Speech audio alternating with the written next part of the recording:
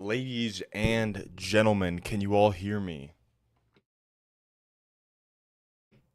Sorry, it's very early. My voice really hasn't warmed up because I woke up about an hour ago and have just been waiting. We're about 5 minutes out from day three of the draft. Today, as it currently stands, the Broncos we have 6 picks. We have a fourth round pick, three fifth round picks, a sixth round pick, and a seventh round pick.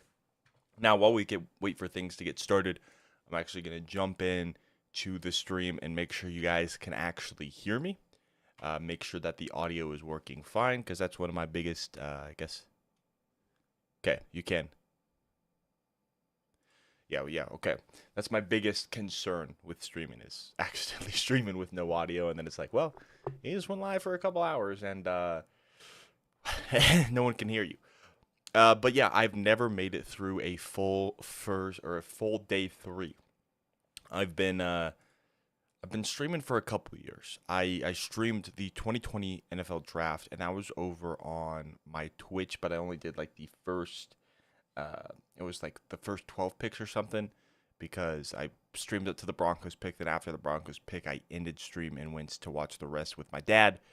Then in 2021, I wanted to, but I was in my sophomore year. Yeah, my sophomore year at college. And so I recorded my reaction to the first round and somewhat through the second round, but never released any of that. Oh my goodness. Did I just feel like I just chipped my tooth? But then 2 years ago was my first stream on the channel where we did the 2022 NFL draft. Did all of day one, did all of day two, and then day three, we made it through 3 hours, 40 minutes, it says. But I don't think I did the seventh round. I think I stopped like midway through the sixth round because I think the Broncos were done picking, maybe. I can't remember why I stopped. Then last year, did all of day one, all of day two, but we only made it an hour and 40 minutes through day three. And yeah, but I'm hoping to make it all the way through day three this year. There are still some great players available for the Broncos here. If I pull this up, my best player available and the guy who I want the Broncos to select is Troy Franklin. He was my number 36 player in this entire draft. I am a huge Troy Franklin fan. And pairing him up with Bo Nix, giving Bo Nix the familiarity of his college wide receiver number one to help make the transition into the NFL easier would be tremendous. And I have Troy Franklin as a fringe first, early second round guy, still available in the fourth round. We have to wait 21 picks for our selection. And I don't know if he will make it that far, quite frankly. I just, I don't think he will make it to pick 121, which is where we're at. And so I do think we'll have to trade up. But another guy I like is JT Sanders, the tight end from Texas, or Jatavian Sanders. Wouldn't mind him, but my guy at tight end is Jaheim Bell. I wouldn't mind waiting on tight end and selecting Bell a little bit later. Also like Braylon Allen. Here's my top best available is Troy Franklin, JT Sanders, Braylon Allen, Jaheim Bell. Let's see, Theo Johnson, the tight end out of Penn State. There's some good tight ends that are still available. Jeremiah Trotter, the linebacker from Clemson, who I like, but would prefer to select him probably in the fifth round if he would still be available. Just because we have three and we can, use a pick and an off-ball linebacker, who I do think we need to address at some point, and I really like Trotter. Then here we have Jalen Wright, the running back out of Tennessee. I don't know why I blanked on that. My list keeps getting messed up.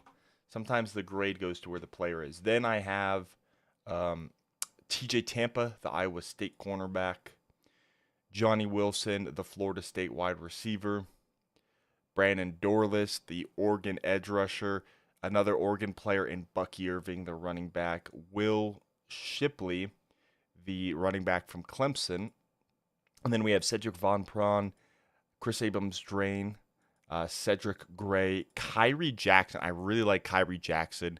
He could be a guy who, yeah, he could be a guy who I wouldn't mind the Broncos taking in the anywhere, honestly. Solid cornerback out of Oregon, transferred to Alabama. I know corner isn't our biggest need right now, but I think we need some depth, maybe address the position. I want to give Riley Moss a shot, but I also really like Kyrie Jackson if the value's there.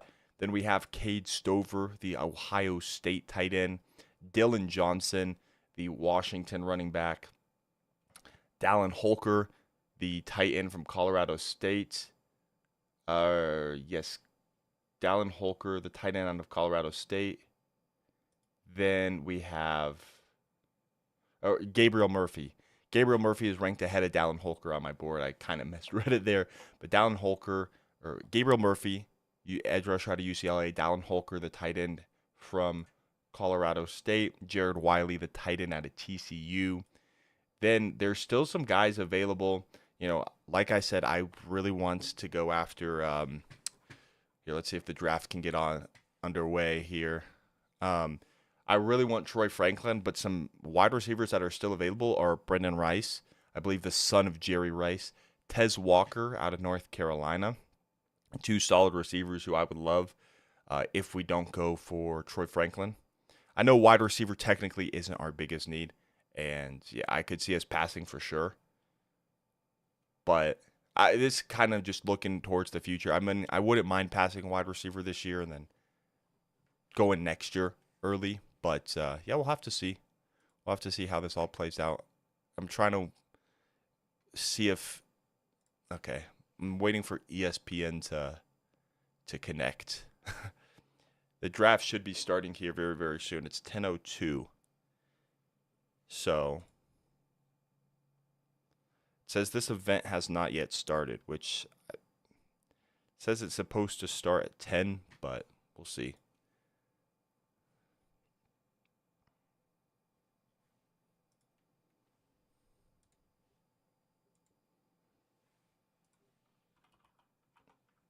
Might have to open a new tab here. All right. The Panthers are on the clock. Yeah, I'm trying to watch the draft. Come on.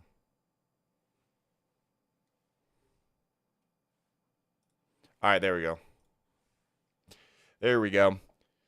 We got the draft. Okay. So the second round I still have on here. I'm about to delete the second round. Yeah, we'll go ahead and do that. Just need to find the start of the third round into the second round here. Boom. Okay. Round 2's deleted. We're going to have 3, and round 4 is ready. And we're just going to delete the round as they finish up. So as soon as we finish the 4th round, the 3rd round will be deleted, and so on and so forth. Because we're only going to have 2 active rounds every time. All right. I believe the Panthers are on the clock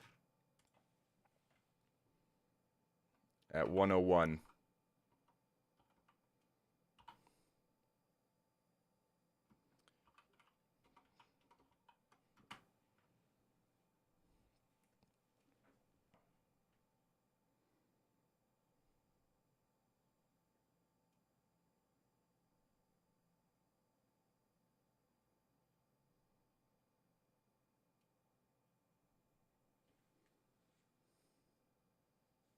Dang, the all-time draft attendance record has been broken. That's crazy. That's crazy. I think Nashville said it way back in the day.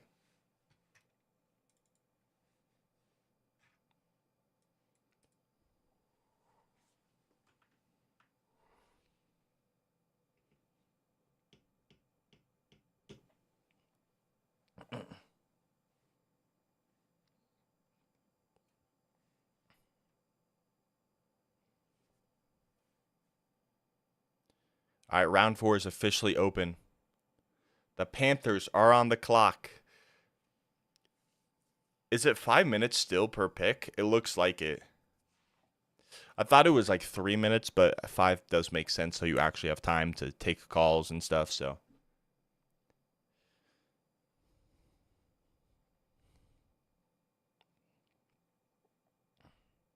I don't understand why. I mean, I kind of get it, but everyone is so low on Braylon Allen. Dude is going to be an absolute beast in the NFL, in my opinion.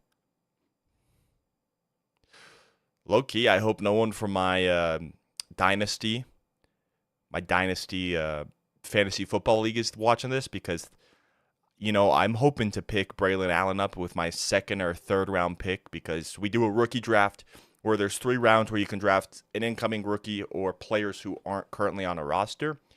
And I would love to pick up Braylon Allen in my league. I think everyone is sleeping on him. I think he's going to be a great player in the NFL personally. So, yeah, but that's just my opinion. He was my best running back in this class. If it's just my personal opinion. Of course, I like the other guys. I like Trey Benson. I like Jonathan Brooks. Like Marshawn Lloyd. All right, we're still waiting for the Panthers' first pick to come in, but after that happens, we're going to be on a roll. They could be looking to move it. I don't know how many more picks the Panthers have in the draft. Let me go NFL drafts tracker. All right, the pick is officially in for the Carolina Panthers here at pick 101.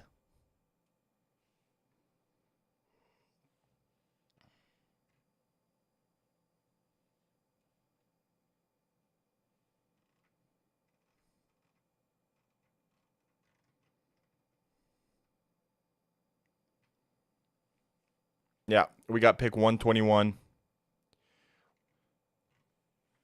So 20 picks away, but it should be fast. Our pick should be here fast. And then we've got the first pick in the 5th round because we traded with the Panthers. And then we got 2 more 5th round picks after that. So 3 5th round picks. So we got a 4th, 3 5ths, a 6th, and a 7th. We got 6 picks today. So, yeah. 6 picks, got some room to do whatever. Could trade down, acquire even more. Could trade up if we really like a player. We'll just have to see how it plays out.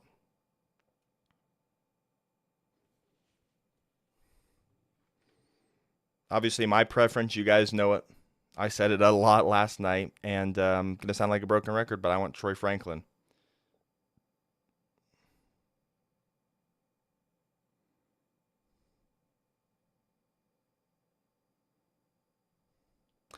It looks like Bo Nix will officially be wearing the number 1 in the NFL.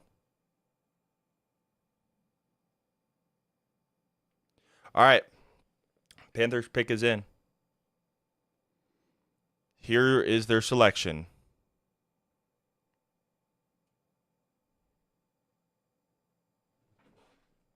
All right. It's an international fan of the year making selections right now.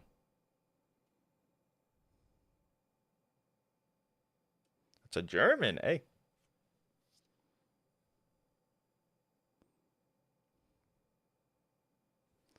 JT Sanders, tight end out of Texas.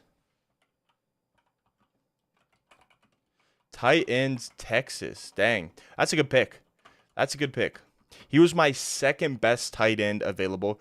Would have liked the Broncos to go him. I think we need to go tight end at some point. But my guy personally is Jaheim Bell. I'm a big Jaheim Bell fan out of Florida State. More of just a pure receiver, not a great blocker. Jaheim Bell is.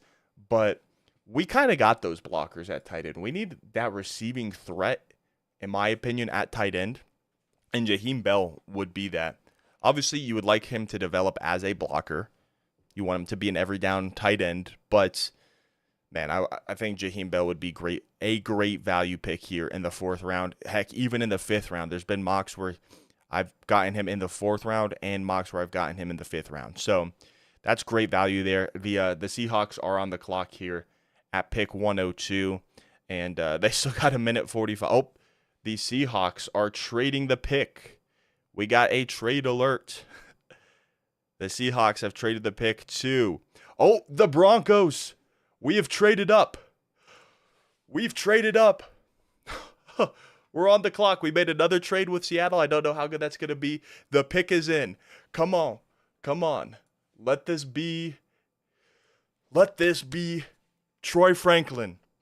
Let this be Troy Franklin. Come on. I don't know if it's going to be.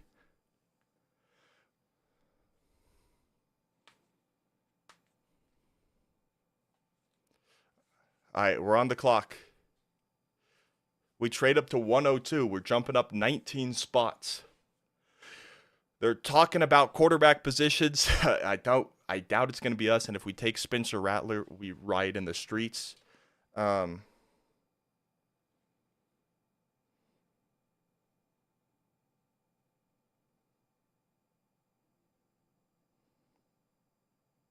right, here we go. Come on. Our pick is in.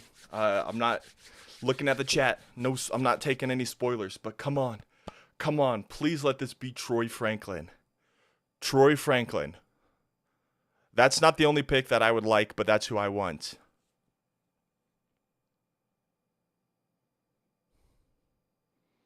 Come on. Here's the Denver Broncos selection. Got a fan making the selection, I think.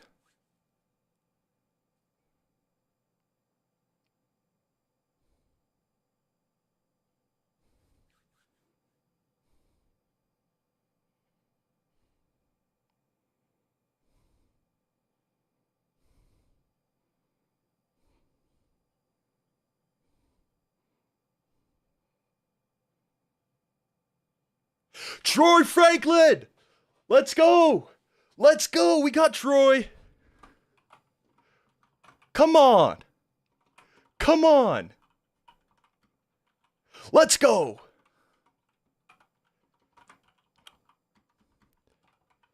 Troy Franklin's teaming up with Bo in Denver. Let's go. Oh, I forgot to change it. It says Seahawks. Nah, forgot to change it. Come on.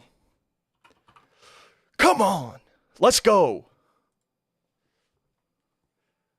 Bang! Yes, sir. Hey, welcome, SG. Yes, sir. Jesus is king. Yes, sir. Appreciate you for stopping back in again.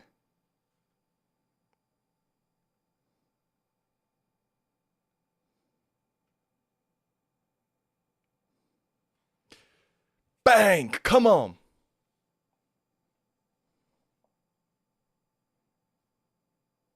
Come on!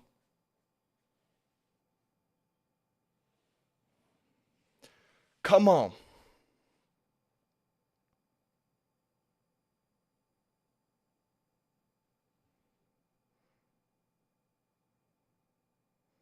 All right, here's the trade. We received pick 104 and pick 235, and we gave up our 4th round pick 121, which was expected. We gave up our first 5th round pick, 136, which was the first pick in the 5th round. And and then we gave up our 6th round pick, 207. So we have 2 picks in the 5th round and then 2 picks in the 7th round.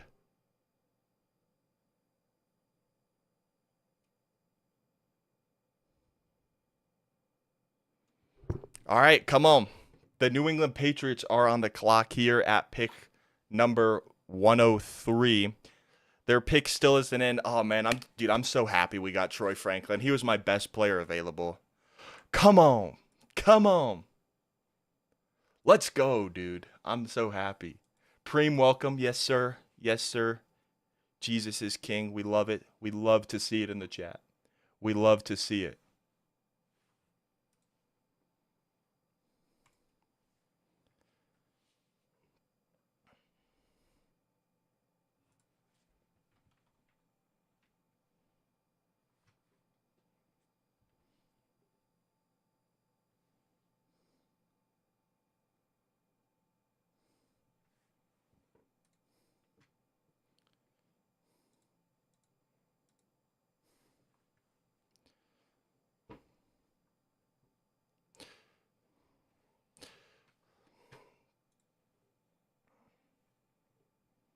All right, the Patriots pick is officially in.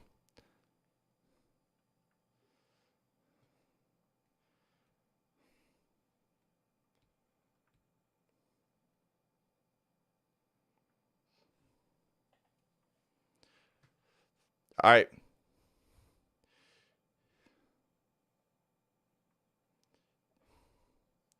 Here's the Patriots. They picked Caden Wallace, Drake May, and Jalen Polk last night. All right, here's the Patriots selection at 103.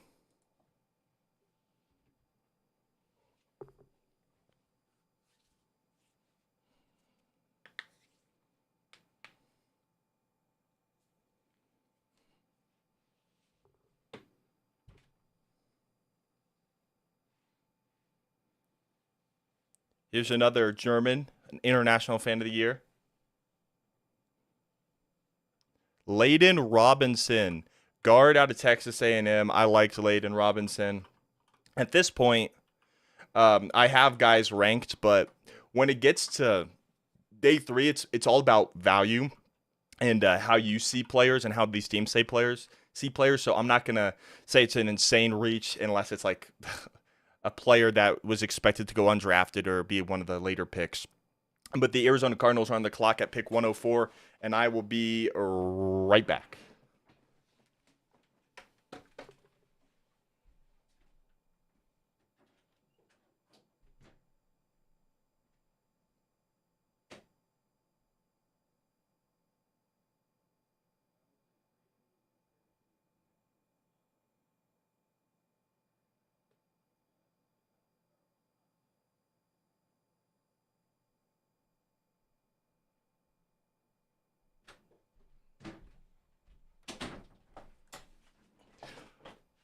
All right. Sorry.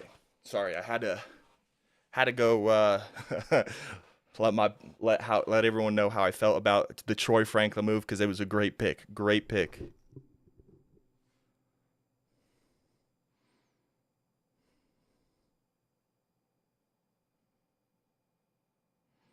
All right, the Cardinals have a minute 45 to make their pick. But every time I said that last night, their pick came in instantly. So we'll see. All right, the pick is officially in. All right, I just want to make sure the trade alert screen was not still up because I didn't want that flashing the whole time. I don't remember turning it off.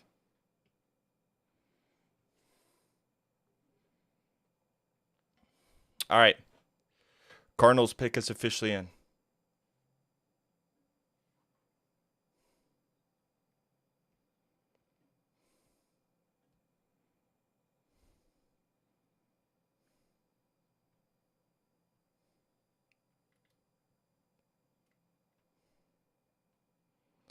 All right, Cardinals pick is officially in. Just waiting. Just waiting. It should start moving faster here soon.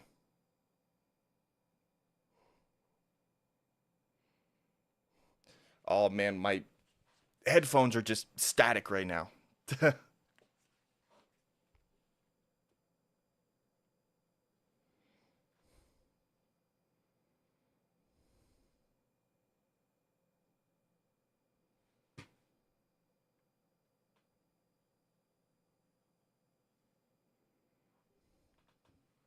All right. Here we go.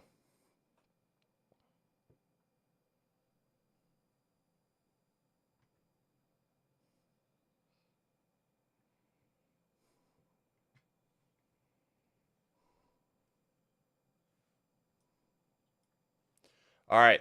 Pick is in. They should start picking up faster. It should pick up faster. Uh whoops. uh Camera was not supposed to do that.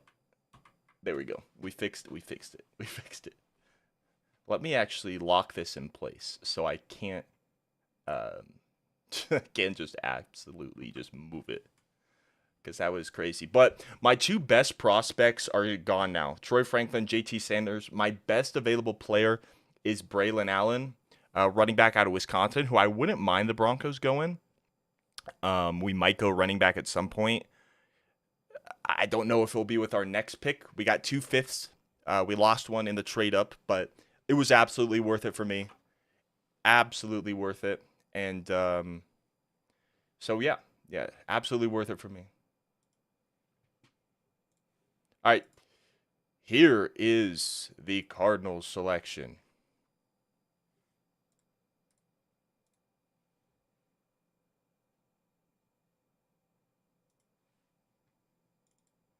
All right. Here it is.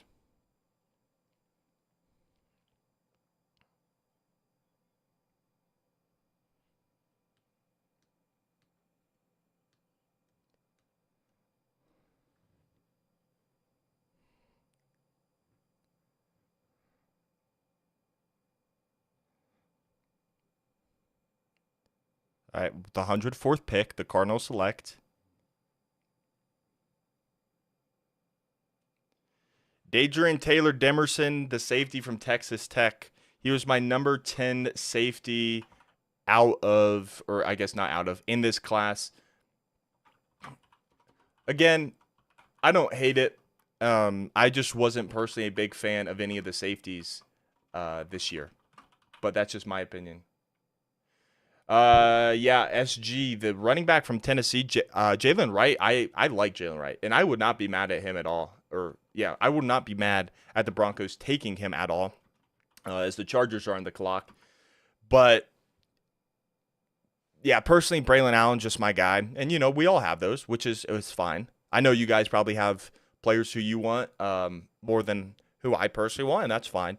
Braylon Allen would be my preference, but if we got Jalen Wright, don't get me wrong, I would be absolutely ecstatic with that pick. Jalen Wright is a fantastic running back. In fact, if I go to my rankings here, my big board, and I go to my running backs, yeah, Braylon Allen's my best available who I want. But then my next best one that I want would be Jalen Wright. Although how this draft is going, the Broncos might draft Bucky Irving out of Oregon and and get the whole Oregon gang back together. The Bronco Ducks.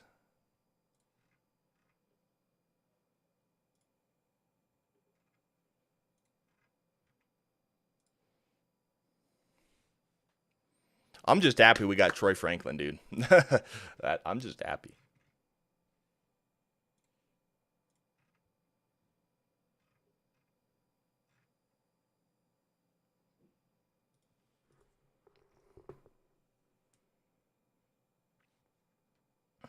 You knew we had to trade up at some point with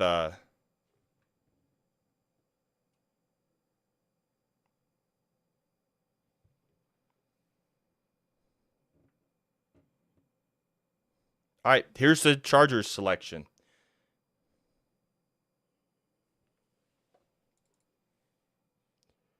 I think they should go punter right here. Actually, you know what? No, long snapper. Get a long snapper right here. All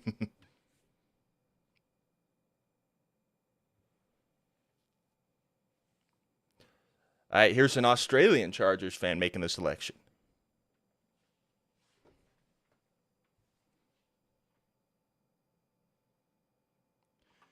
Justin Eboigbe. That's one of my guys. Defensive lineman out of I really liked Eboigbe. That is unfortunate. Yeah, SG, we haven't drafted a tackle yet, which I know you wanted one for the future for when Bowles leaves, and I completely understand that. I'm not a huge fan of any of the tackles left, personally. I know we're getting into the later rounds, but to me, at this point, I'm kind of looking maybe towards the 2025 class, and there's also potential free agents to sign, obviously, if we wanted to go in that direction. Because I don't know. The tackles next year, there's some solid ones. The ones that are left available this year that I like are Walter Roos out of Oklahoma, Garrett Greenfield from South Dakota State, Javon Foster. I think Christian Jones is available. I guess the only tackle that I would go right now personally would be Christian Jones out of Texas, and I can't remember if he's been drafted yet. I don't think he's been drafted, but that's personally who I would go with. If not, I would maybe sign a free agent if Bowles leaves. But also, I will say, speaking of tackles, I really like the undrafted free agent who we signed in the last year out of Illinois, and Alex Palkzewski. Palkzewski, I think, has the upside to be our future starting tackle. That's just my view, and that's my opinion. I love Alex Palkzewski. So we'll see.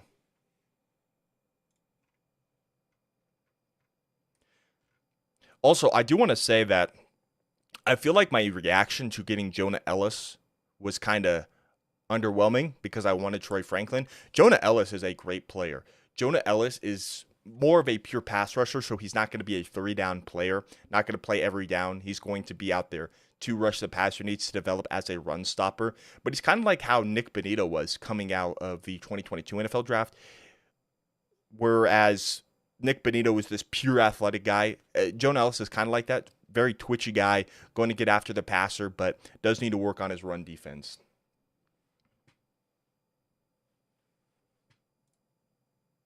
Also, why is it always the Seattle Seahawks that we trade with? I feel like we always trade with the Seahawks.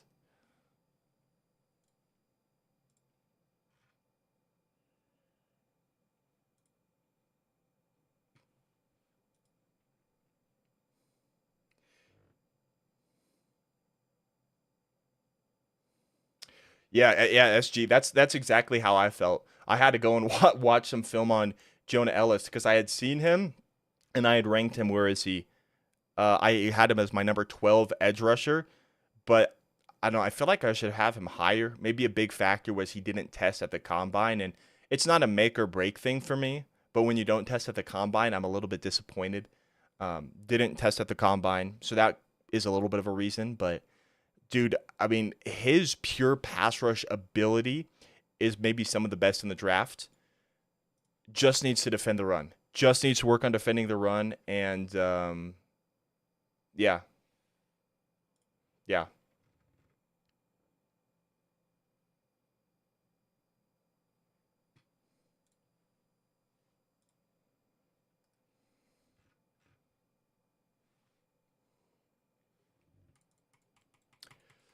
So here is the video schedule that I have planned for after the draft. I'm going to do an entire draft recap for the Broncos, and then I'm going to do a draft recap for every team with my favorite pick and least favorite pick from every team.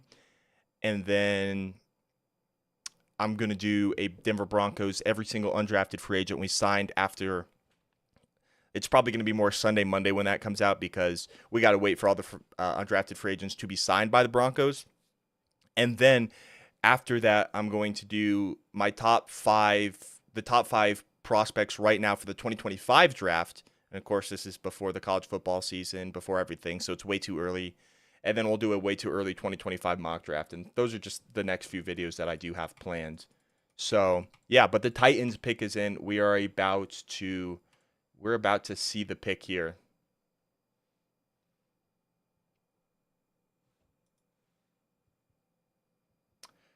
What up, Tyrone? God bless you as well. Thank you for stopping by. Here's the Titan selection.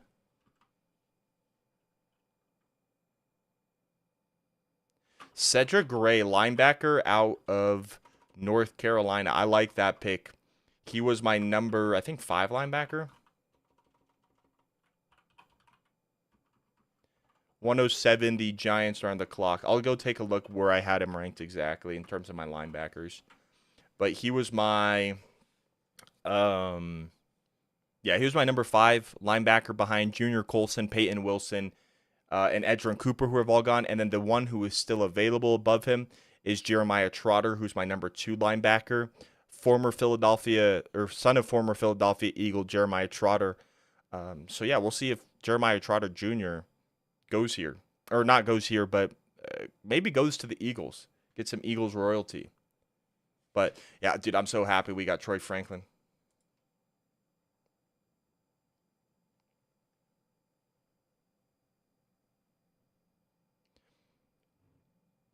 All right.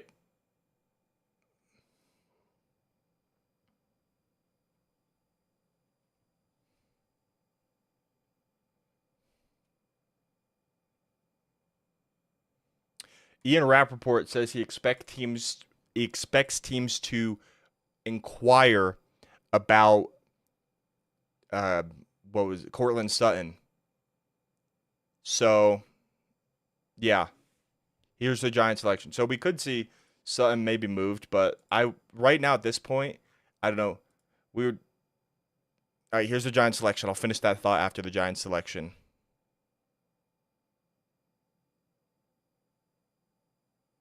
Here's German fans in Munich. We're live from Munich for the Giant selection.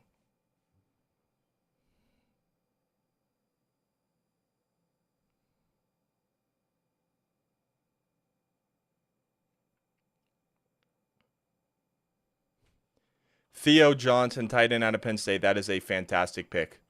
That is a fantastic pick. He was one of my better tight ends available. Still, Jaheim Bell is available. So, yeah, but here's Minnesota on the clock. But yeah,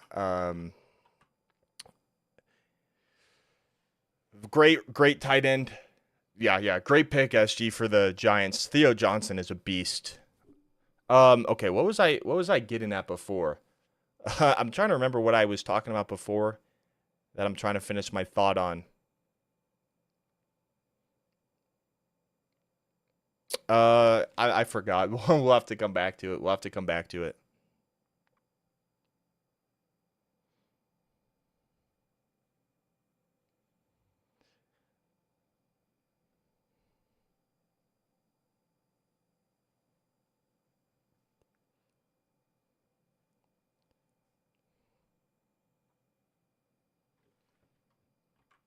Yeah, the top players that were still available are going off the board quickly. The pick is in for the the Cortland Sutton trade. Yes, thank you, SG. Thank you. Yeah, I think in terms of his trade value, I think that if we do trade him, my thoughts would be it would be for a 4th round pick. That's his max value, or it'd be for some future picks. We'll have to see. That's what I think he's worth. Could be worth more, could be worth less. But yeah, I don't know. I feel like this would be the range he would be traded, but I don't know. Might be rescheduled, might get a new contract. We'll have to see.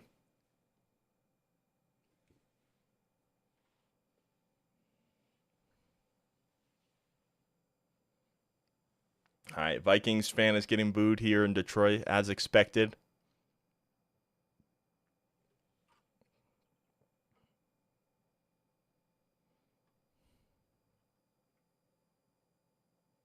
Kyrie Jackson. Dude, that's a great pick. Former Alabama corner, transferred to Oregon. Yeah, that's a great pick. I thought he could go yesterday in round 3. But yeah, no, great pick. Physical corner who's not afraid to tackle either, which I really like for the cornerback position. The Falcons are on the clock. They've had an interesting draft so far, the Falcons, drafting Michael Penix at 8, Ruka Rororo with one of the top picks in the 2nd round. They got Braylon Trice early in the 3rd round, and I thought that was a good pick. But yeah, we'll have to see what the Falcons go here at pick 109 unless they trade the pick. They're not. The pick is officially in, and the New England Patriots are on the clock next.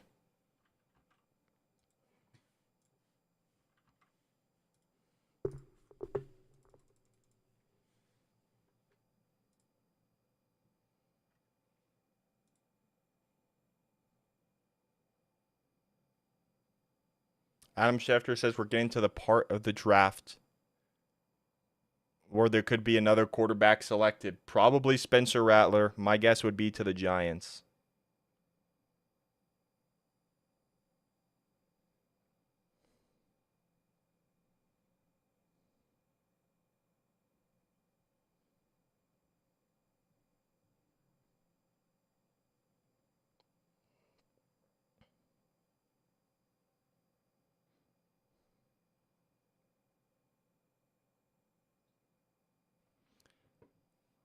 All right, here's the Falcons pick. There's so many German fans announcing the pick this year. Rattler, that's a good point. Michael Pratt could go too. That's a great point. great point.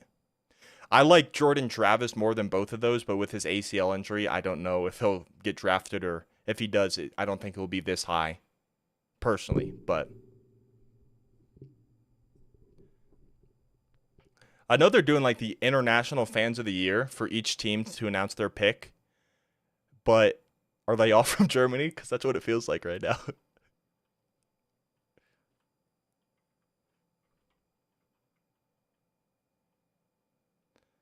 Brandon Dorless, edge rusher out of Oregon. Great pick. All the Oregon guys are going. I like Dorless. He can play. I have him as an edge, but he can honestly play at the interior or. Yeah, he could play in the interior or the edge. Imagine another quarterback. That would have been hilarious. That would have been hilarious. SG. Imagine they're planning for the post-Penix era, because Penix is going to start playing when he's like 30. So then they draft his replacement later in this draft. That would be crazy. That'd be crazy. I like the last two picks that the Falcons have made, though, in Braylon Trice and Brandon Dorless. And don't get me wrong, their second-round pick in Ruka Rororo, I liked. But it was just a round early for me. I wouldn't have minded him actually later in the second round, early third round. But it was early for me. As the Patriots are on the clock and their pick is in, yeah, it was just early for me. But I don't hate Ruka Rororo, just a little early. The Penix pick is, it's baffling to everyone. I feel like. All right, here's the New England Patriots selection.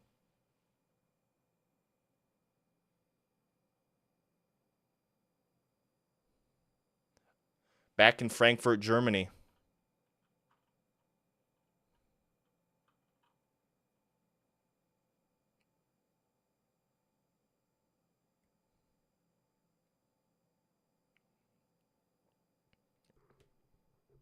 All right, here's the next Patriots selection.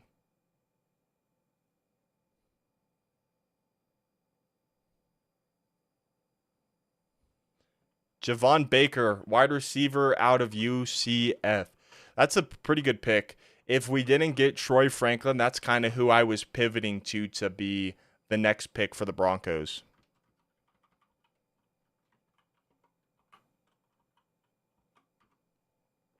All right, the New York Jets are on the clock.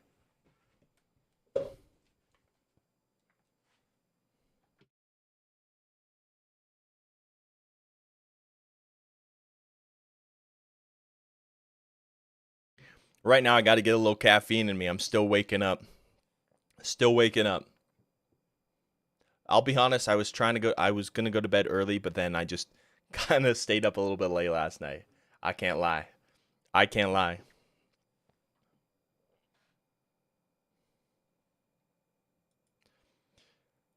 Yeah, I'm disappointed still that my stuff got deleted for the pick is in and on the clock and stuff. Oh, we got a trade alert. The Jets are trading the pick. The New York Jets are trading the pick to the Green Bay Packers. The Packers have traded up.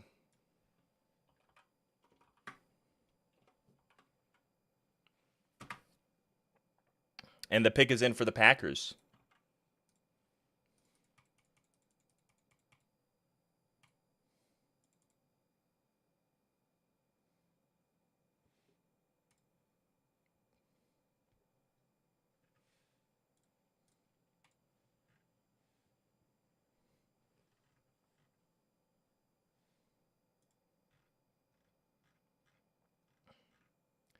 All right, SG, who are you? And I guess every Broncos fan in the chat, really. Who are you guys wanting to be the next pick for the Broncos? Or what position are you wanting to target? For me, I think it's got to be tight ends. You guys know my thoughts. I want Jaheim Bell out of Florida State, personally. But, yeah, that's personally how I want it to go.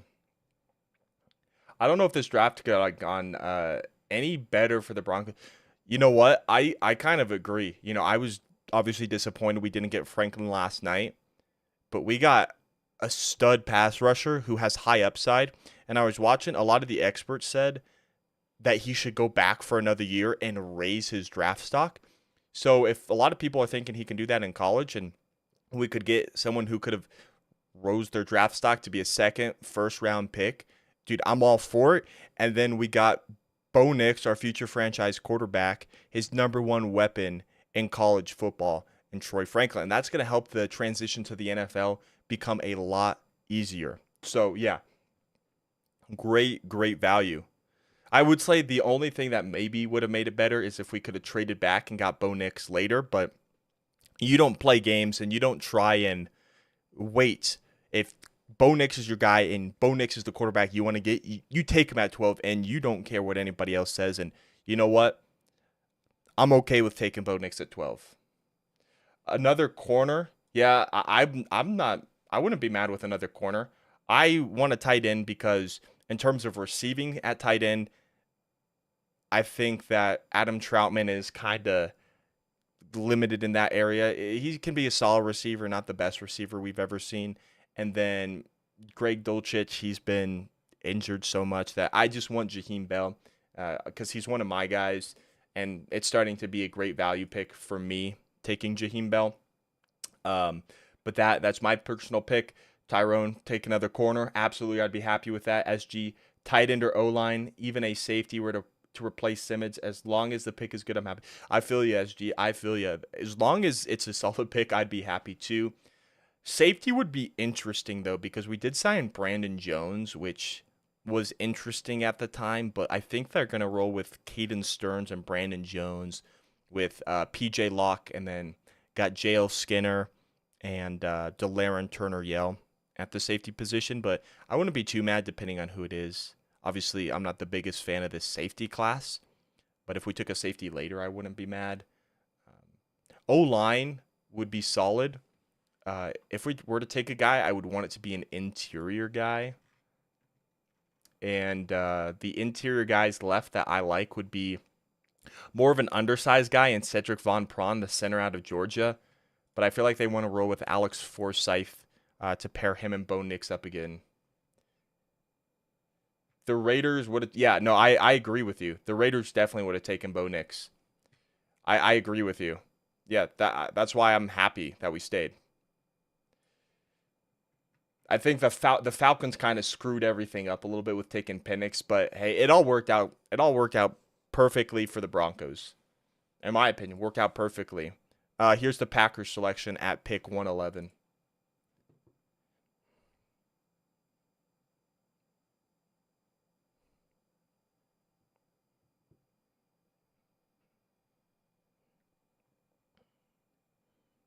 I'll be honest, these international fans were awesome.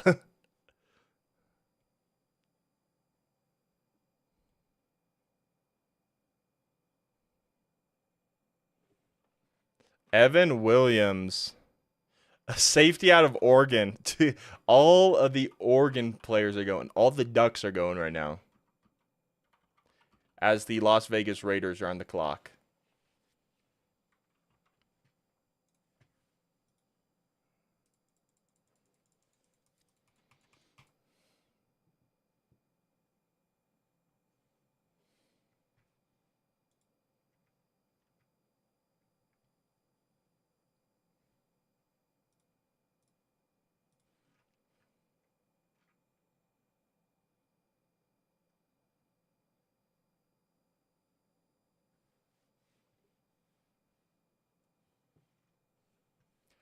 All right.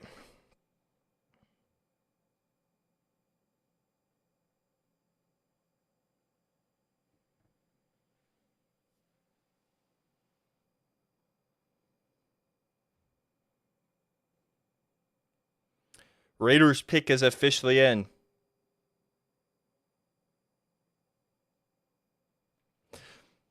I know the NFL probably looks at it differently, but dude, I think we got like a first, not a, here. Let me rephrase it with better grammar. As the Raiders pick is coming in here, they're going to commercial, but this is typically what they do. They announce it during commercials. Something Richardson, the Raiders just selected. I guess while I'm waiting for the selection, I think we got a first round caliber wide receiver as oh my goodness. DeCamarion Richardson.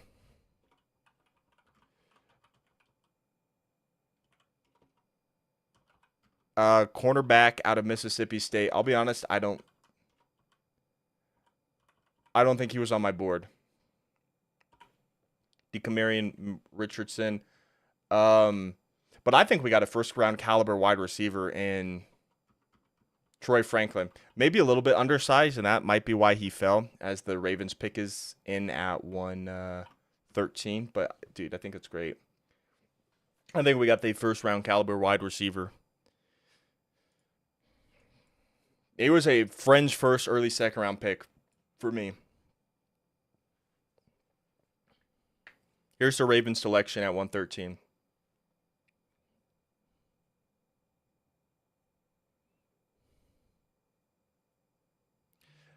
Tez Walker out of North Carolina going to Baltimore. That's a great pick. I liked Tez Walker. I did.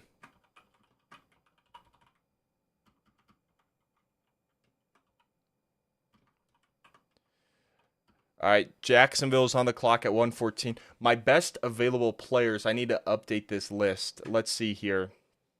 Troy Franklin, JT Sanders are gone. Braylon Allen was my 43rd best player in this draft, still available. Jaheim Bell still available, who's my guy. That's who I'm wanting to take next, because I think he will be available in the 5th round, most likely anyway.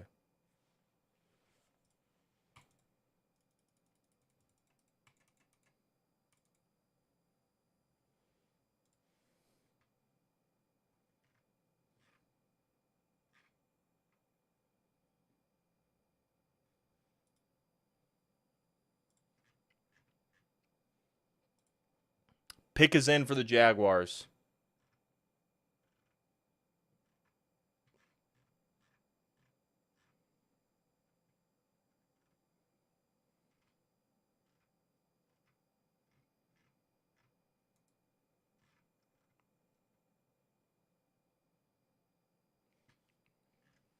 I'm going to look up Troy Franklin's size real quick, because he is a smaller receiver, and I think that's what dropped him. He's 6'3", 187, so I mean, that's not horrible.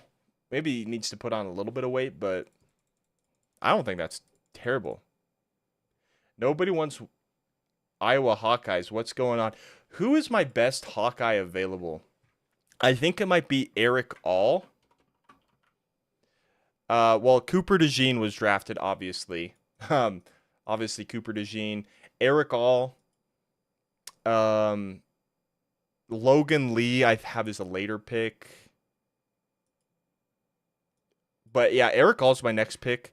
But honestly, SG, if we don't take tight end this year, which obviously you guys know my thoughts on one in Jaheim Bell, but if we don't go tight end at all this year, I love Luke Lachey from obviously your favorite team, the Iowa Hawkeyes. I wouldn't mind taking Luke Lachey at some point next year.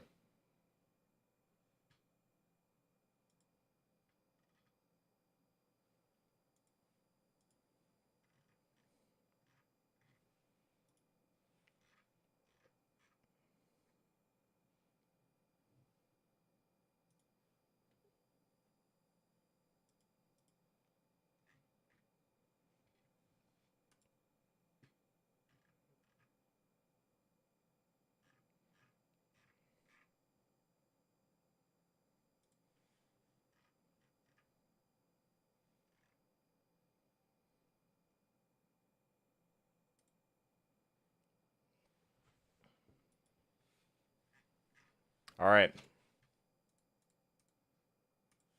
Let's go.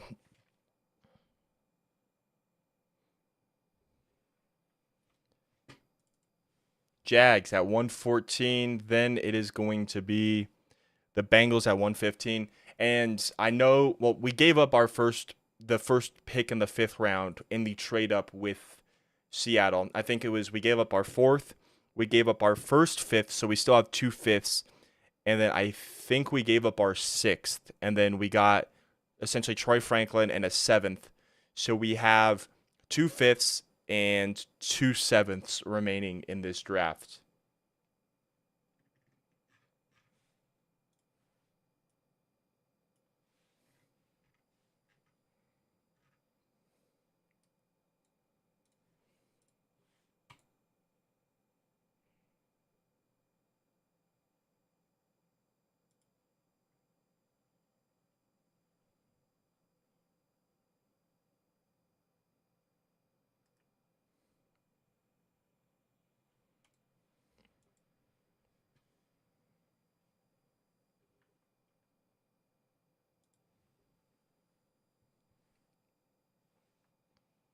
I gotta be on my toes. I kind of forget that they sometimes announce picks in the middle of commercial breaks.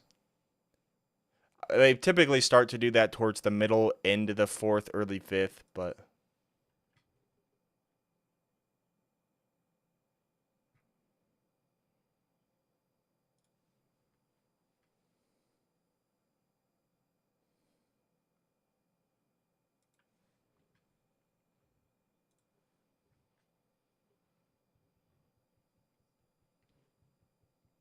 dang, SG, I didn't know you were from Australia. That's dope. That's dope.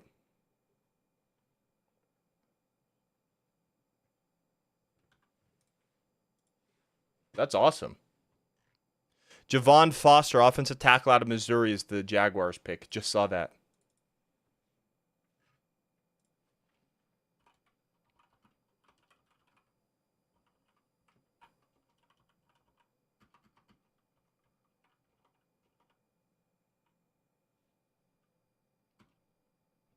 Cincinnati is now on the clock.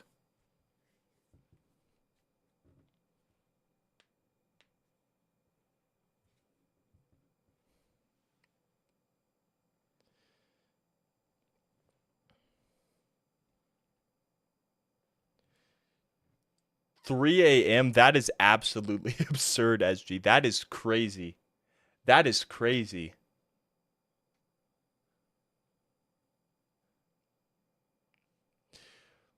Dude, honestly, I love international fans. That's so awesome to me.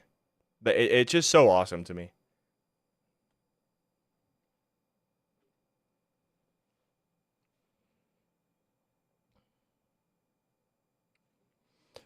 Honestly, I want the NFL to go to Australia to play a game, but I think like you just mentioned in your comment, that's the hardest part is the time difference to get a good time to play a game. But yeah, I think absolutely Australia needs to have a game played down there.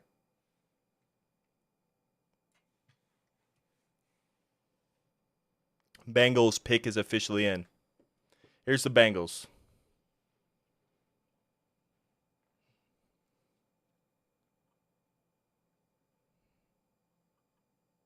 Eric All, tight end out of Iowa. There you go. There's another Iowa Hawkeye.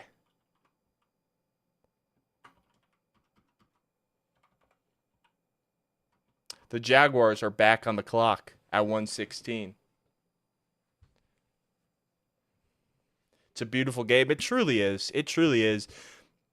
International, yeah, Broncos fans are the best, Tyrone. I agree. And to your comment, SG, I think, yeah, I think the biggest turnoff to a lot of people who are international, who I guess don't really know the game or haven't experienced it before, is how slow it is in between plays. But just the scheming and the smarts you have to have each play is amazing. Yeah, dude, Eric All is a beast. Transferred from Michigan to Iowa this past season. Honestly, a solid tight end. Maybe a little bit scared on the medical there, but he's a solid player. As the Jaguars like Jordan Jefferson, defensive tackle out of LSU. There we go. There is a guy from my favorite team, the LSU Tigers, going. I would have gone with Mekhi Wingo over him, but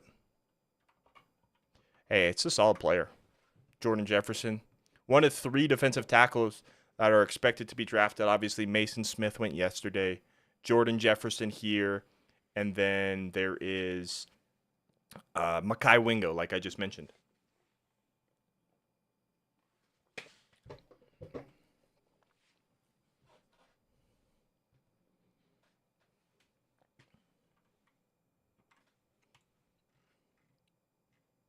I really like the Eric All pick. I think he would have went higher if he wasn't, or I think he had an ACL injury. I think the ACL injury is what scared him or scared a lot of teams off.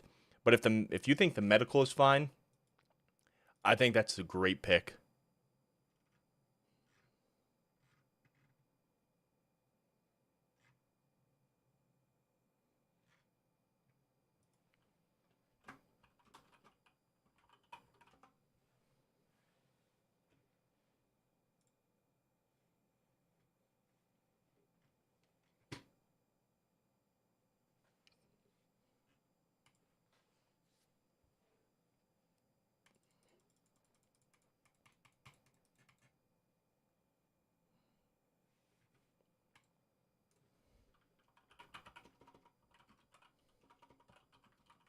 I'm gonna pull up the Broncos depth chart because I want to see. I don't have everything memorized, obviously, off the top of my head, but I think there's a couple positions we could go. I mentioned I want a tight end, but I also really want a defensive lineman who can stop the run.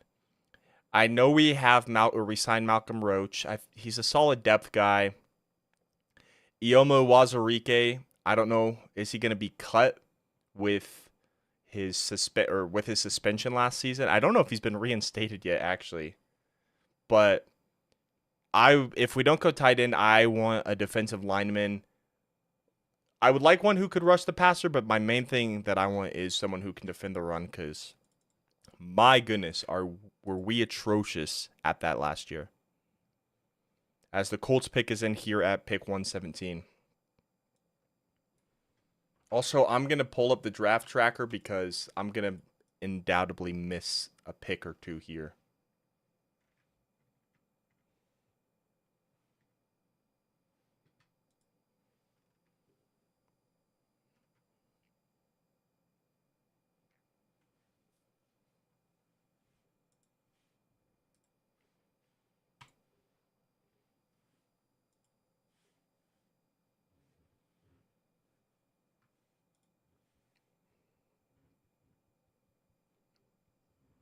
But, all right.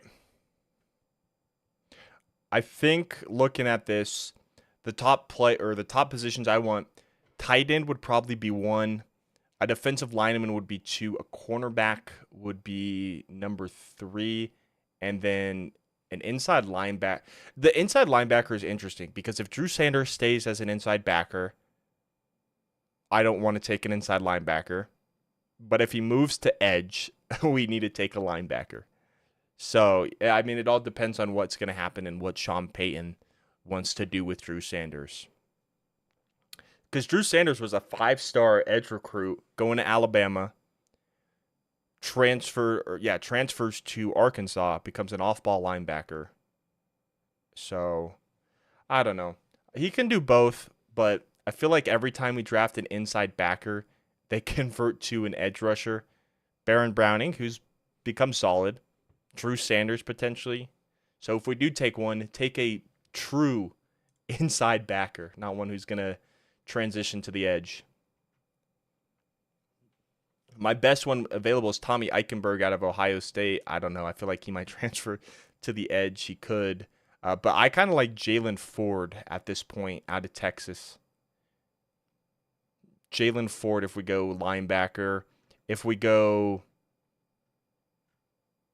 tight end, it's obviously Jaheim Bell.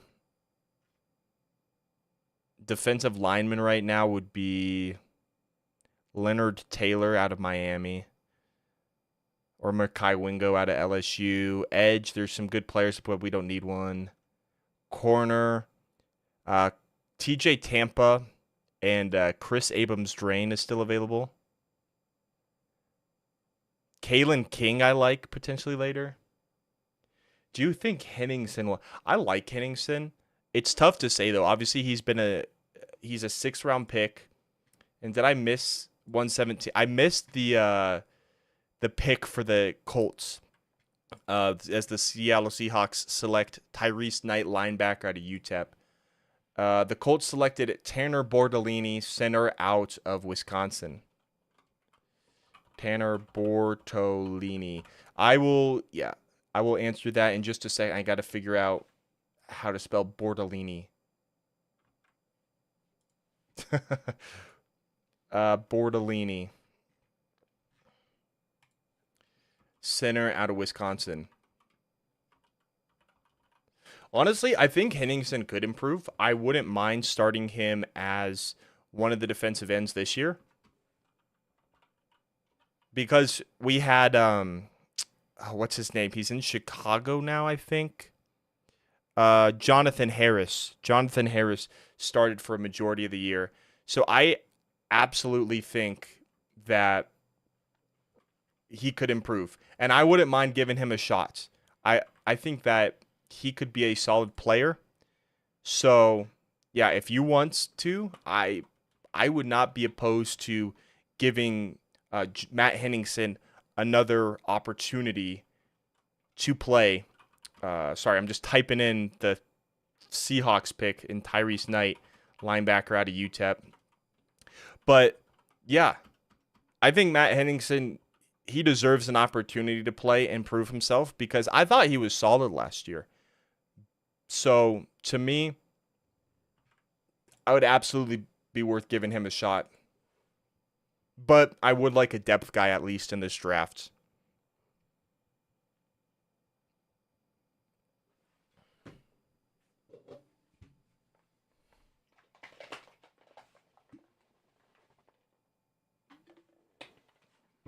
All right.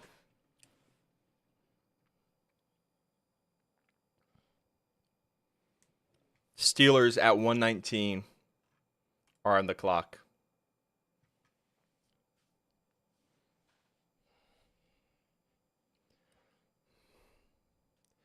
Also, SG, you said it's 3 a.m., so if you happen to fall asleep in the middle of the draft, no worries whatsoever. No worries. I totally understand. If it's 3 a.m., that is crazy. If you need to get some sleep, I understand. I enjoy having you here as company, but I understand if you need some sleep, dudes, because that is late. That is late. I'm typically a night owl too, but man.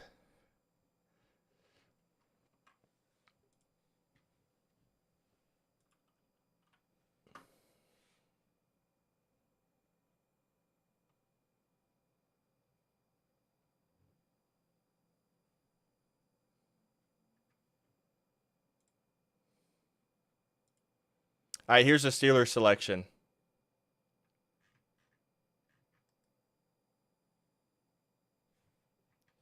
The Steelers select. Well, it's got the selection graphic up at least.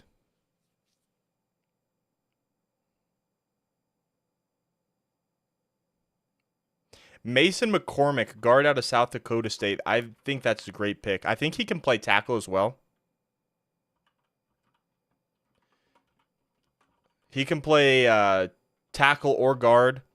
I think they announced him as a guard as the Eagles are trading the pick.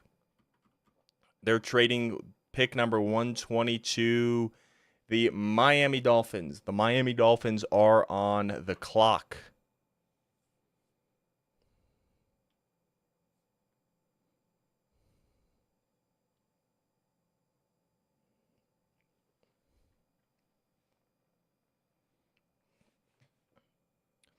All right, Miami Dolphins just traded up with the Eagles.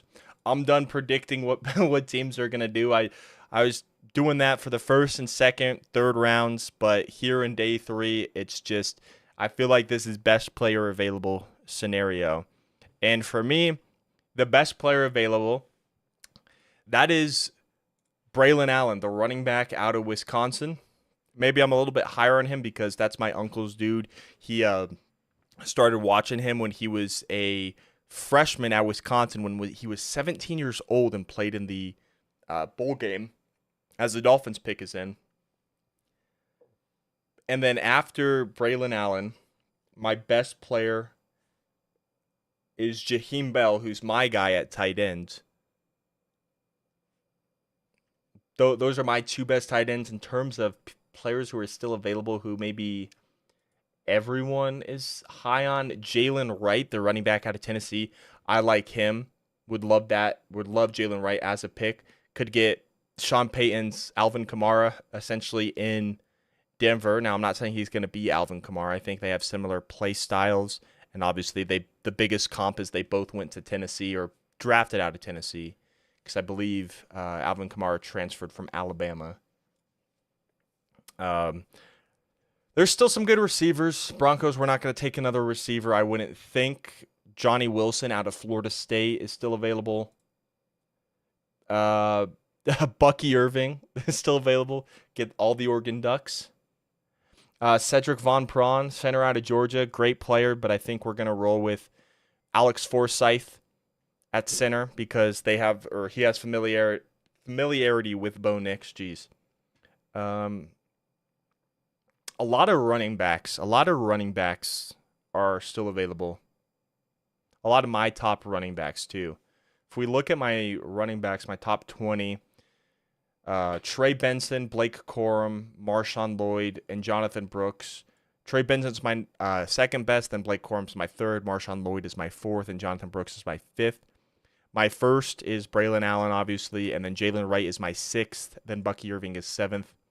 Will Shipley and Dylan Johnson, all top 100 guys in my opinion. A lot of guys still left. I think I don't know. The Broncos could go running back, could not go running back. In a majority of my mocks, I didn't have the Broncos going running back, but I would not be opposed to the Broncos going running back. I just personally didn't do it because I like the running back tandem of Javonte, Samaje, and Jaleel. But Javonte, I'm hoping he can bounce back, but a rough year coming off of his ACL injury.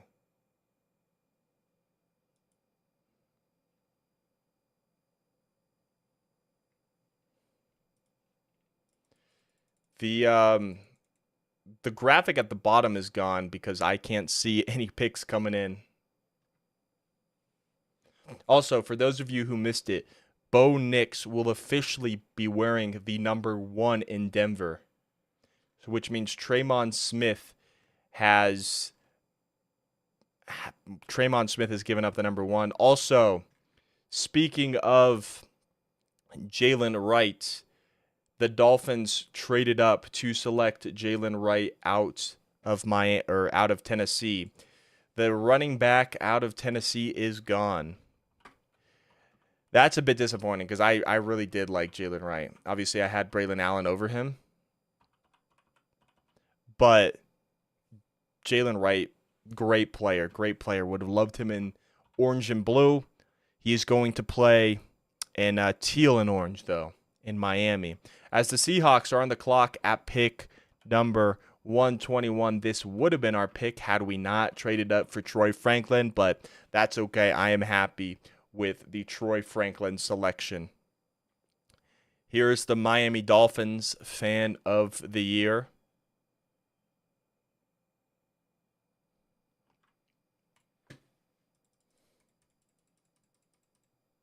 Yeah, we already know this pick. It's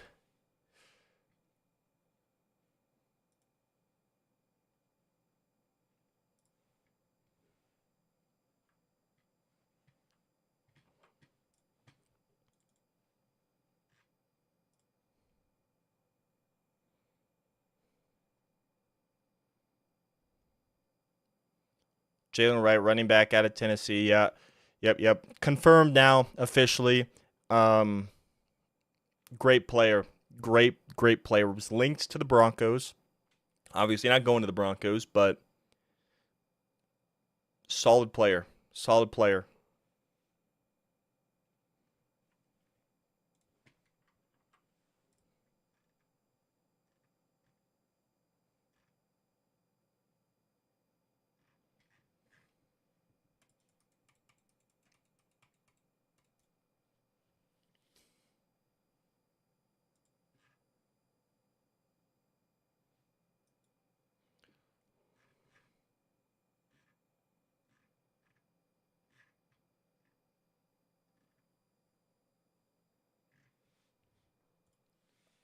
Wins our next pick.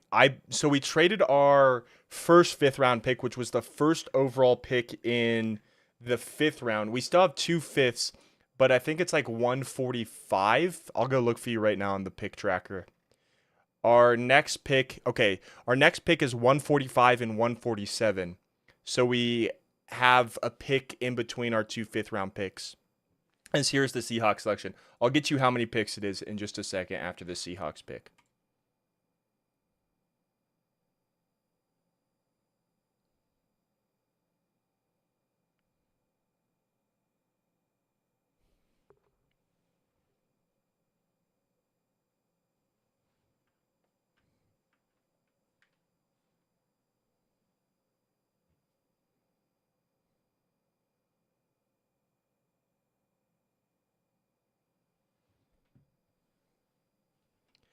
AJ Barner, tight end out of Michigan.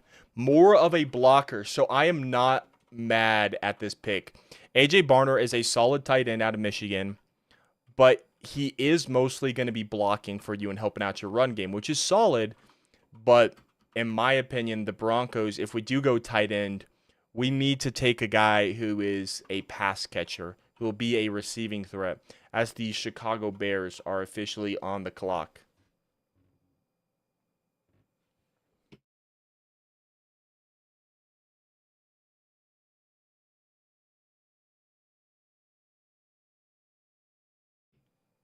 So, yeah, sorry. I was going to tell you how many picks next for the next Broncos pick. So, pick 136 is the first pick in the fifth round. Jeez. All right, let's see here. The draft tracker's loading slowly. We're at pick 122 right now. I'm trying to get you how many picks are left in the fourth round before we get to the fifth round. We have 1, 2, 3, 4, 5, 6, 7, 8, 9, 10, 11, 12, 13, 14 picks left in the fourth round, and then we're on to the fifth round.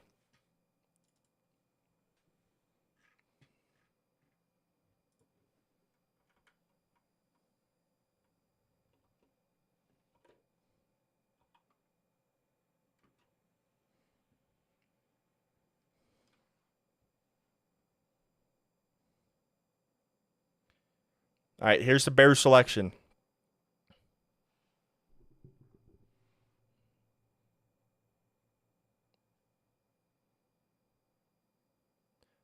Tory Taylor, the punter out of Iowa. There you go, SG. There's your guy. There's your guy who you wanted the Broncos to take.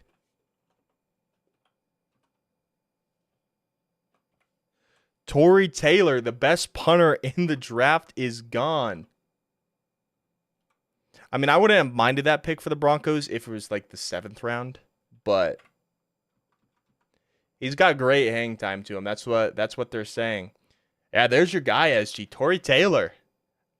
That's who you're telling me who you wanted.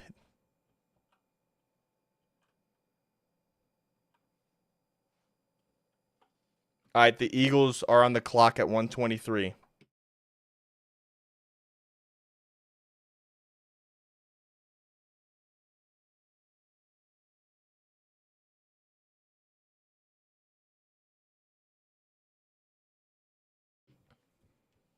The Eagles just traded the pick to the Texans.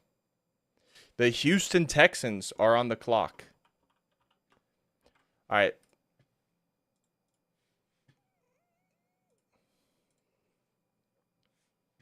I'm just making sure you all can hear me because I accidentally muted myself for a second. Okay, you can. Perfect. Oh, here's Sketch.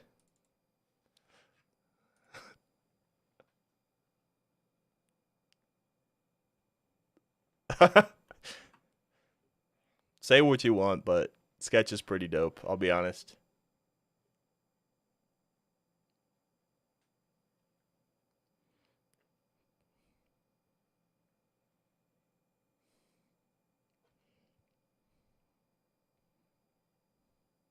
Cade Stover, tight end out of Ohio State.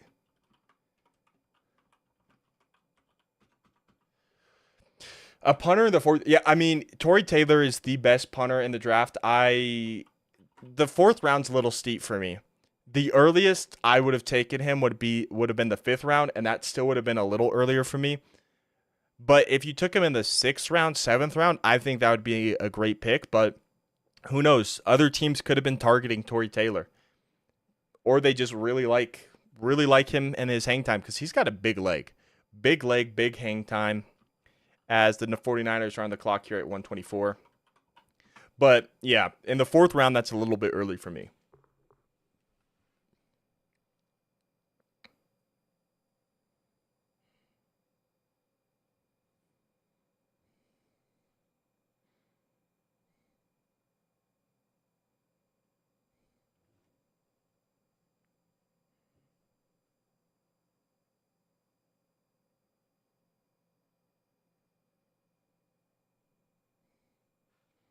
All right. All right. Yeah, I'm happy. I don't care what happens the rest of this draft. We got our quarterback of the future. We got his wide receiver one in college. This has been a fantastic draft. And we retained a majority of our fifth round picks. I don't hate the value in which we traded up. We still have two first. I wish we still have two fifths. Don't have any more sixth because we traded one for Zach Wilson and then we traded one in the trade up. But we got two sevenths back, which say what you want. The sevenths are you're kind of taking a shot in the dark. You know, you're hoping for gems. You're taking your best player available. You're taking guys who maybe you would like to sign as an undrafted free agent, but they might be highly coveted, so you take them later in the draft. But two fifths, two sevenths left. I'm happy. I don't think anything can ruin this draft because we're in the later rounds. You can't really mess it up, in my opinion.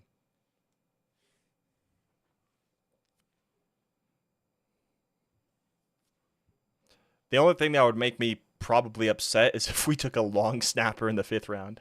That's like the only thing that would make me upset. All right, after we get pick 125, which is Tampa Bay, so it's the 49ers, and then it's the Tampa Bay Buccaneers, which the 49ers are still on the clock, and their pick just came in as I said that. I just need to say that, and everyone's picks will be in. But after the Buccaneers select at 125, I am going to head to the restroom real quick. Just so you guys know, I hate leaving my chair and not saying anything, but I just figured I'd let you guys know. Awesome draft. Plus, we didn't mortgage the future to get what we want. Yeah, no, that's a great point. Obviously, you guys know that JJ McCarthy was my guy, but I also really liked Bo Nix as well. Like, I'm not upset about the Bo Nix pick. If we didn't go McCarthy, Bo Nix was the guy I wanted the Broncos to draft, obviously outside the top three guys. And I love the upside of Bo Nix. I think he'll be a solid quarterback. So I'm not mad about it at all. Not mortgaging our future, like we said. Have our picks for next year to get a valuable next year, which obviously we still have to study and learn the tape for the next year's guys. But yeah, didn't mortgage our future. I'm a big Bo Nix fan. You know, I remember watching his freshman year at Auburn and like, this dude is going to be the number one overall pick in a few years. Then the next 2 years at Auburn struggled, transferred to Oregon, had two fantastic seasons, is our quarterback now, got his wide receiver one, got a great pass rusher. Like you said, Tyrone, didn't mortgage the future. Yeah, this is a great draft. This has been a great draft, even without a second round pick. Even with, and next year we're fully loaded. I believe we're fully loaded with draft capital. We got one pick in every round. Obviously, there could be some more added with more trades, taken away with some trades. But for right now, I'm ecstatic with this draft. Ecstatic. All right, here's the 49ers selection at pick 124.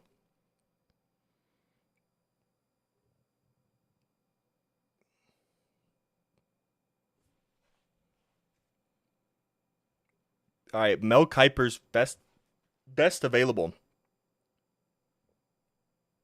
He has TJ Tampa, corner out of Iowa State, which right now I'm not as high on him, but he would be a great value.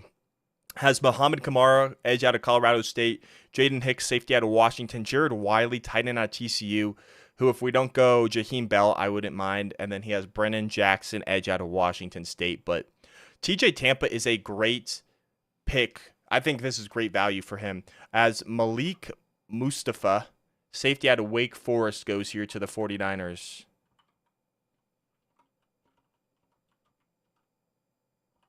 Safety out of Wake Forest. Like, I'm not high on TJ Tampa, and I think the second, third round was a little steep for me. But at this point, TJ Tampa is a great value. As here's the Tampa Bay Buccaneers. Plus, we have a ton of cap room next. Yeah, no, that's a great point because we decided to eat a majority of Russell Wilson's dead cap hit. We decided to eat that this year, which is a great move. I don't think we're competing this year, if I'm honest. So eating the dead cap this year when we're not competing and then having more cap space in a more competitive year, that's great point. Great point. The cap space, great point. Obviously, cap space is important for signing free agents, and that's important, but I just I love the drafts and the picks are kind of what I'm focusing on. But yeah, no, that's a great point. All right, here's a Tampa Bay Buccaneers selection at pick 125.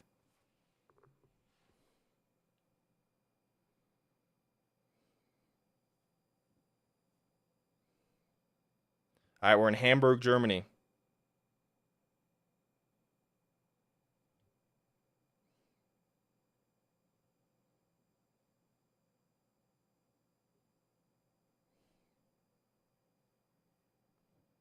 All right, Buccaneers select Bucky Irving, running back out of Oregon.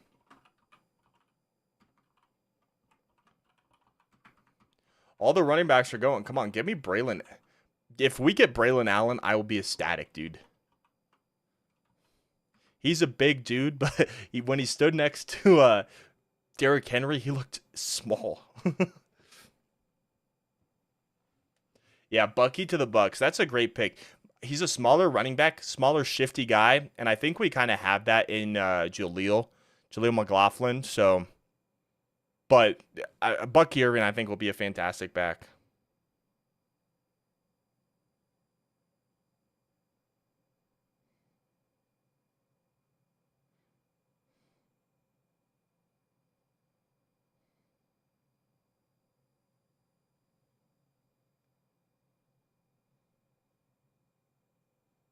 The Jets trade pick 126 too. Here's a trade alert. The Jets are trading the pick to the Detroit Lions. Detroit is now on the clock here.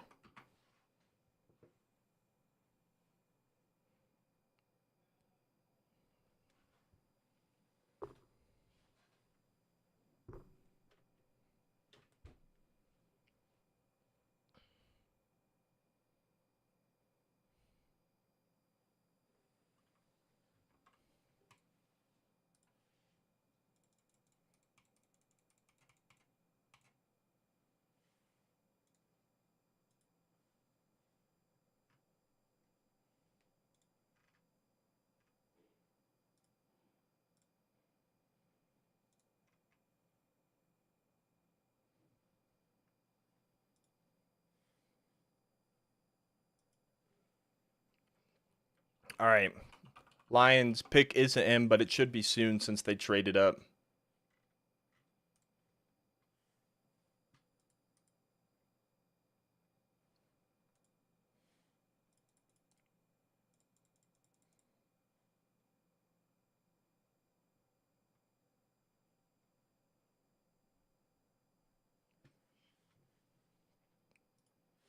If the Dolphins have any later picks in like the 7th round, they should definitely take Tua's brother. They should take Talia Tagovailoa. Talia Tungavailoa, I guess. I like Talia, but I think he's a backup in the NFL. I think he wanted to go back for one more year at college, but the NCAA denied him. So that's why he declared for the draft.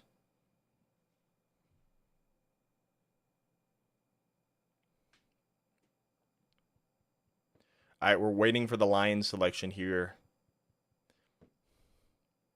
I kind of want. I'm wanting Denver to host a draft because I want to go, but then if I go, I can't stream it obviously. So it's kind of a toss up.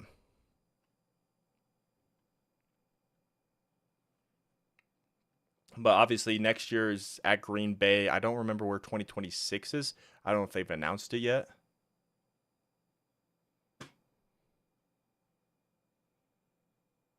But I know they're kind of going on their NFL Cities tour right now, which started back in 2016, I think.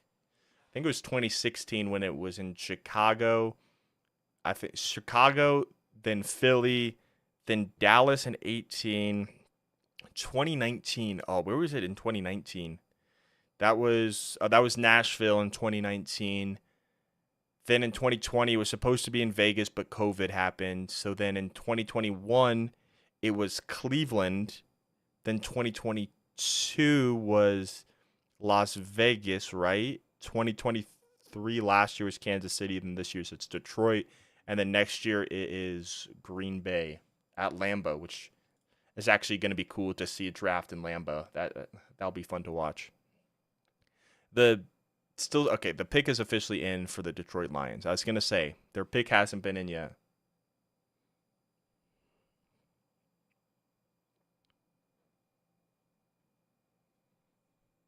All right, let me look at how many picks we got left here in the fourth round.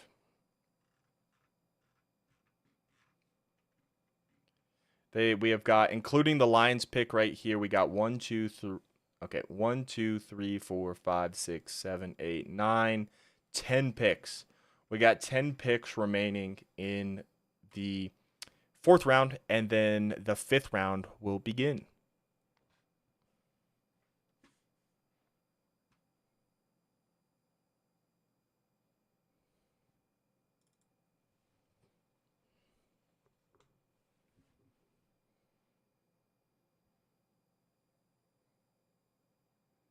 The trade with the Lions, um, the Lions receive the fourth round pick, 126th overall, and the Jets receive a third round pick next year.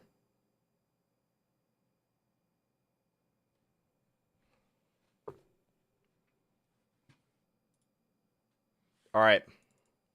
Here is the Lions selection. Well, you would assume. They keep doing these shots of the stage and Lions fans. So we're waiting for, I think, the fan of the year to come on stage, unless they're doing something special. Okay, here comes the announcer of the pick.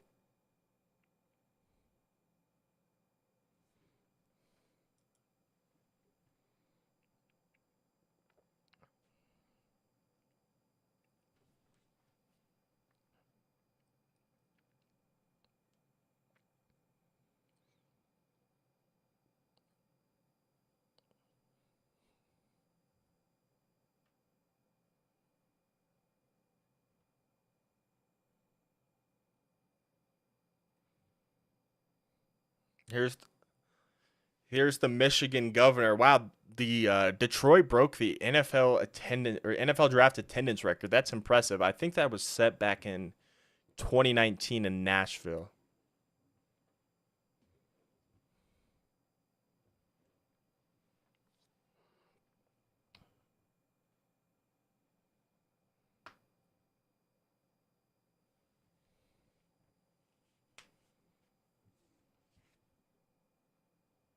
All right, here's the line selection. The mayor's taken, or not the mayor, the governor is taken forever to announce.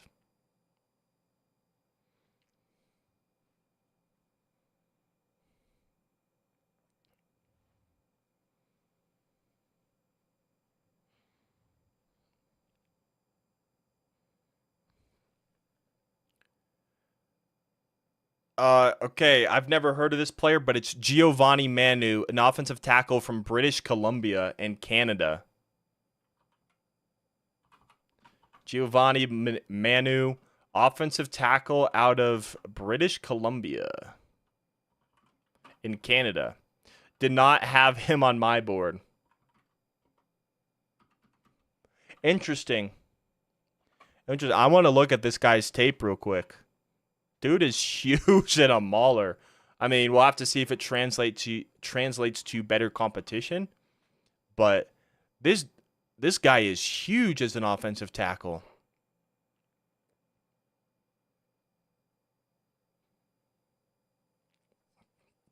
Yeah, he's huge. This could be a steal of the draft. I'm not gonna lie. That looks like a solid pick. I didn't know about him, but obviously they're just showing the highlights. But man, he looks like a beast. Here's the Eagles selection.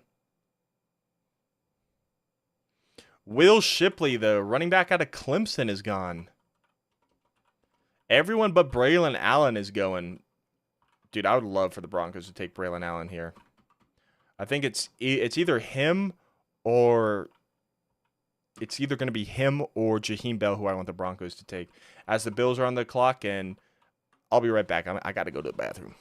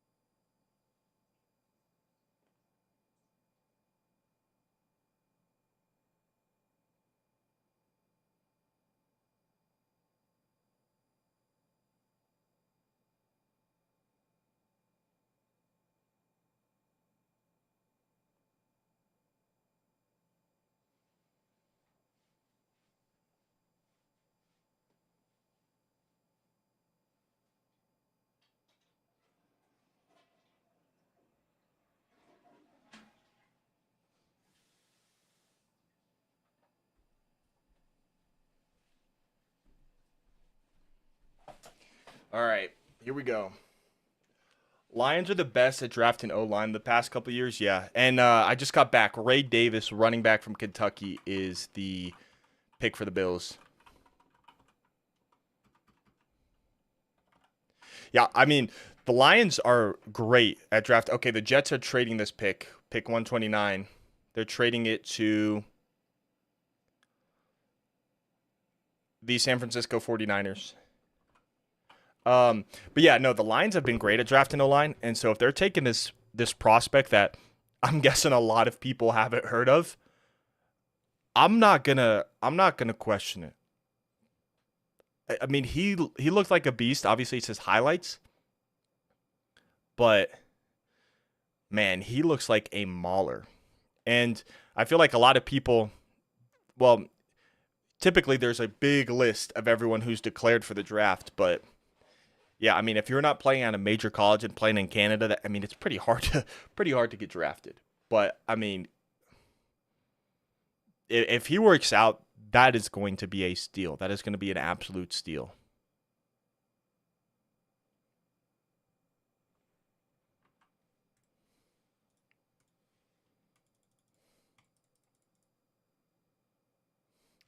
I think for me right now,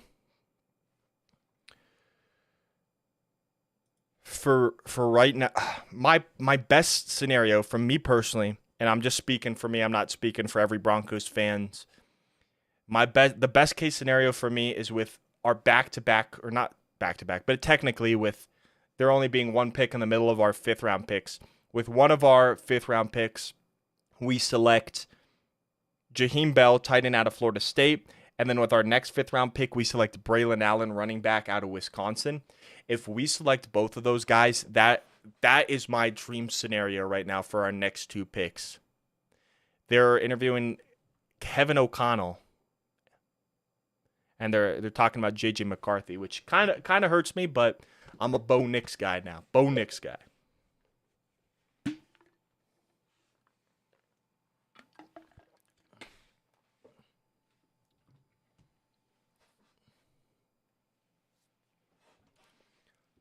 I'm waiting. I don't know. I'm kind of waiting for Bo Nix to post something about getting his buddy from college.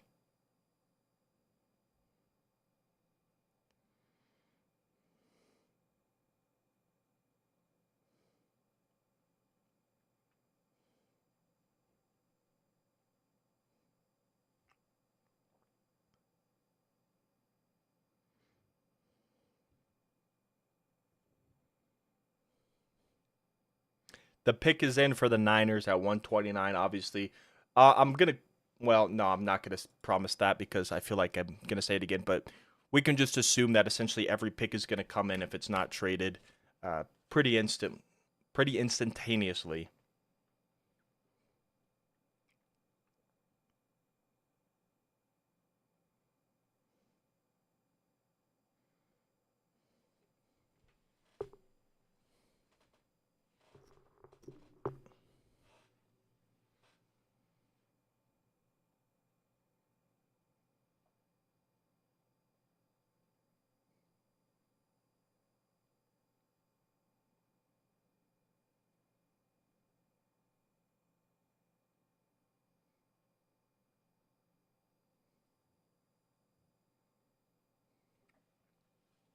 All right.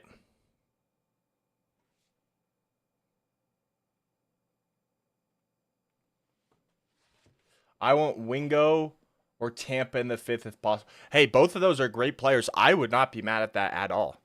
Those would both be. I would be happy with those players. Obviously, yeah, like I mentioned, that's just my personal opinion. But Wingo, Makai Wingo, or TJ Tampa would be great picks. Obviously, I've said it before. I'm a little bit lower on TJ Tampa. So when he was getting this second round buzz, I was like, eh. Third round, I was like, okay, I wouldn't be mad. And now that we're in the fourth round, potentially even fifth round, I don't hate it. I don't hate it at all. I think this is tremendous value for TJ Tampa now. The 49ers selection is coming in right now. Wingo's, yeah, he is. Absolutely. Would be a great run stopper. Isaac Guerendo. Dude, I don't understand why I don't understand why Braylon Allen has fallen, dude. I know he was like my guy, and so that's kind of a stretch, and people didn't feel the same way. But the fact that he's fallen here, I mean, maybe he goes to the Ravens and is the new backup to Derrick Henry, because I feel like they play similar styles, and with them losing Gus Edwards and they got Keaton Mitchell and Justice Hill, but maybe. I mean, I hope not. If the Broncos would take him, I want the Broncos to draft him, obviously. But if the Broncos aren't targeting him, I kind of want him to go to the Ravens just to play with Derrick Henry, because I feel like they play a very similar style of football at the running back position. These big thumpers. And don't get it twisted, Braylon Allen can catch the football. Maybe not isn't the greatest receiving back, but he'll help out in the receiving game. All right, here's the Ravens selection. The Ravens just took TJ Tampa. The Ravens took TJ Tampa. That's a great pick at this point. At this point in the draft, I think that is great value. At 131, the Kansas City Chiefs are on the clock. And the pick is officially in for the Chiefs. It's the Eagles and then the Chiefs again on the clock. The draft order remaining is the Eagles.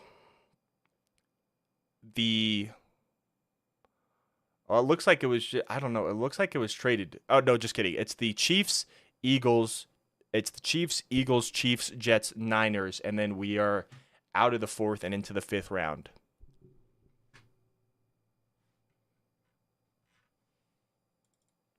All right, here's the Chiefs selection at pick number 131.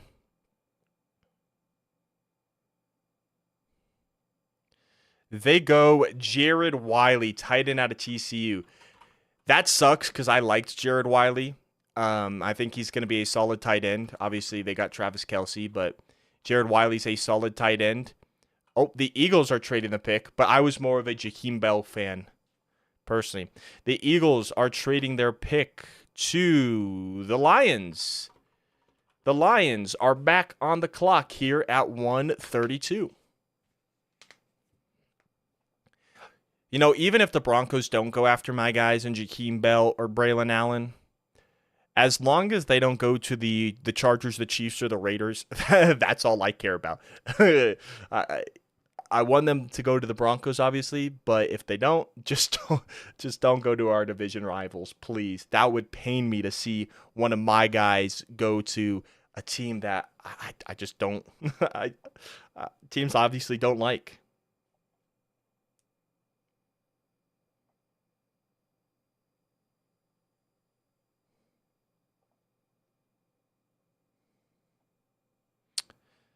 I think their microphone stopped working or something.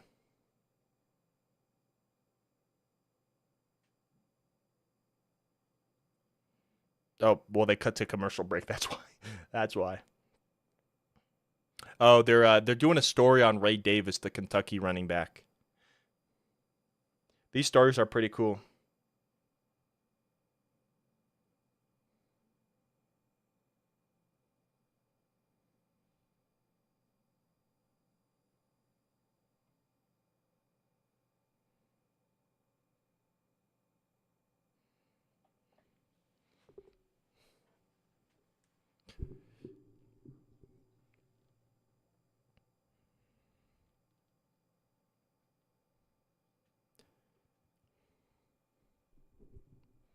Now, I do have a question for my fellow Broncos fans here.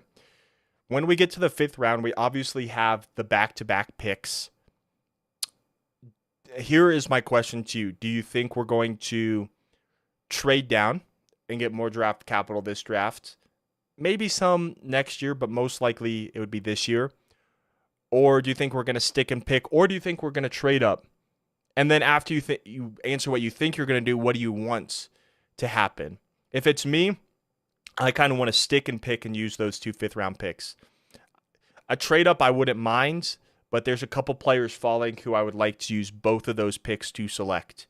So we traded up. We got Troy Franklin. I'm super happy about that. That's the trade up I wanted to make. Now I think we stick and pick. I just want to stick and pick. Now what I think we're going to do, I don't know, because Sean Payton likes to trade up and be aggressive to get his guy. So if we do that, I won't be mad, but I think personally I want to stay and use the 2 fifth-round picks because there's a lot of talent falling down the board right now.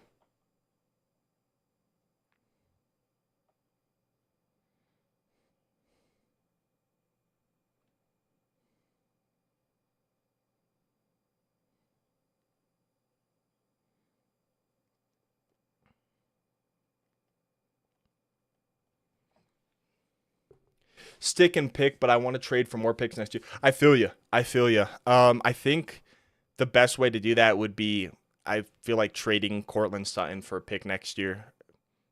That would be my guess on how we get more picks next year.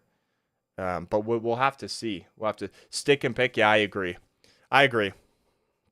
I don't want to get too aggressive because there's no great players to trade up for and get, in my opinion, that's worth using the remaining capital this year.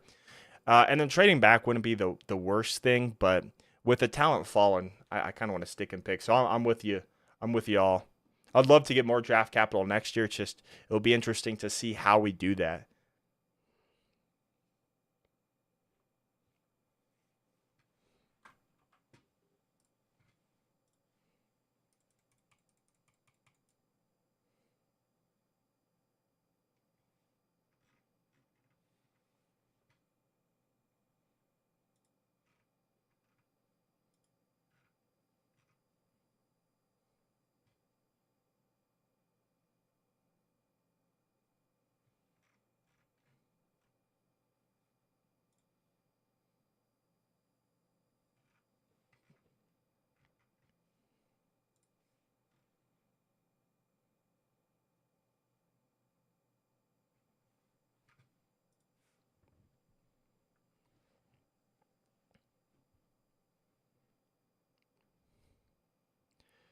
Alrighty.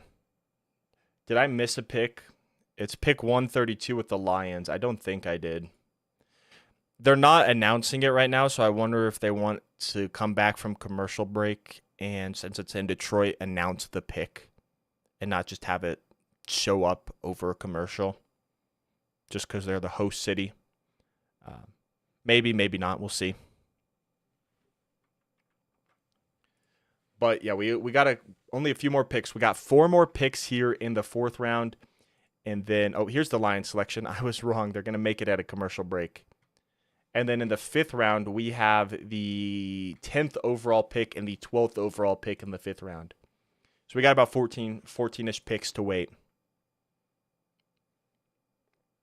We're almost there. It's gonna come here fast. Sione Vaki. Okay, so Sione Vaki went to he initially committed to my alma mater of Oklahoma State, which, yes, I am an Oklahoma State and an LSU fan. I feel like I can support both because LSU was my favorite team as a child, and then Oklahoma State was my alma mater. So I feel like I can support both. But he initially committed to Oklahoma State, didn't get a lot of playing time, transferred to Utah. Very raw player. You can mold him to however you want to be. Very, very raw player. So you're kind of betting on the upside in Sione Vaki. But I don't think he's going to start right away in Detroit, so he can learn, develop, and grow as a player. So I don't hate that pick. Maybe a little bit early, I would have liked him in the 5th, 6th round, but I don't hate that pick. As the Chiefs are selecting here at pick 133, if it's one of my guys or a player that I want the Broncos to select, I'm going to be mad. Jaden Hicks, safety out of Washington. He's a good player, or Washington State, rather. Good player, but I don't think the Broncos were targeting a safety, and I wasn't the biggest fan of the safety class this year, so it is what it is. I believe the Jets and the 49ers are the last 2 picks in the 4th, and then the Seahawks have the first pick in the 5th because we traded that to them in the move where we traded up to get Troy Franklin.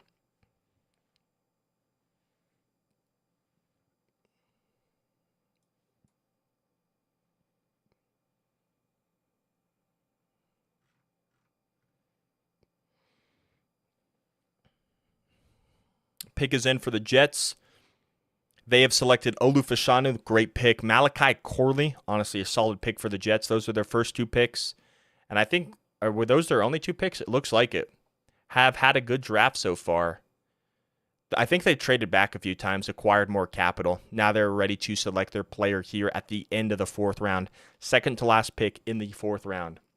Where does Rattler land? The Jets? I think Rattler lands with the Giants because I don't know if they're sold on Daniel Jones. I know they have Drew Lock, but I think they may maybe go Spencer Rattler, bet on the upside. And if it doesn't work out and you're picking next year, you can select a top guy. But next year's quarterback class isn't great. So maybe you roll with Spencer Rattler this year, next year, and then you maybe try and get Arch Manning in 2 seasons. And here's the Jets selection. Braylon Allen, running back out of Wisconsin, goes to the Jets. That's one of my guys, but moves, started at 17 years old, very raw player. That's a great pick. I wanted him, but hey, that's a great pick. Hey, it's all good, SG. As long as he's not in division, that's all good. This dude is an absolute thumper. He's a bowling ball. Boom, look at him just jumping off tackles. No one can bring him down. Oh, my goodness.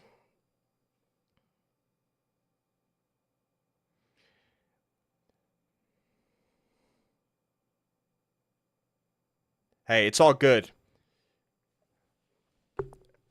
Braylon Allen's a beast. Beast.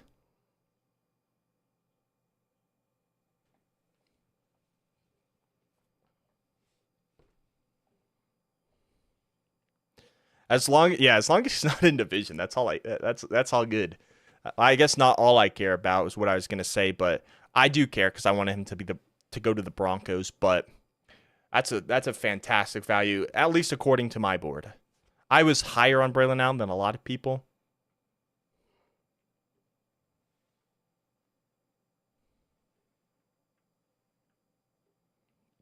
And the Jets are having a great draft. Olu Fashanu, Malachi Corley, and Braylon Allen.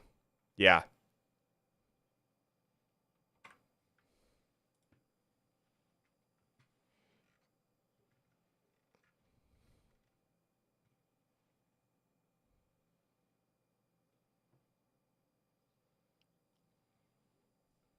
All right, Niners with the last pick in the 4th round, and then we get the 5th round started.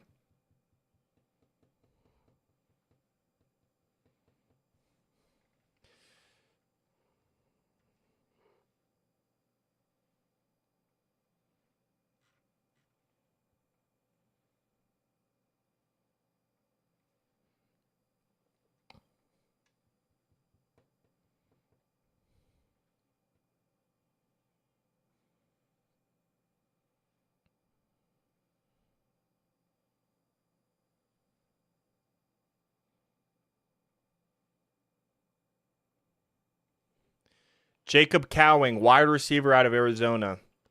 Solid player.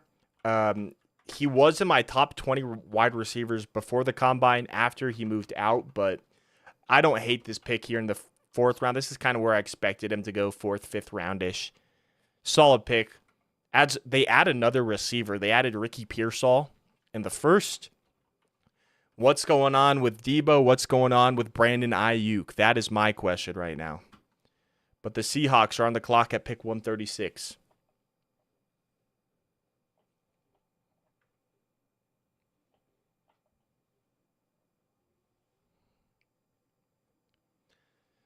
I can't remember. Did he start at USC and transfer to Arizona? I think he might have.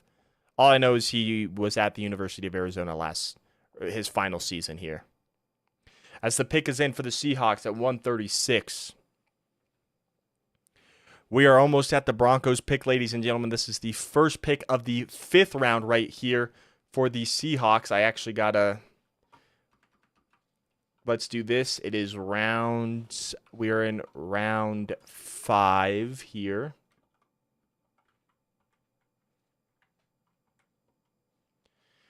And we can get rid of round number 3.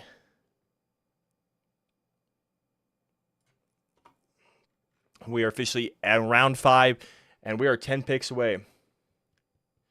Surprised they don't go Rice. Colin, that is a great point. You know, it's 49ers royalty. 49ers royalty in getting Jerry Rice's son. Kind of like, I know he went super early, but Broncos royalty would have been selecting Luke McCaffrey later. I mean, I'm happier with Troy Franklin. I think he was the better wide receiver prospect.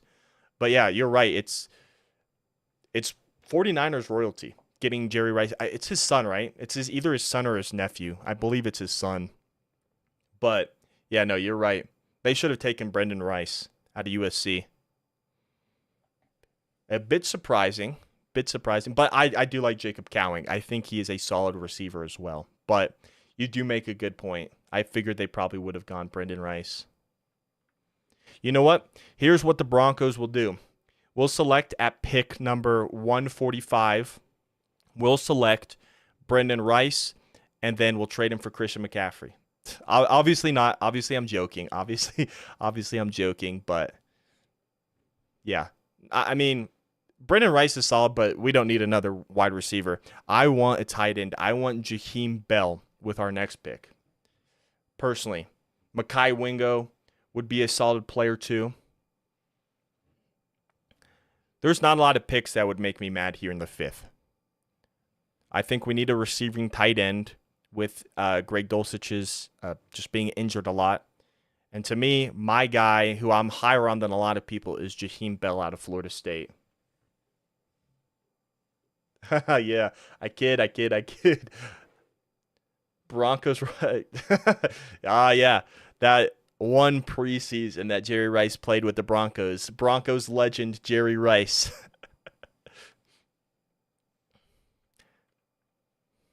You know, it's cool to see, but it is still strange at the same time, even as a Broncos fan, seeing Jerry Rice in a Broncos uniform.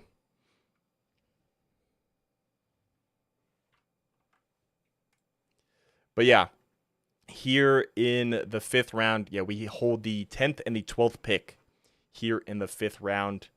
I personally want to stick and pick here with our 2 picks, essentially back to back with just the Titans in between our 2 picks. But I could see us using maybe one of them, maybe using the 145th pick and then trading down from the 147th if we want to pick up more capital. But I don't know. I kind of want to stick and pick. And then after that, we don't have any picks till the 7th round.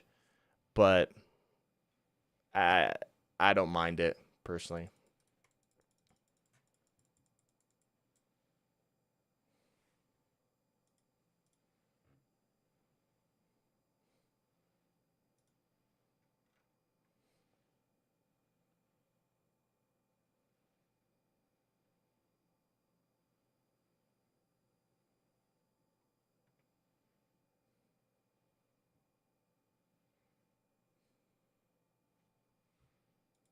All right.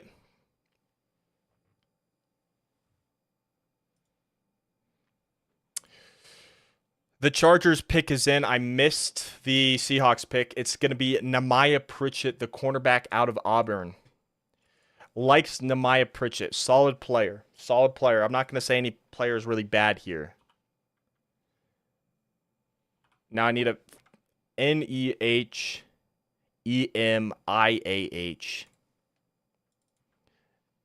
Oh my goodness.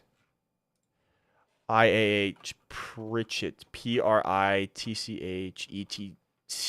I believe, cornerback out of Auburn.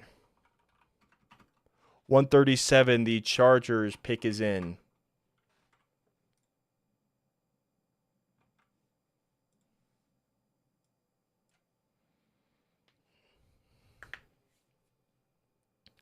Nehemiah Pritchett. I guess I was saying it wrong, but yeah, Nehemiah Pritchett, cornerback out of Auburn. Liked him, didn't love him. 5th round seems like the best place to be. Yeah, there's been a lot of talent that has fallen. My biggest question today is, where is Spencer Rattler going to go? Because he's not my next best quarterback available. That's Jordan Travis, but he has an ACL injury, so I think he'll go a lot later than people expect. But I think the next quarterback to go is either going to be Spencer Rattler or, like you mentioned, SG, Michael Pratt. So I think those probably are the next two to go. But to me, it's just where. I think the Giants will be one of those destinations. And then I think maybe the Raiders are another one of those destinations. But we'll see.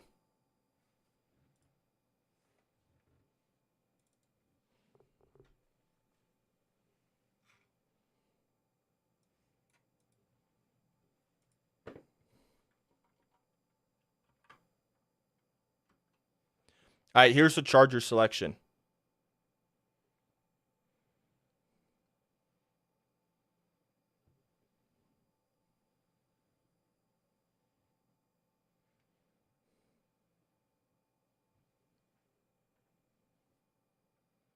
Here's the Chargers selection. 137, the Chargers select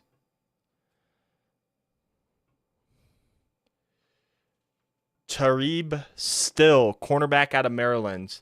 I've heard of him, but he was not on my board. But like I said, I'm not going to say any picks are bad because, this is your taking best player available and getting as much value as you can. But because it's the Chargers, this is a bad pick. just solely because it's a division rival of the Broncos, as the Cardinals are on the clock. Seahawks could absolutely be a destination. They have only Geno Smith, and they no more Drew Lock, so they could take a quarterback here. You're right, they could.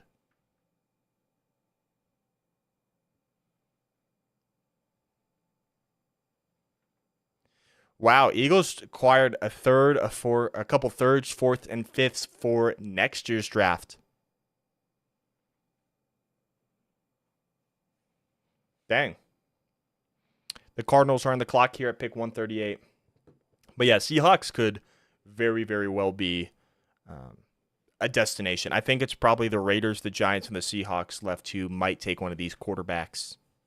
Unless a team like Arizona takes one as a backup, but I doubt that happens. There's better value to take right now. And I don't know if I've loved the Cardinals draft so far. Of course, they got Marvin Harrison Jr. They got Darius Robinson, who I liked, but didn't have as a first-round pick. I had him more as a second-round guy. Then they get Elijah Jones, which is what it is. And then they have who else did they take? It just showed it, but they've had a decent draft. But I'm not too sure I'm the biggest fan of their draft based on the players that I liked.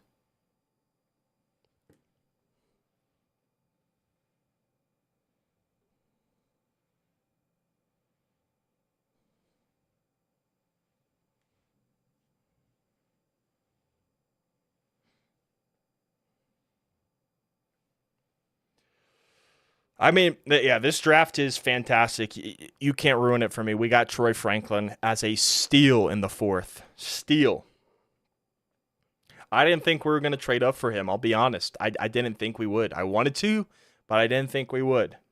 And you know what? It's I was about to say something about Bo Nix, but oh man, I'm so happy. Bo Nix, Troy Franklin, reunited. I just saw something that would absolutely ruin my day, and that's if the Broncos took another quarterback in this draft. That would, I said long snapper would ruin my day. I think if we took another quarterback, that would ruin my day as well. But I don't think we do. I think there's a reason we traded for Zach Wilson. You're not just going to give up a pick for a guy who you're just going to cut, essentially, or be your... I don't know. I don't think we're going to take another quarterback in this draft, personally. I know Zach Wilson isn't great, but I don't think we gave up the 6th-round pick just to take another quarterback here in the draft. Yeah, Colin. Yeah, that was a legendary... That was a legendary what's his name? I can't remember his name. I know I should, but a legendary announcement last night for the Jonah Ellis pick. Here's a Cardinal selection.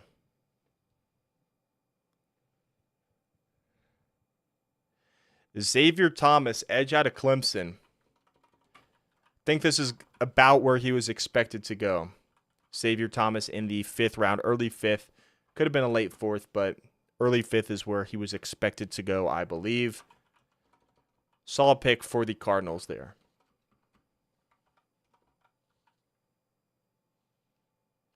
The Washington Commanders are now on the clock at pick number 139. And we are, after the Washington Commanders make their pick, we are 5 picks away from the Broncos' next pick. I want Jaheim Bell. Broncos fans, what is your top wants for our next pick here in the 5th round? You know, it doesn't have to be maybe a position we need a whole lot. You know, maybe it's a position that only you want or a player only you want that not a lot of Broncos fans agree with. For me, the next pick I want is Jaheim Bell. Let me see who you want in the chat. Because there's a couple guys who I wouldn't mind.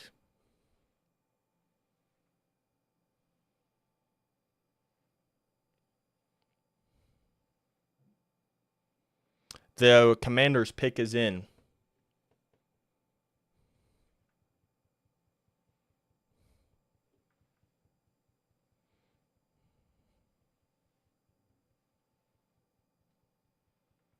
How long is the clock in the 5th round? 2 minutes? You know, I'm not too sure. Because I know it's first round's 10, second round is 8, third round is 5, fourth round was also 5. 5th round might still be 5 just because you have to have the opportunity to make calls and potentially trade the pick. So it might be 5, but I think it's going to be no less than 3. I think 5 is the max, obviously. I think 3 would be the very minimum.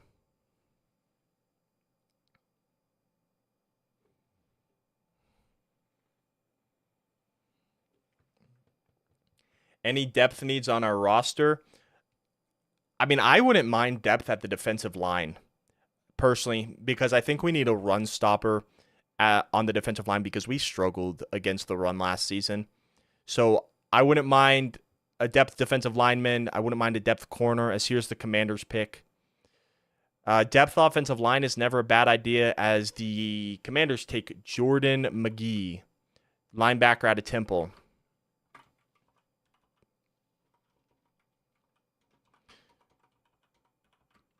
Linebacker out of, what was it? I think I said Temple. I want to make sure, though. Yeah, it was Temple. As the Los Angeles Chargers are back on the clock. As long as they don't take Jaheim Bell, that's who. Don't take Jaheim Bell, LA.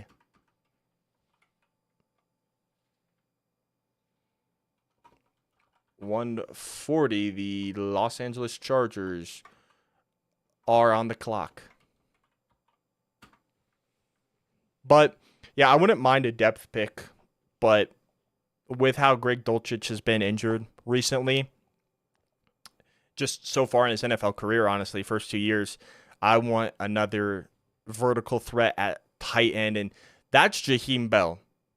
Offers really no upside as a blocker, so you need to develop him as a blocker, but he will be essentially another receiver out there, another weapon for Bo Nix. And, you know, tight ends can be the best friend to young and rookie quarterbacks. You're going to want to have that tight end. So to me, if we took Jaheim Bell, that would be a fantastic, fantastic pick.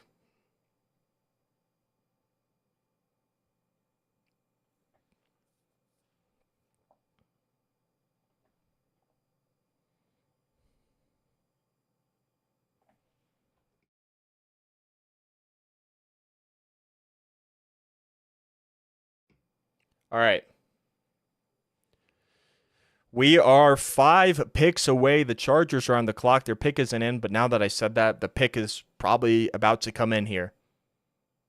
Unless they trade the pick. In my opinion, is it just me or have we not had a lot of trades? I mean, we've had a decent amount throughout the rounds, but wasn't many in the first, and I feel like there wasn't many last night. A lot of teams are just sticking and picking their guys.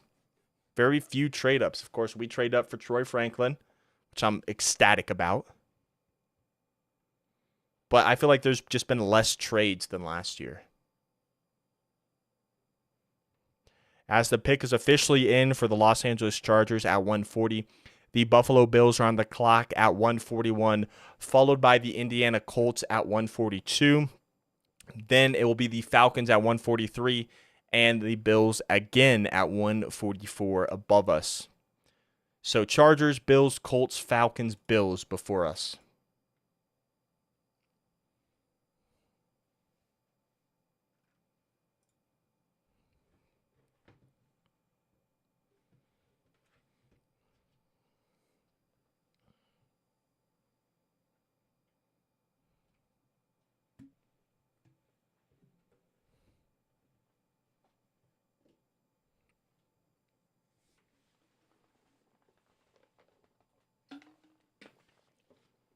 All right.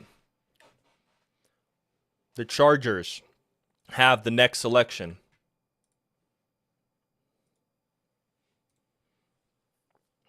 I'm just doing my check-in to make sure you all can hear me because I'm just always paranoid about maybe the audio failing.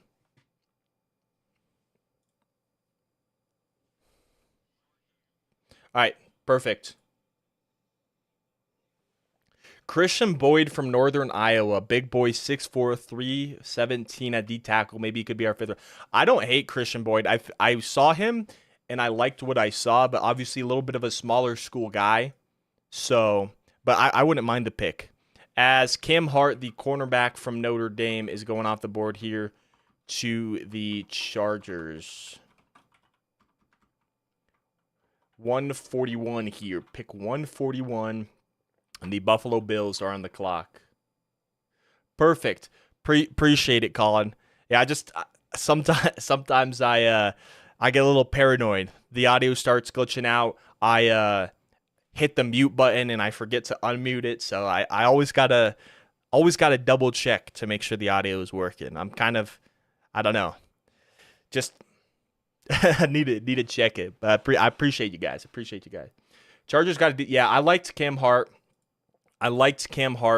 Solid guy. If the Broncos want to go cornerback, there are some guys that I still like.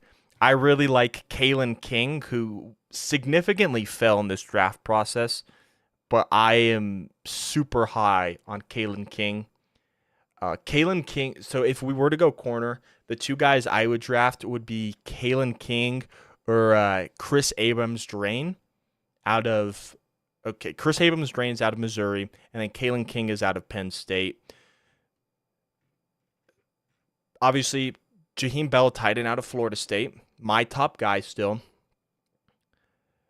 Receiver, we don't need. If we were to go running back, my next guy that I would take would be Dylan Johnson out of Washington, Cody Schrader out of Missouri, Audric Estim out of Notre Dame, Jarhar Jordan out of Louisville, Isaiah Davis out of South Dakota, Dylan Labe out of New Hampshire, Tyrone Tracy out of Purdue. There's still a lot of good running backs left. Obviously, I like Braylon Allen, but there's still a lot of guys who I wouldn't mind the Broncos taking. Back-to-back corners for the Chargers. Yeah, they took Cam Hart, and who else did they take? Let me look, because I remember they took a corner. I can't remember exactly which one. I think it was at the start of the 5th, right? I need to find my marker here for the 5th round. Talib Still out of Maryland. That's who they took. Yeah, I like Cam Hart more than Still. But yeah, they took back-to-back corners. They're beefing up that secondary. They know they got to defend Troy Franklin now. Now, Troy Franklin's a great receiver. But there's yeah. I mean, you can never have too many corners. I mean, we saw a couple years ago when our corners just kept getting injured. So to me right now, my ideal scenario is if we stick with our 2 5th-round picks, it would be at 145, taking Jaheim Bell, tight end out of Florida State. That's my guy. And then I would like to take Kalen King at 147. That's my ideal scenario right now. We do need more run stoppers, so I wouldn't mind Mekhi Wingo either. But, yeah, I mean, right now, it's kind of more of a, in my opinion, it's more of a best player available right now. You could definitely go for a position of need, but it's BPA right now, in my opinion. Other than like quarterback, if you don't need one, Probably don't want to take a long snapper either. But yeah, to me, I want Jaheim Bell no matter what. And then with our next 5th round pick, I would not mind taking a corner or taking a defensive lineman.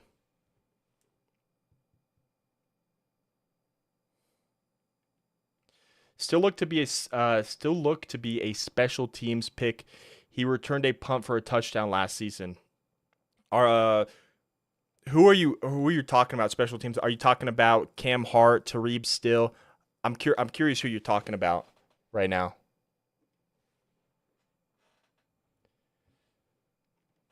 I just there's so many players I was talking about that I need just a little bit of clarification there. Colin. Yeah, I mean, I wouldn't mind defensive line. In fact, that's who I always had as our second pick in the draft, being a defensive lineman to stop the run. And I would be happy with that. Absolutely. So to me, I think Jaheim Bell with the 145th pick is who I want. And then with 147, I would be okay with Kalen King or Mekhi Wingo. I think either one of those guys I'd be happy with. The Chargers' first corner in round. Okay, yeah, Tareeb Still. Yeah, I mean, I heard of him, but I didn't do any film. I didn't watch anything on him. So he's more of a special teams guy who returned a punt. Okay. Yeah, that's interesting. I know some corners can return punts. Kool-Aid McKinstry. Kool-Aid McKinstry was a guy who also returned punts, I believe, at Alabama at some point. And then there was another corner who did that as well. Typically, you see receivers, but I know Pat Pete. I know he did that for a while with Arizona. So, yeah, no. It's not a bad idea to take special teams players, because here in the 5th round, I mean, these guys aren't going to be instant impact players. You would like them to, but they're most likely not going to be. So you need to beef up your special teams, and they should be happy to play special teams if they're drafted this late, because that's where you're gonna prove yourself. That's where Terrell Davis proved himself on kick coverage. So, yeah. But the Colts pick is in at 142. It is then the Falcons, the Bills, and then we are back on the clock at 145. But yeah, I don't like the Cam Hart pick to the Chargers, and I also don't like their 4th round pick, which was Justin Aboigbe. Aboigbe was one of those defensive lineman guys who I would love to take right here in the 5th round. They took him pretty early. Okay, now this camera is kind of annoying me. I want to get the perfect angle.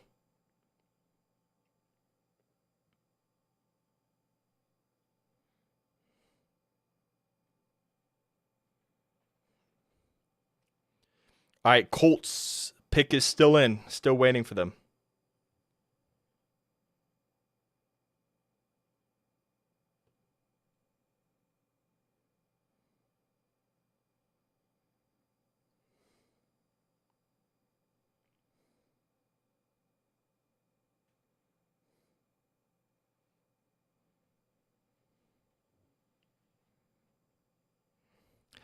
Still waiting for the Colts pick. I got to be on my toes because I don't announce them anymore. They just pop up on the screen.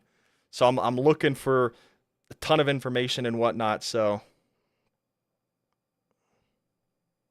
right, here's the Colts selection. At pick 142, Anthony Gould, wide receiver out of Oregon State. Yeah, I heard of him, know of him, but I didn't do a whole lot of study on him. But yeah, he's a wide receiver from Oregon State. I do know who he is.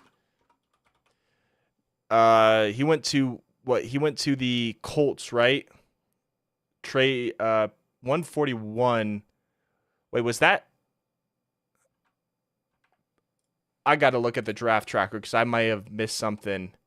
Okay, 141, the Bills selected Cedric Von Prawn, the center out of Georgia. I love that pick for them. Thought he was the best offensive lineman still available at this point. Best center. I didn't think we were going to take him, though, because I think we're going to be rolling with Alex Forsythe this year. And then Anthony Gould, the wide receiver out of Oregon State. Wide receiver out of Oregon State. And at 143, the Atlanta Falcons pick is in. Then it's the Buffalo Bills on the clock, and then it's us. When it is the Broncos pick, I will be covering up the chat, and I won't be responding to anything until after the pick, just because I don't want to be spoiled for the pick. But yeah.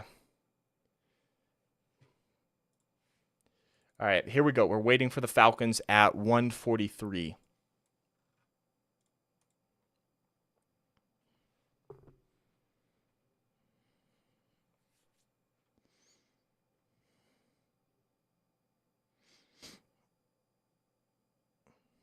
I got to ask you all, what is your favorite pick that the Broncos have made so far in this draft? You know, it's tempting to say Bo Nix, but I think I got to go with Troy Franklin just because of the value. To me, he was a late first, early second round guy, and we get him at the top of the fourth round. That is spectacular. That is spectacular. So that's my best pick just based on value, but I love the Bo Nix pick. Jonah Ellis is going to be a great pass rusher. Needs to develop more as a run stopper, but as a pass rusher, he is elite. Just a pure pass rusher. Very athletic and twitchy guy. Like all three of our picks, but I think in terms of best value, I think our best pick so far has been Troy Franklin. That's been my favorite pick, at least because of the value. Getting essentially a first-round caliber receiver, at least according to my grades. Yeah, that's spectacular. Falcons pick is in. We're waiting to announce it. Looks like they're announcing it on the stage right now. Then the Bills are on the clock, and then after the Bills, we are back on the clock.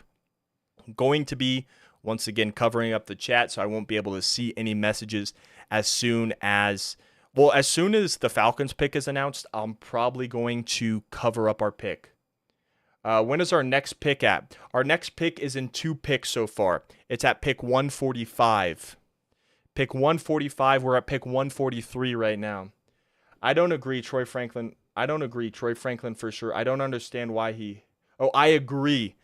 Jeez, I'm sorry. I'm having a rough time reading the comments. So I agree, Troy Franklin for sure. I don't know why he fell either, Tyrone. I think maybe some of the reasons is maybe he's a little bit undersized. He's 6'3", 183 pounds, which is kind of light for a receiver, but also it could be an interview. Maybe he didn't interview super well. If we get Wingo, it may be my favorite pick for value. I love Mekhi Wingo. Again, LSU fan, so that would be a fantastic pick.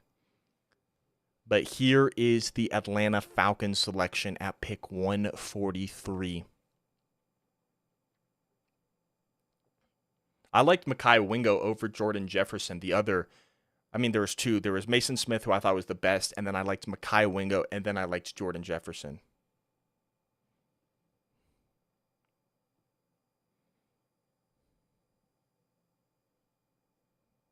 J.D. Bertrand, linebacker out of Notre Dame. J.D. Bertrand, linebacker out of Notre Dame. That's a solid pick if you're going inside backer. One of the better inside backers available. I like Jalen Ford. If we were to go inside backer, that's who I would go with. Buffalo Bills are on the clock. I think right now, this is where I'm going to cover up the chat on my screen, so I don't see anything right now. If we trade the pick, I'll uncover it. But I just don't want to be spoiled. And then after the Broncos pick is in, I will respond to every chat that I missed. Let me see what my last one is. Okay. The Bills are trading their pick at 144. Someone is jumping us. And it is Chicago. It is the Bears. Jumping us for this next pick.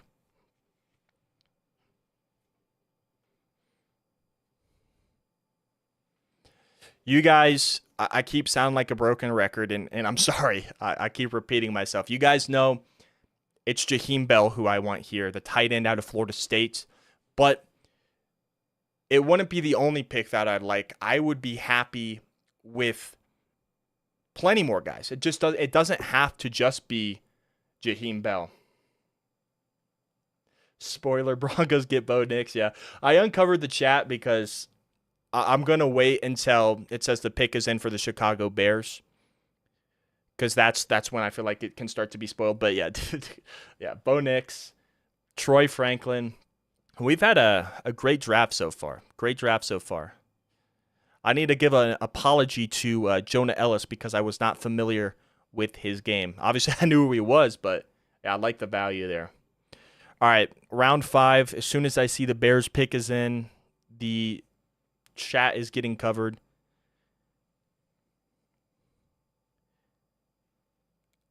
It is still on the clock, it says. Okay, here's the Bears selection. Covering back up the chat. The Chicago Bears select Austin Booker, edge out of Kansas State. Okay, I don't think we're going to take him anyway with us selecting Jonah Ellis out of Utah, but at 1:45, we're on the clock. Then it's the Titans, and then we have another pick.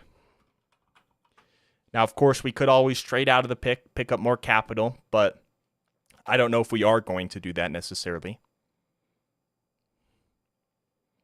All right. We're on the clock waiting for the pick to go in for the Denver Broncos here at pick number 145.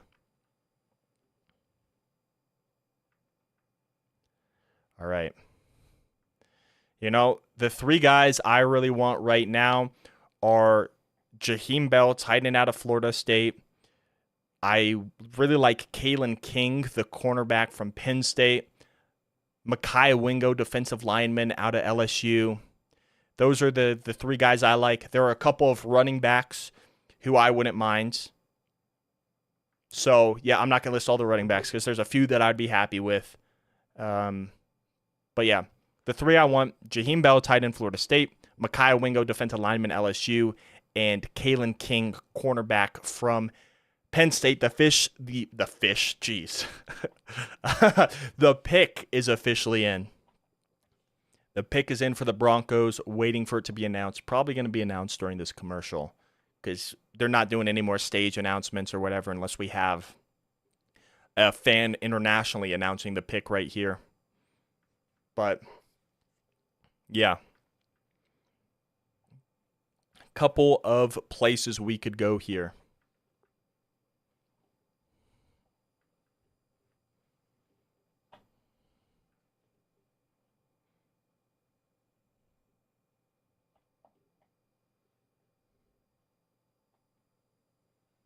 All right, come on. Waiting for the pick. Then the Titans have a pick right after us, and then we're back on the clock at 147.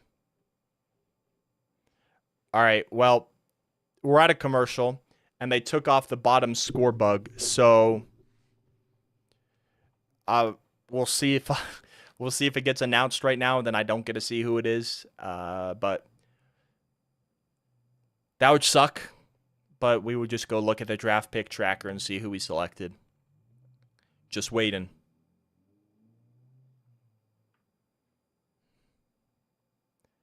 All right, come on. Bring back the pick tracker.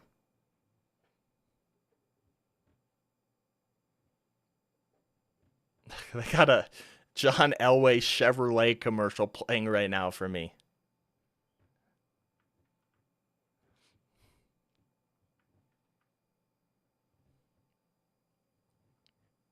All right. For those of you who have missed it, Bo Nix will officially be wearing the number 1. And, okay, of course I missed the pick. They turn off the score bug. We selected Chris Abrams-Draine, cornerback out of Missouri. I love that pick. Austin Booker is very solid, but Chris Abrams-Draine, cornerback out of Missouri. He was my best corner available. I kind of forgot he was available. I'll be honest. I kind of forgot he was available. But this is insane value for me. I had him as like a 3rd-round guy. Chris Abrams-Draine, cornerback out of Missouri. That's a great pick. Yeah, let's go, Colin. Let's go. That's a fantastic pick. Come on now. Pick 146, the Titans are on the clock, and then we're back on the clock again. Yeah, great value. Great value. Big time. He's a physical corner. He's not going to be afraid to help in the run, and I like when cornerbacks are not afraid to go up and tackle the running back and support in the run game. I feel like the coverage skills are obviously the most important, but I feel like when they're willing to come and help up in the run game, that is also very important. So we add another depth corner. Now, personally for me, I still want to see what Riley Moss can do. I want Riley Moss to get the cornerback 2 job out of camp and see what we can do, because we traded up in the 3rd to get him. But Abrams Drain provides a very nice depth guy, because Damari Mathis struggled last year. Want to see what Riley Moss can do. But yeah, the Titans are in at 146. I'm once again going to cover up the chat so I don't get spoiled for the next Broncos pick. But yeah, we'll see. That's a great player.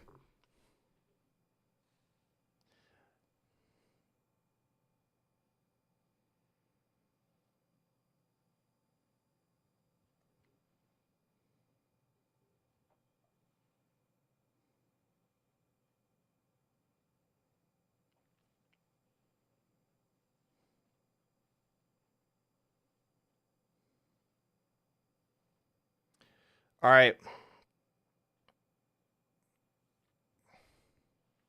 All right, here's the Titans.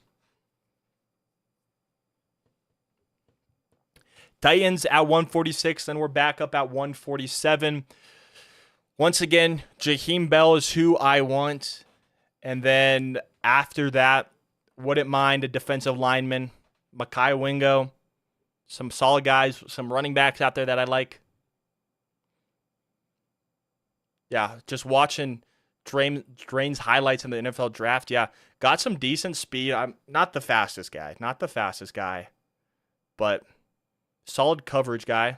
There's him making a play against Malik Neighbors and Jaden Daniels. Let's go. Smaller corner, could potentially play in the slots, but I kind of like him as a boundary outside guy. But he's a depth guy, kind of can play anywhere you want, on the outside, in the slot. I like this pick.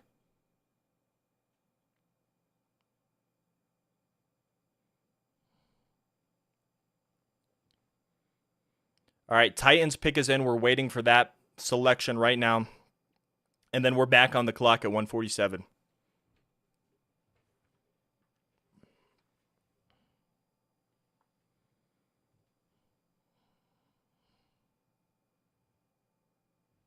So both cornerbacks are gone from Missouri. Of course, Chris Abrams-Drain here to the Broncos. And Jarvis Brownlee Jr., cornerback. There's a cornerback run going on right now. Jarvis Brownlee Jr., cornerback from Louisville. I've heard of him. I think he was on my top 20 cornerback list. But, yeah, I don't hate this pick. Solid pick for the Titans. I'm trying to remember where his teammate went in where is he, I should say. In Ennis Rakestraw. I can't remember where he went. Let me look it up. Ennis Rakestraw. He went to the Lions. He went to the Lions. Okay. He went to the Lions. We're back on the clock. All right, 147. We are back on the clock. And then after this pick, we do not select until the 7th round. So this is going to be the last guy who could potentially make an impact before you're kind of throwing darts at the wall.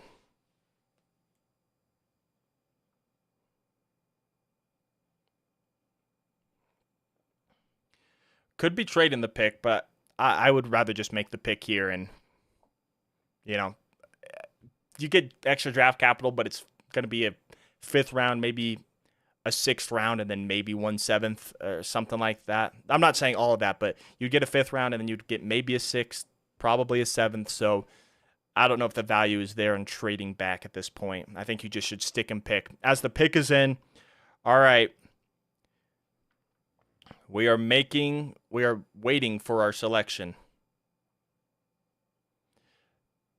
Wouldn't mind an interior defender, Mekhi Wingo. My guy is Jaheim Bell. couple running backs left. There's Audric Estim, Dylan Johnson, Cody Schrader, Jarhard Jordan. I think he's still there.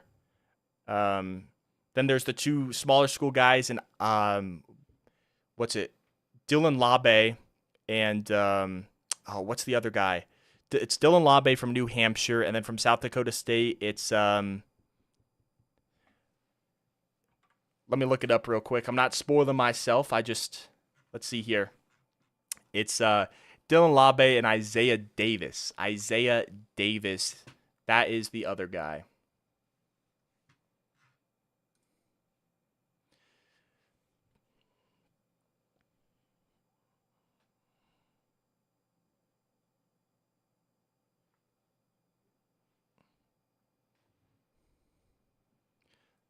They're showing Jarvis Brownlee Jr. from Tennessee right now, still waiting for the Broncos pick to be announced.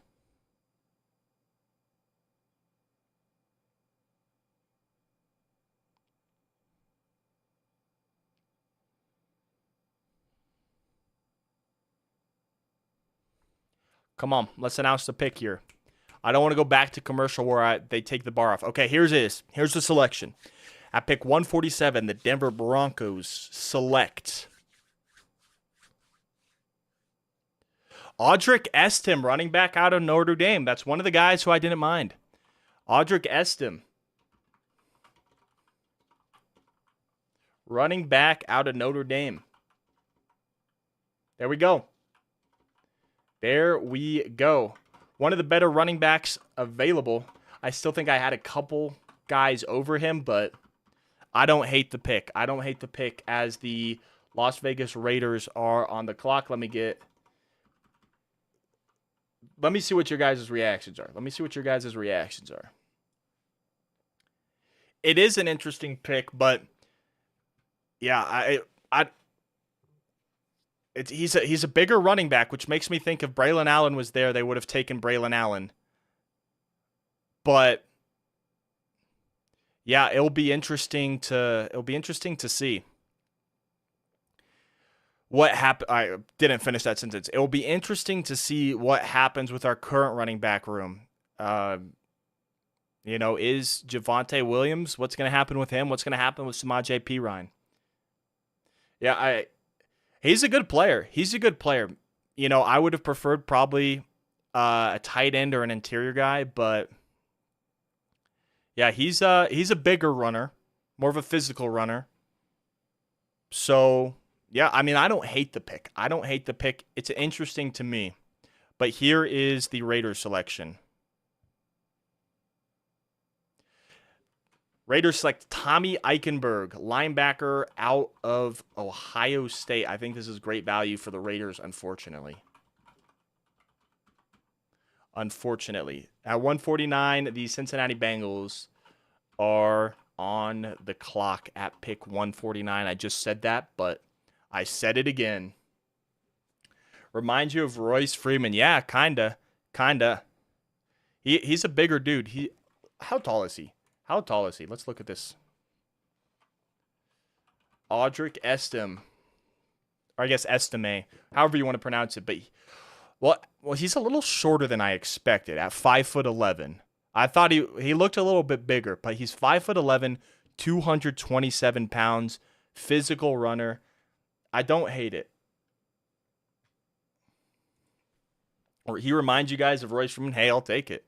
I liked Royce Freeman. Didn't reach his full potential, but yeah, I mean, we'll see what he can do. We got now in our running back room, it's going to be Javonte, Samaje, Audric, and Jaleel McLaughlin. Are all four of those guys going to make the team? We'll have to see. I would say, to me, the locks would be Audric Estim and Jaleel McLaughlin to make the roster, and I think the Broncos are going to have to make a decision if they want to keep Javonte or Samaje or both. They could absolutely keep both, but we'll have to see.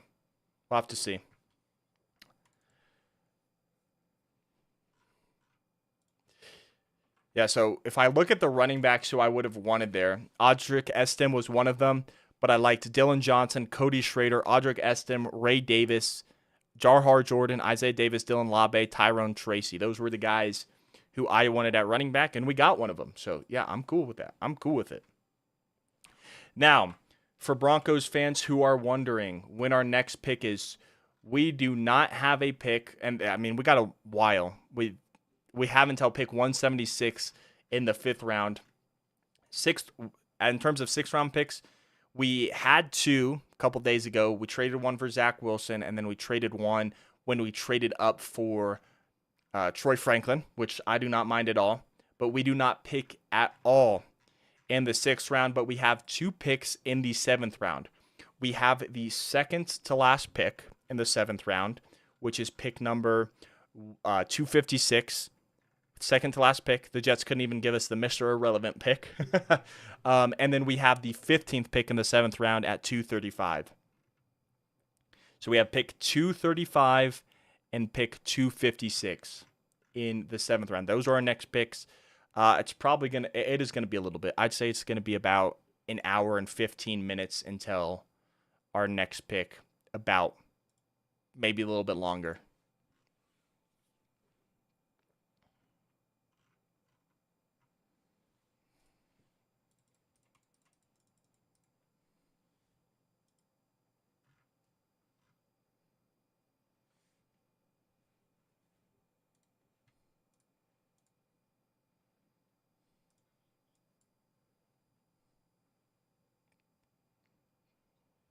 Here's the Bengals selection at 149.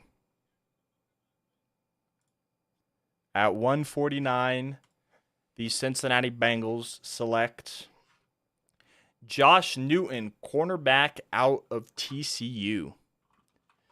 Heard of him. I think he was a little bit lower on my board.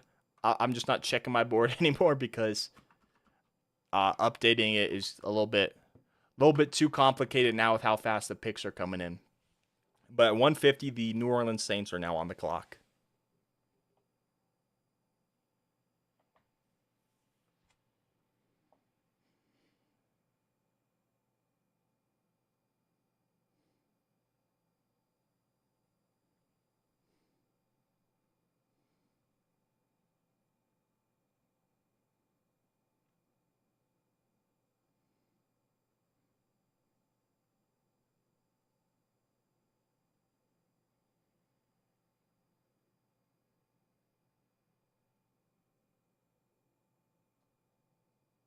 All right.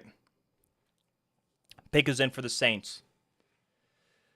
The Broncos have 4 running backs. Who do I think we should drop? That's what I was just asking. I was saying, who are we going to drop, or are we going to roll into next season with 4 running backs? If I had a guess, I would say it's going to be Samaje who we would drop, just because I think Jaleel McLaughlin, he's kind of that smaller, shifty scat back type who's different from all your running backs. Then you have, obviously, Audric Estime. And then you have Javonte Williams, who I think still young guy, still cheap, and still has a ton of upside. We saw what he did his rookie year. Was coming off of an ACL last season, so I think they like the upside. So if I had to guess, the odd man out would be Samaje Perine, in my opinion. But yeah, we'll have to see. Do they carry 4? Who will they drop? It'll be interesting to see.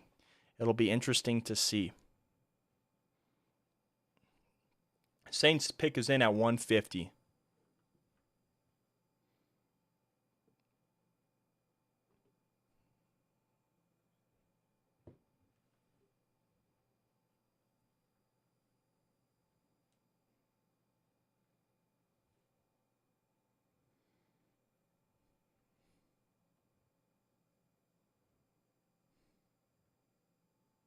All right, here's the Saints selection. They're making an actual announcement.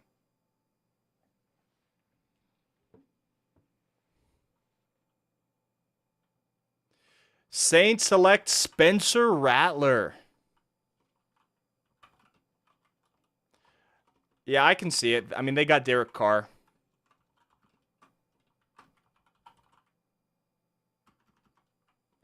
$151. The Indianapolis Colts. I don't know about the Chris guys they drafted at DB. Yeah, no. Chris Abrams-Drain was my number 10 corner, and I had him in the third round. That's where I thought he was going to go. We got him here in the fifth. A smaller guy, but he has a ton of upside. Physical corner, not afraid to help and tackle in the run game. He's a very solid player. Very, very solid player. Going to start probably, I would guess, more as a depth guy. I think we want to get Riley Moss. I think we want to get him his shot to start at corner. But, if he doesn't succeed, he could be up next. But a solid depth guy.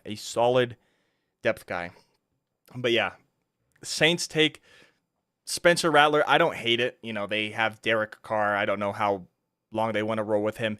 Next year's quarterback class, I'm not a huge fan of. So, yeah, I don't hate it. I do not hate it. As the Colts pick is in at 151.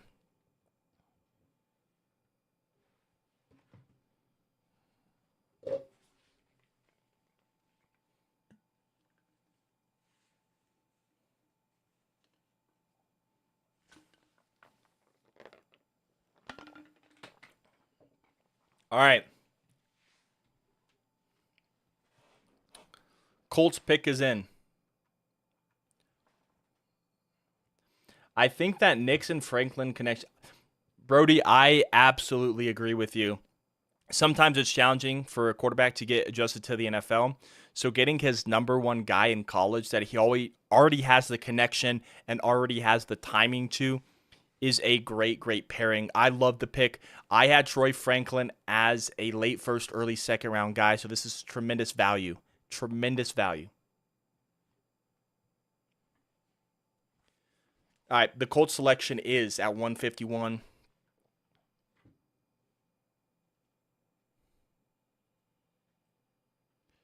Jalen Carlisle, safety out of Missouri. That's a solid pick.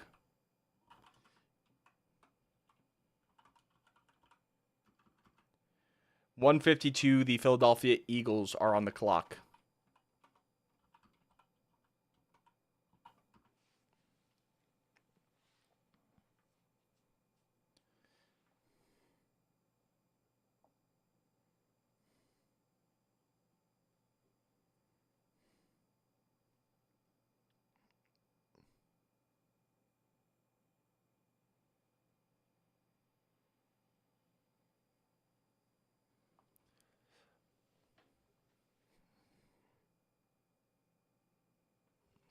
Alrighty, Philly on the clock. Yeah, this has been a fantastic draft so far for the Broncos. I love every single pick. My reaction yesterday to Jonah Ellis was probably a little bit lackluster and it didn't deserve the reaction I gave it. It's because I wanted Troy Franklin in the third round, but we got him here in the fourth. The only issue with Franklin I've seen is his route running, but that's an easy. Yeah, with coaching, yeah, you can absolutely work on the route running and the route tree. I thought another issue that I personally saw was a little bit undersized at 6'3", 183 pounds, which is a little bit small in terms of the weight. But if he just beefs up a little bit, I don't really see an issue with that. Plus, yeah, I don't mind him at 6'3", 183, but I think that might be why the NFL had him drop a little bit. But the pick is in for the Philadelphia Eagles at 152.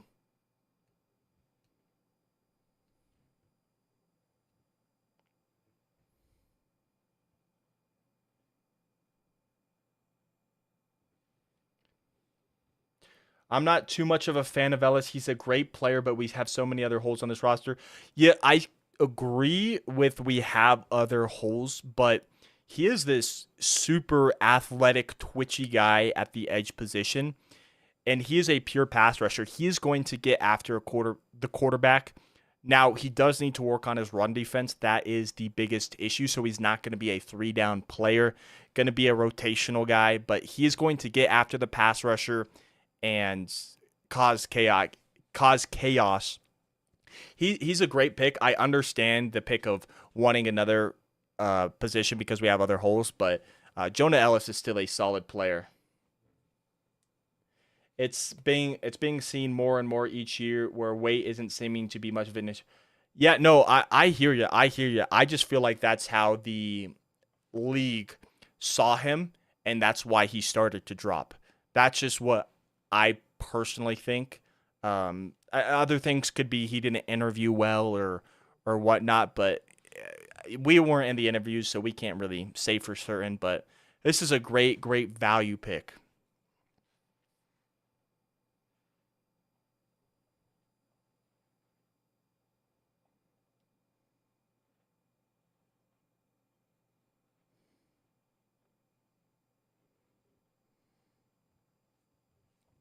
All right, Eagles here at pick one.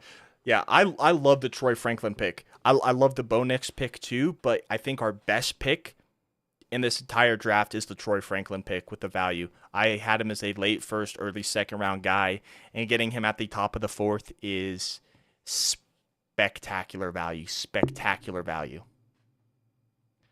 I still don't see how we are going to stop the run next year, to be honest.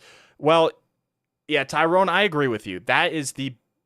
If you guys saw my mock drafts, I loved to draft these guys who were run stoppers. Justin Aboigbe, he went to the Chargers. Mekhi Wingo is still available. You know, we signed Malcolm Roach, but he's more of a depth guy. So I agree with you. The run stopping is the biggest concern with the team next year, for me anyway, because we gave up a ton of rushing yards. A ton of rushing yards. So we do still need to work on stopping the run, but you know, we'll see. We'll see what happens. But we have Benito and Browning who are pure pass rushers. With Browning is also good in coverage. We're just so bad in the run. Yeah, no, I understand you. We definitely need run help. We definitely need run help. The thing is, I was with you. I like Nick Benito, Baron Browning, and Jonathan Cooper. I liked that young tandem of being our pass rushers, but to me, I don't think you can have enough pass rushers, but I'm with you. I would have liked a guy who can help stop the run. I would have liked a run stopper. I agree with you, but I mean, Jonah Ellis is a fantastic pick, but I'm with you guys. We need someone who can stop the run. I almost wish we took the third and Sutton to try and get to the second round to get Sweat. One sec, Brody. They're announcing the Eagles pick right here.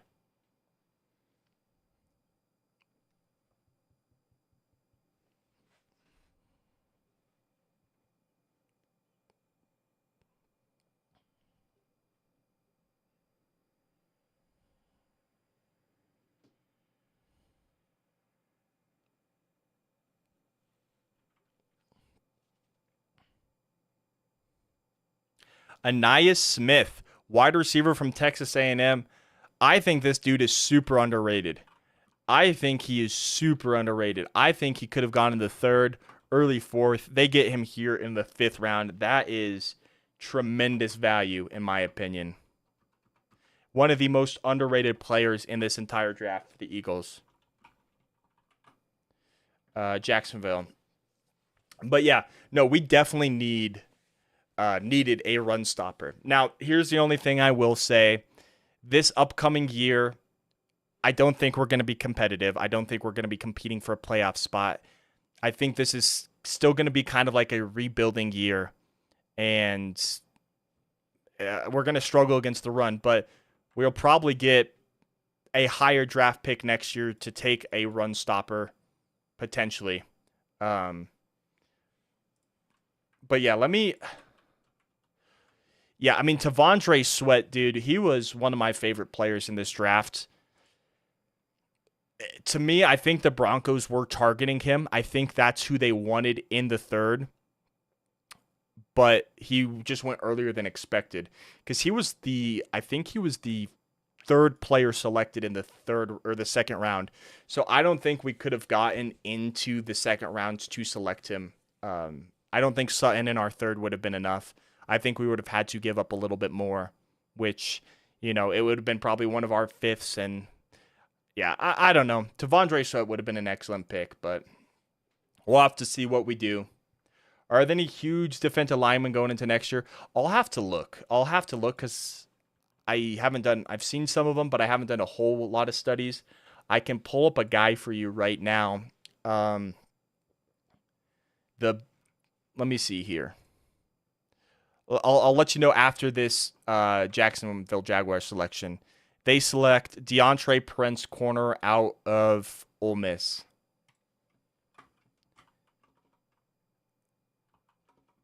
DeAndre Prince, cornerback out of Mississippi. And at 154, it is the Los Angeles Rams. Let's see. I like Tyleik Williams, who's a defensive tackle out of Ohio State next year. He is 6'2", 290, decent size. There's this guy out of Harvard, and I don't know if he's going to be super high drafted next year, but just listen to this name.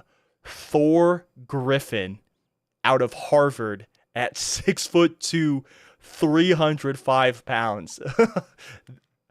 Dude, he is amazing as a run defender, and he's got some upside as a pass rusher. Thor Griffin, dude. That's who I got with the Broncos to target next year. Thor Griffin. Just look at this dude.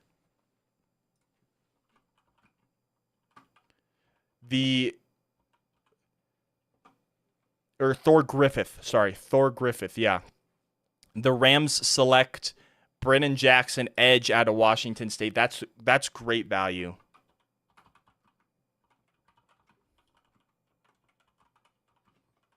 That's great value for the Rams.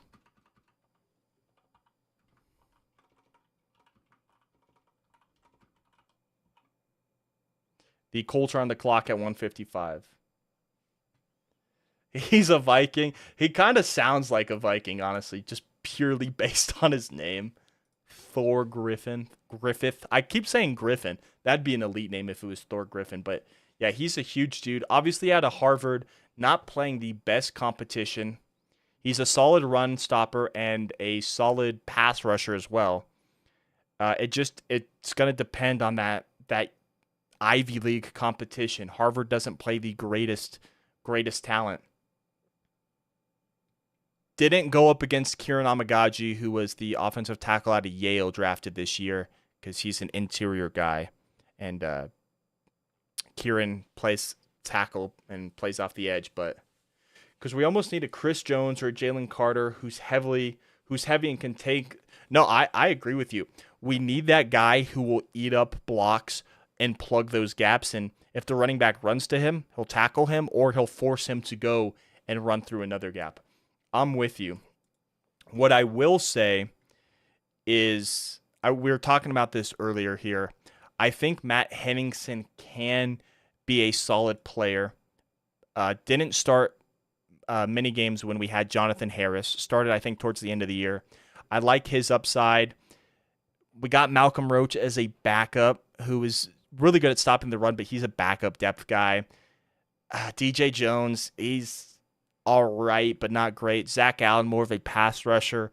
But yeah, no, I'm with you. We need a guy who can be in there. So, yeah, we'll have to see, but I agree with you. How many wins do I think we'll get? That's tough. I think it all depends on how many games Bo Nix starts. If he starts the full season, I think we'll win more games than Jarrett Stidham or Zach Wilson. But I think, I don't know. I don't want to go too high because I'm always super optimistic. Geez, I don't know why that was so hard to say. Where I like to think, oh yeah, we're going to be a great team next year. And so I would like to think that we're going to be above a 500 win team, and we could be above 500, go 9-8, and just miss the playoffs. And I think that would be a solid season. But I'm going to give you a range. I think we win anywhere between 6 to 9 games. Maybe we get a 10th win, but I think it's going to be 6 to 9 games and just miss the playoffs. And then we build up next off season. And then in 2 years, we make the playoffs. And there it is. Jeremiah Trotter Jr. is going to the Eagles.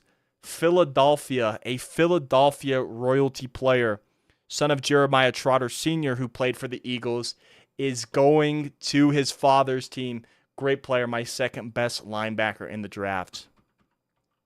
The Browns are on the clock at 156.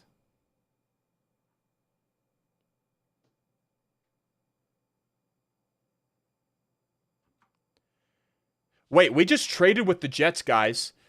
We just traded with the Jets for a player not in the draft. We're trading for John Franklin Myers. We are trading a 2026, so not next year's draft, but in 2 years' drafts, we are trading a 6th-round pick in 2 years to the Jets for defensive end John Franklin Myers. How long is Vita Vea on contract? Dude, SG, I don't know what's going on. We're wheeling and dealing with the Jets. I can look at Vita Vea. I think he might have signed a contract extension with the Bucks.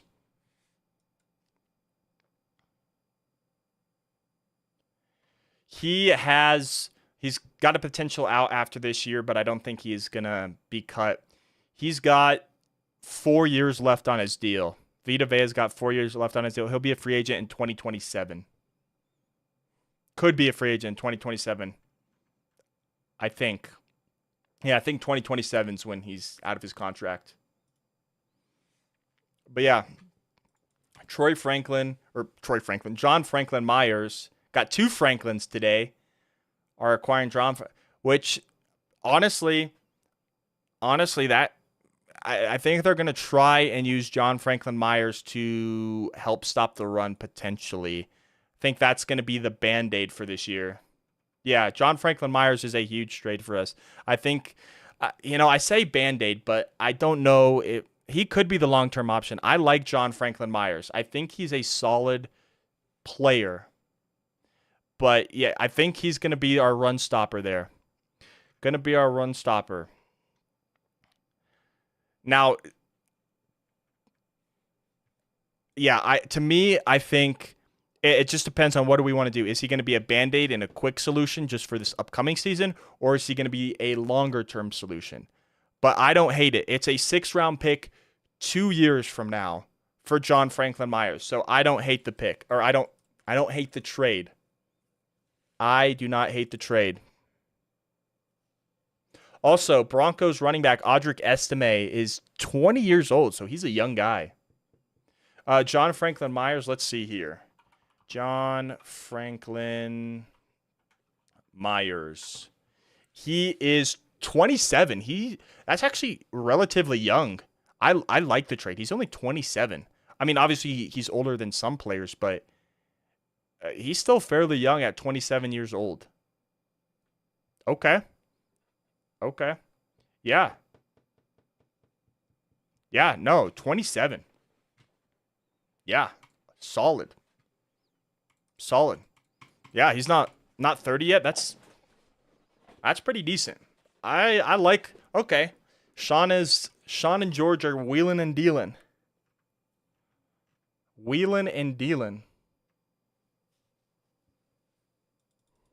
Here is the Cleveland Browns selection at 156.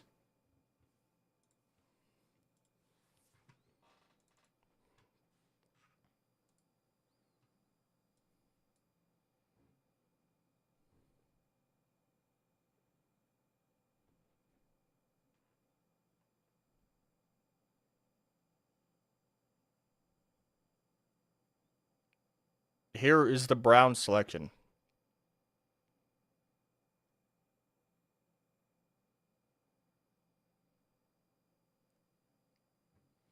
I get that money's not much of an issue this second, but what's his contract like? Brody, I will let you know here in just a second. After the Browns pick, I'll let you know.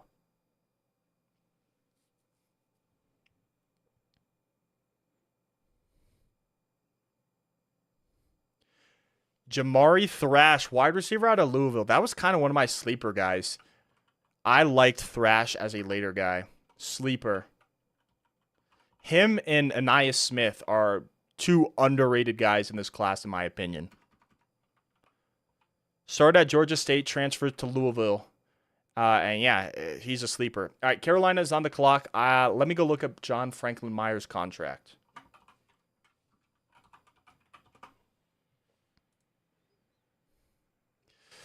So he is okay. It's taken a little bit to load here.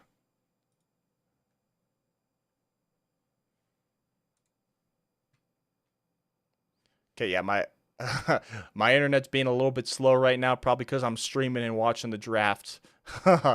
But it says here he signed a 4-year extension through the 2025 season. It was a 4-year, $55 million extension. So if we would, he's essentially making about $13 million a season. I don't know how much money he's making this season, but it's about 13 million, 13 almost 14 million a season.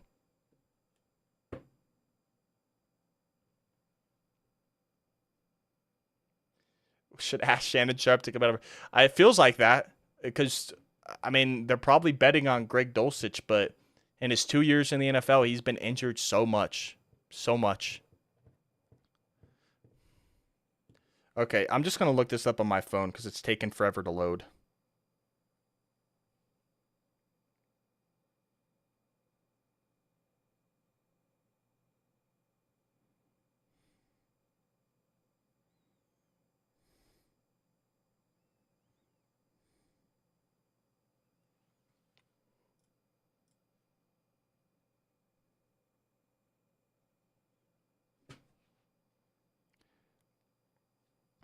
Okay, yeah, everything is going slow, I guess.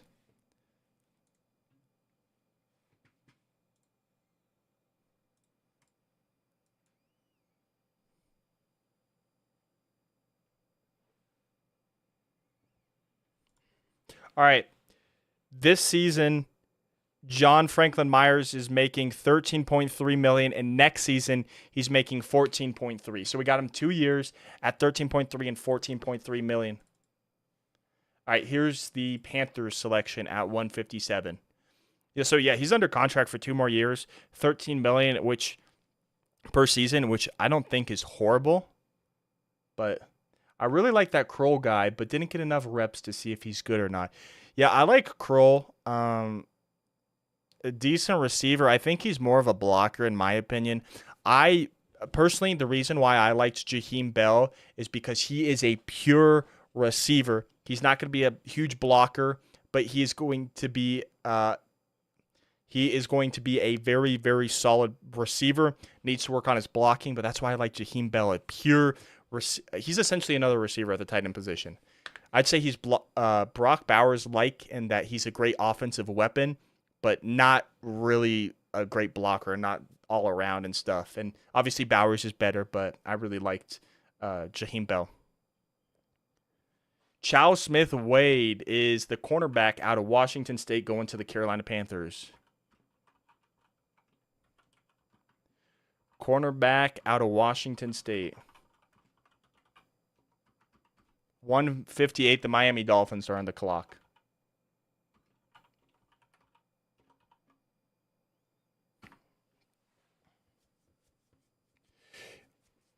I should stream during a game or two this season. I would be down. I'd be down. It would have to be an away game because for the home games, my dad has season tickets, and so I go to the home games with him. But in terms of an away game, I would be absolutely down to stream an away game for sure. I've seen other guys on YouTube stream, and it looks so fun. It looks so fun. But yeah, I mean, I'd be down because I actually went to college to be essentially a sports announcer, play-by-play commentator in the sports media field, and I was a play-by-play commentator for my college's club hockey team. So I would be absolutely down. I'd be absolutely down to stream a game or two. That'd be fun, especially hanging out with a bunch of people. Um, you know, go through pains, go through go through joys together with fellow Broncos fans. That'd be awesome.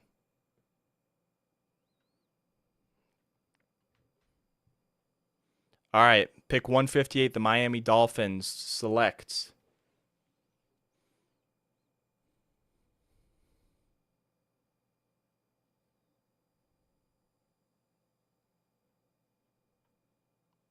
Muhammad Kamara, edge rusher out of Colorado State. All right, I gotta. Boom goes the dynamite. Dude, that clip was showed in my class so many times. Oh my goodness. That was hilarious. That's hilarious. That was shown like what not to do. What not to do when being a news anchor. I'll come kick it with you, just yeah, absolutely. Yeah, I'll let you guys know like at the start of a couple videos if I'm gonna do it soon, or if I'm going to do it, I'll make an announcement on the community tab. Yeah, I'll for sure let you all know. I'll be right back because my dad went to Colorado State, so I want to let him know a Colorado State guy just got selected.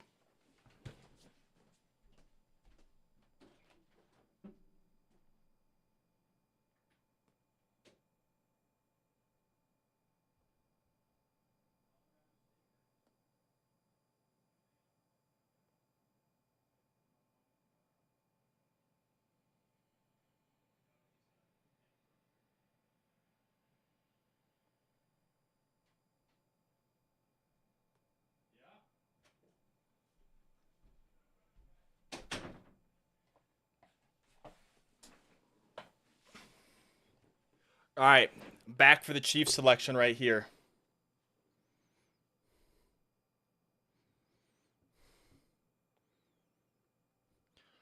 Hunter Norzad, center from Penn State. This dude was not on my radar, I'll be honest.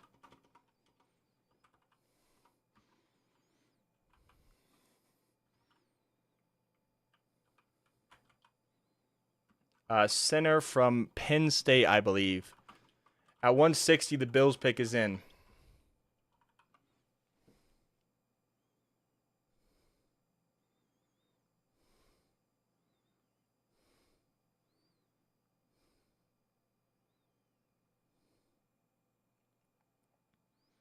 All right. Let's see here.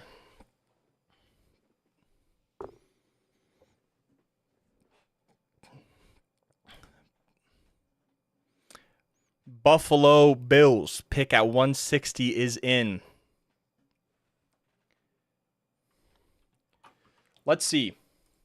I want to... Okay, I just want to see what pick is the final in the 5th round here. It's pick 176 with the Jets. That's the final pick in the 5th. The Bills pick is in at 160, and they select Idufuan Ulufashio, linebacker out of Washington. Ulofashio,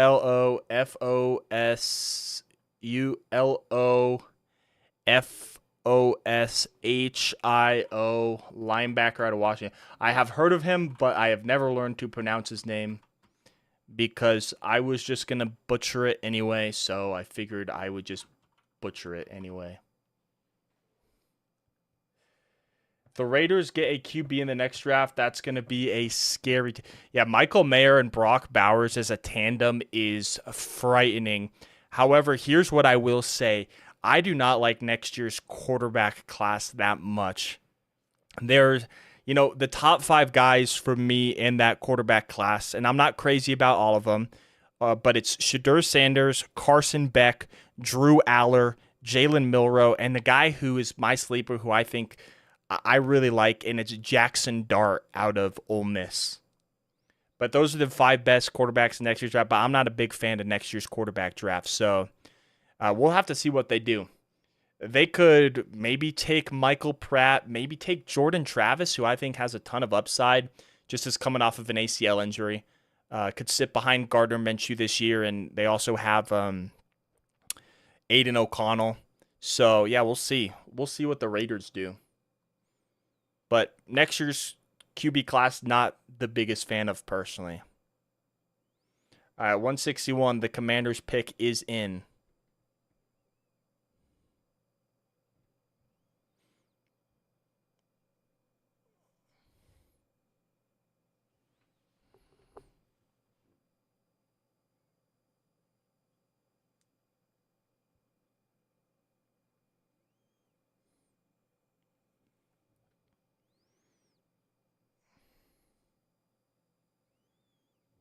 All right. Let's see here.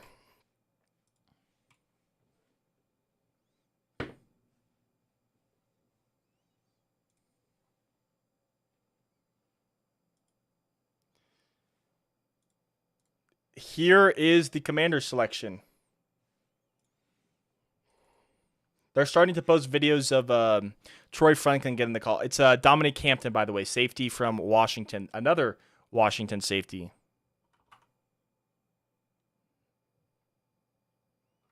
Dominic Hampton, safety out of Washington. Going to the Commanders here at 1. But yeah, they're starting to post videos of Troy Franklin getting the call, and I'm excited to watch those after the draft is over. Did you see the Malik Neighbors? I haven't seen the Malik Neighbors interview because, well, I've seen some clips and it didn't look like he was happy, but I haven't seen the interviews yet. But I probably should watch them. I love watching those first rounds. I watched, obviously, Bo Nix's initial press conference, and then I think I watched the Charger and Joe Alt's press conference, and those were the only two I've watched so far, but I want to get around to it eventually. What happened in the interview? Yeah, everyone's passing on Wingo. You're right, SG. Yeah, I don't know what happened in the interview either. Yeah, you'll have to tell him, Brody. You'll have to tell him because all I know is he doesn't look too thrilled to have Daniel Jones as his quarterback. I think he thought that he was going to LA to be a Charger, and they went Joe Alt.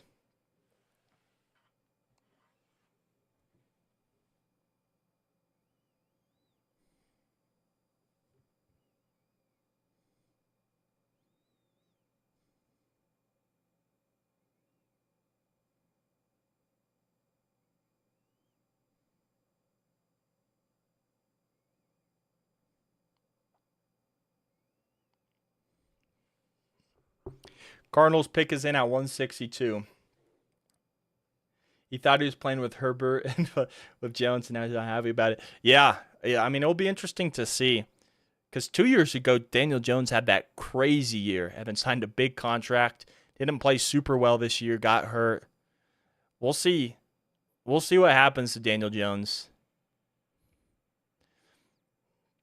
I don't think he's the greatest quarterback in the NFL, but I do think sometimes things get amplified with the New York media. But again, I don't think he's the greatest quarterback. But yeah, we'll have to see what happens. He called him Daniel Bones. That if he did, that is hilarious. That is absolutely hilarious. Daniel Bones.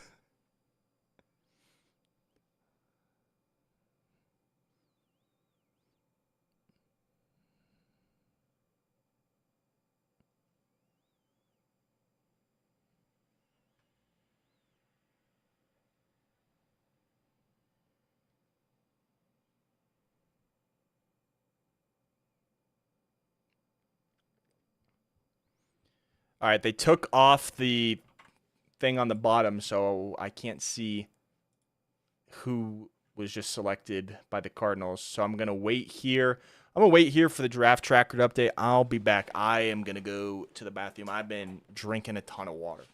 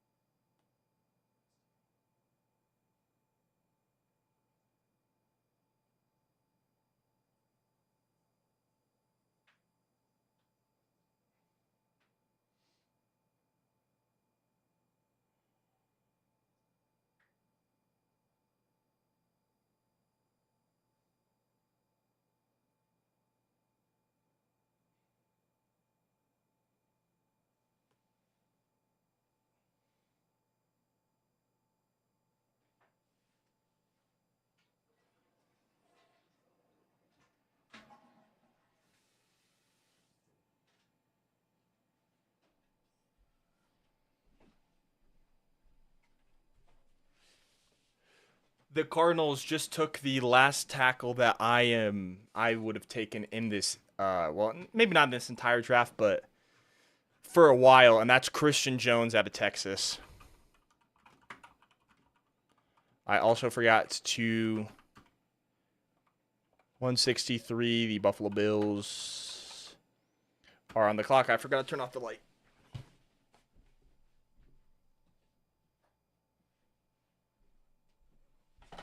All right. Bills at 163. We've got still a decent amount of picks. We're at pick 28 of the 5th, and we have a total, I think it's, well, if we got 41 total picks, and we're at pick 28. So about 13 more picks in the 5th round.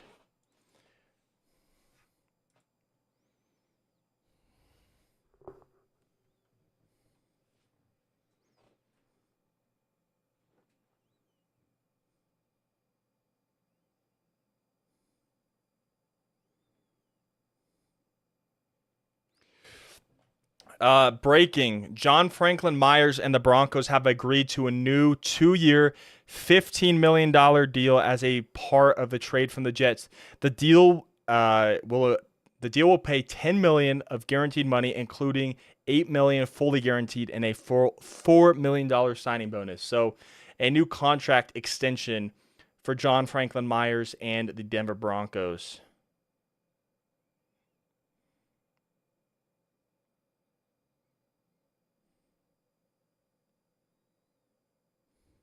Pick goes in for the Bills at 163. Brody, I saw that video where he took off the hat of that one dude at the restaurant. Panthers owners yelling at these waiters because, yeah, please let the GM and the coaches make the pick. Yeah, then he came and he took off the pick. Also, we got a trade alert for the 163rd pick, and it's to the Packers. But yeah, he took off the host or the waiter's hat and just said that. Hilarious. David Tepper is unbelievable. We're lucky to have owners who have a lot of money, but who won't act like that and who don't take charge of the team like the Panthers, like he did the Panthers, because they wanted to take C.J. Stroud. Frank Reich and the coaching staff and everyone wanted to take C.J. Stroud over Bryce Young, and he essentially said, no, we're taking Bryce Young. So, yeah. Yeah, I saw that the same guy that threw water at his fans. Yeah, same dude. What picks do the Broncos have left? So we only have 2 7th-round picks. We have the second to last 7th-round pick, which we got from the Zach Wilson trade. And then we have a 7th-round pick that we picked up when we traded up for Troy Franklin. So our next pick is at 235, the 15th pick in the 7th round, and then we have 256, the 36th pick in the 7th round. So we got a while. We got the 6th. We don't have the 6th anymore, SG. It happened when we traded up for Troy Franklin. We gave up our 4th round pick, our first 5th round pick, and our final 6th round pick to move up for Troy Franklin, which I'm absolutely okay with. I am absolutely okay with giving that pick away for Troy Franklin. Absolutely. The Packers at 163 select. Yeah, no, you're good, SG. You're good. We all forget. We all forget sometimes, something happens and then we block it out. I do that all the time. I do that all the time. Jacob Monk, center out of Duke. Only reason I remember it is because I've probably said in my head the trade 50 times, so I make sure to get the pick right when I speak out loud. So yeah, I've said it 50 times. You're chilling, man. You're chilling. No worries. It's also 3-4 in the morning for USG, so so you're chilling. You're chilling, dude. It's absolutely no worries. The Saints apparently got an A+ grade from Bleacher Report. That is crazy. I think that's a B pick. I don't hate it. He's got a lot of upside, but an A+, I don't know. I don't know. I wasn't the biggest fan of Rattler personally. quite frankly, I think I would have taken Michael Pratt over him. I would have taken Jordan Travis over him, and have him rehab the ACL and sit a year. Spencer Rattler's there. Then there's guys like, I don't know, Joe Milton might convert to a tight end in the NFL. We'll see. But yeah, we'll see. The Colts pick is in at 164.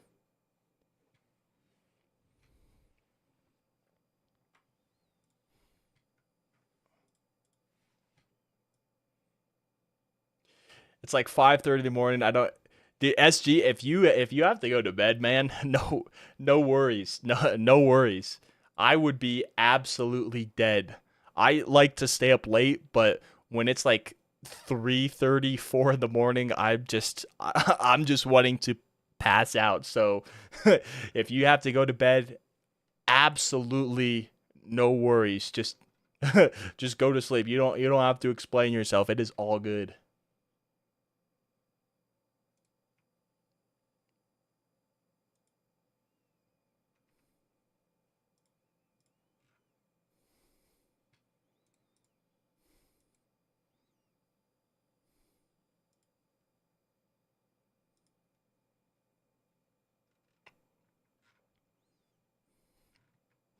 When I make my Denver Broncos draft grades videos recapping the draft, do you all want me to include the John Franklin Myers trade?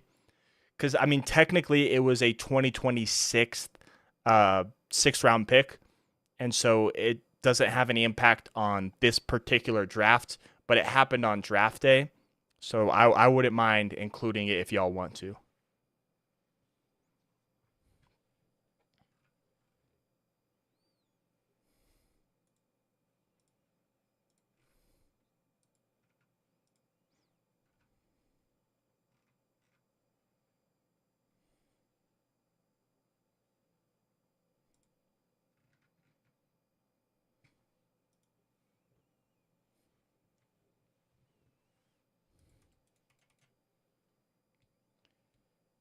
Breaking news: the Broncos send a seventh round pick for Justin Jefferson. Bruce Stores.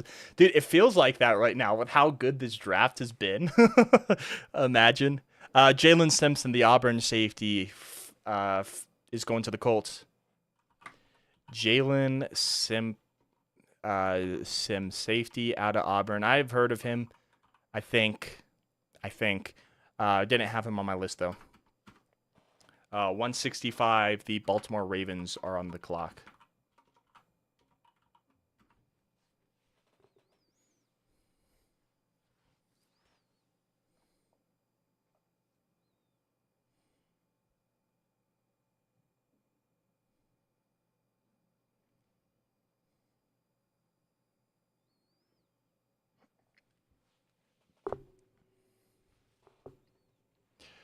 I wonder if any more quarterbacks are going to go. Looking at my rankings, let's see here. I like Jordan Travis. I think Jordan Travis, Michael Pratt, Michael Pratt, I think, is the most likely next quarterback to go. And then I think a team might take a shot on Jordan Travis and his ACL. Dude, he played so well at Florida State. Just the ACL is what's causing him to drop. Joe Milton, a team might draft and try to convert him to a tight end because he's super athletic, huge arm, just not the most accurate passer, not the greatest at layering his throws. But yeah, I think Michael Pratt might be the only quarterback to go. I definitely would like your grade on the trade personally. Okay, yeah, Tyrone, absolutely, absolutely. Absolutely. Yeah, I'm happy to include it. It happened on draft day, so I was gonna include it if it was a pick this year, but kind of like the Adam Troutman trade last year. But yeah, I'm happy to include it. I'm happy to include it. Absolutely.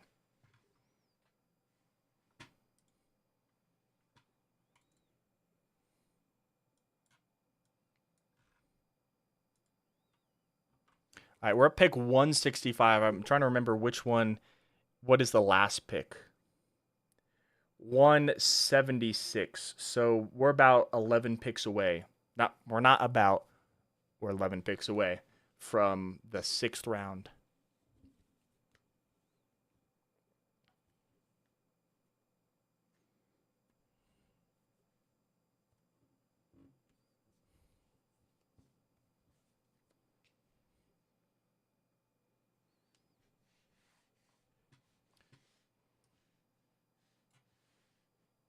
All right. All right. Let's see here.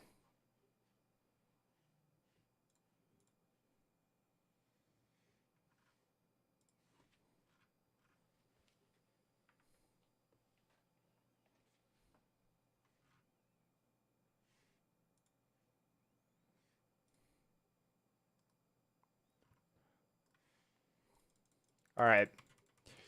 Rasheen Ali, running back out of, or I guess Ali. Rasheen Ali, running back out of Marshall, going to the Ravens. Heard of him? I wasn't super high on him. Rasheen Ali. I think that's how you spell it. Running back out of Marshall.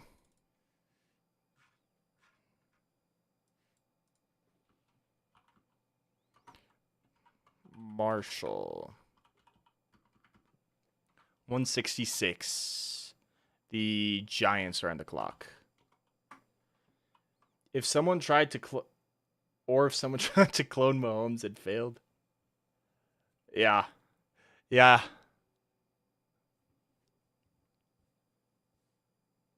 Oh yeah. Joe Milton. Yeah, big arm, athletic. I think you're talking about Joe Milton anyway. Big arm, athletic, but layering his throws and, maybe a team takes a shot on him and they like the upside, and they have him as a developmental guy. And if it doesn't work out, you're giving up. I would take him in the 6th, 7th round, probably 7th round. Giving up only a 7th round pick and you're taking a shot on him. But yeah, we'll see. I think Pratt might be the only other quarterback to go.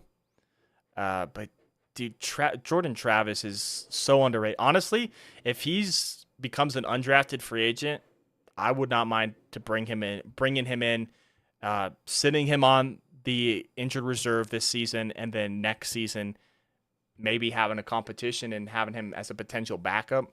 I would not hate that.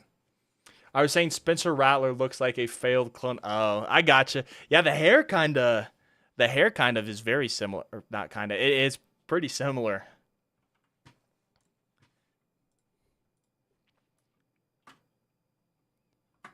Let's look at this. Let's look at this more closely now that you said something.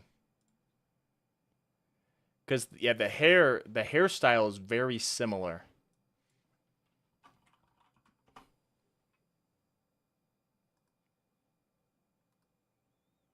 Yeah, very similar.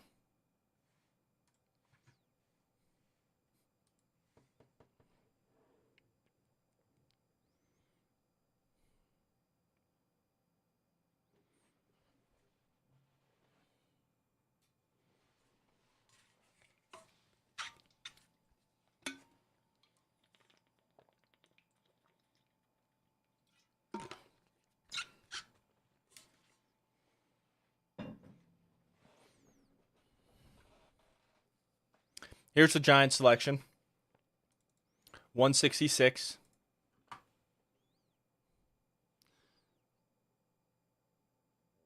All right, here's the selection from the New York Giants. They select. Well, they're on the selection screen. It might be taking a while to announce it, or someone's hyping up the stage. I know they're on a 15-second commercial break right now. All right, they're back, and it's kind of a little bit of a long it's a long announcement from the Giants fan announcing.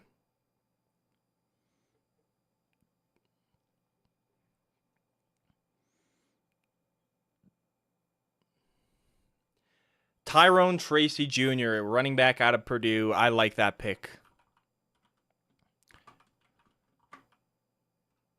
Running back out of Purdue. Solid pick.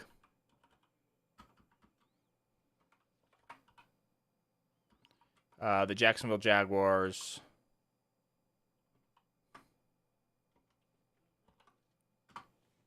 Jaguars are on the clock at 167.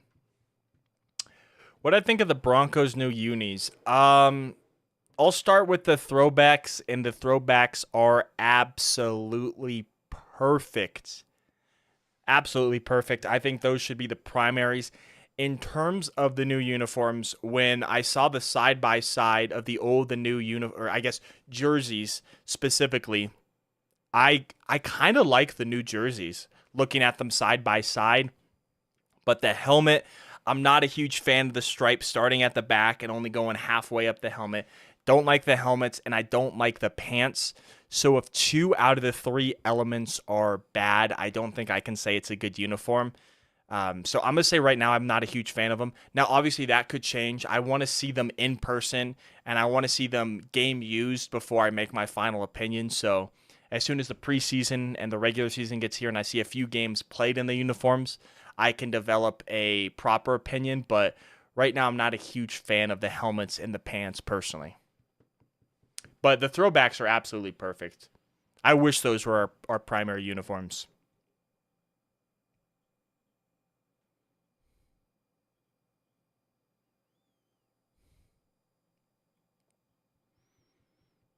Jaguars pick us in at 167.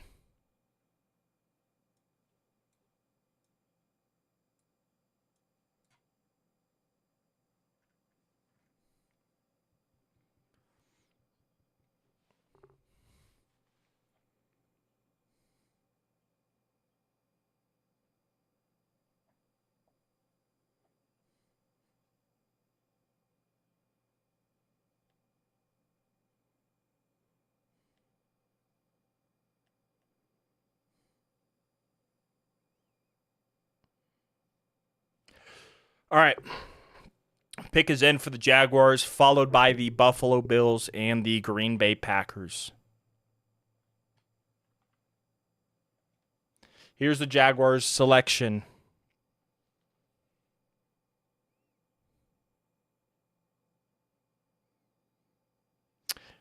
Keelan Robinson, running back out of Texas. You know, obviously, he did play a little bit when Jonathan Brooks went down with his ACL. But I don't know. I'm not going to judge this pick too harshly. It's the late 5th round, almost the 6th round. I said that a little bit earlier, and I still judged, but it's a fine pick. It's a fine pick. I'm going to look at my big board here, and I'm going to see who is the best, if there's any of my best players still available. My 97th best player was Jordan Travis. I really liked Jordan Travis. He was my 97th best player. Cody Schrader is still available on my top 100. Brendan Rice is still available. Dallin Holker, tight end from Colorado State, is still available. Gabriel Murphy, the edge rusher from UCLA, is still available. Dylan Johnson, running back from Washington, still available. Brandon Dorless. No, I don't think Brandon Dorless was taken. Yeah, I mean those are the only guys who are still available in my personal top 100.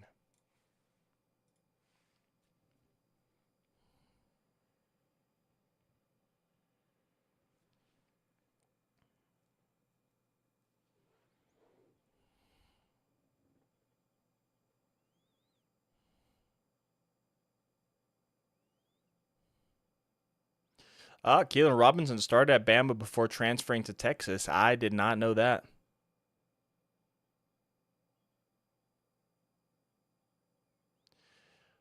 I forgot he was behind C.J. Baxter at Texas. C.J. Baxter is a stud. He's going to be a great running back in a couple of years.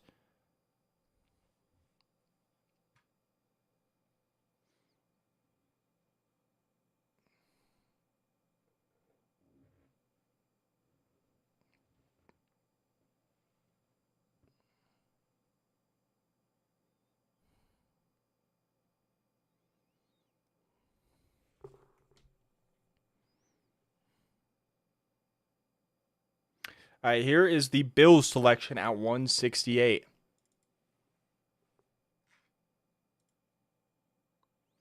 The Buffalo Bills select at pick 168. 168th overall. The Buffalo Bills select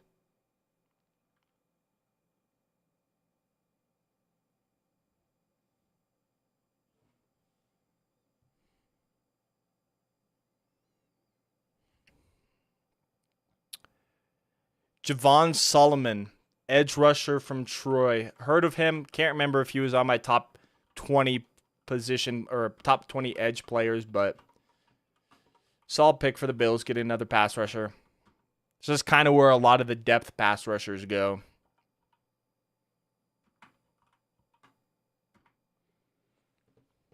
The Packers are on the clock, followed by the Saints. Yeah, Packers on the clock at 169, Saints following at 170.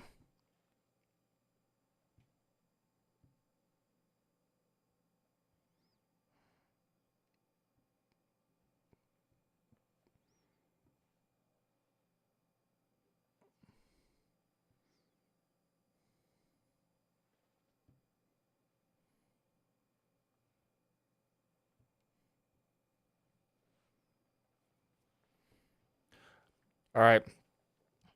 Packers, Saints, Philly. Let me go to the full draft order.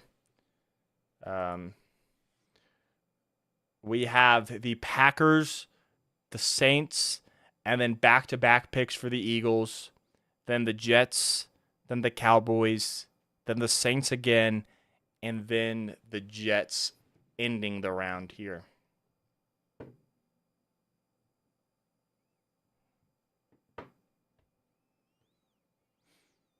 I mean, I don't understand why Jaheim Bell is slipping. Like, I know he's not a good blocker, but as a pure receiver, I don't understand. Now, of course, there is things that us as fans and us fans who like to scout and be the couch chair GMs, we can't see the medical, we can't see how they interview, we can't see the character concerns, and so that there are those factors. But purely out of a football player, Jaheim Bell is a baller. Here's the Packers selection at 169.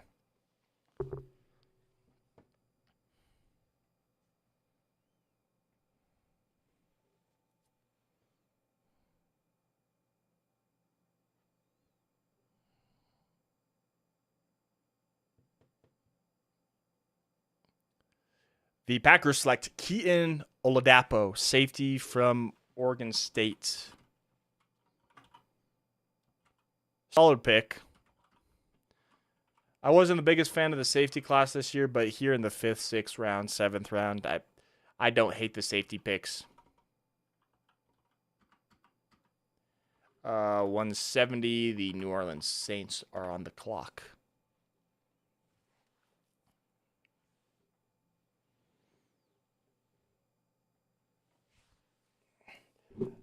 I am so hyped. I cannot believe we got Troy Franklin, dude. Oh my goodness. That makes me so happy.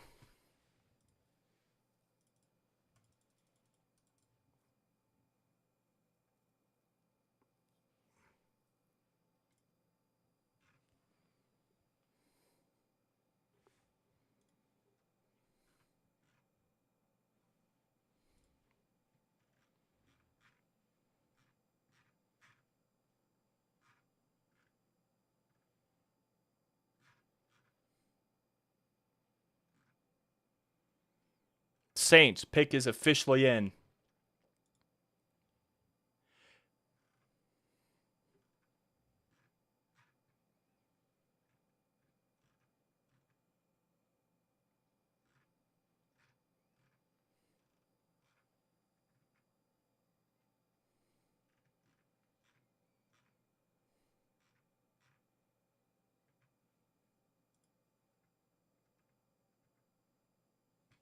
All right. Saints selection is in.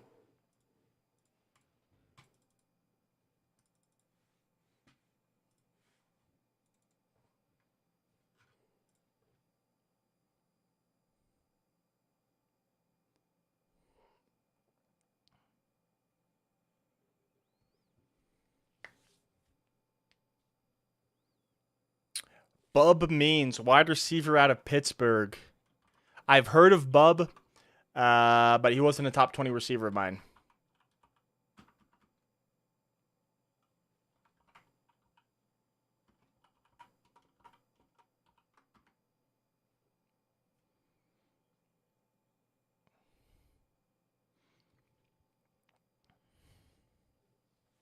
What an elite name, though. Bub Means. Ran a 4.4 340 at the combine. Solid. Solid, solid, solid.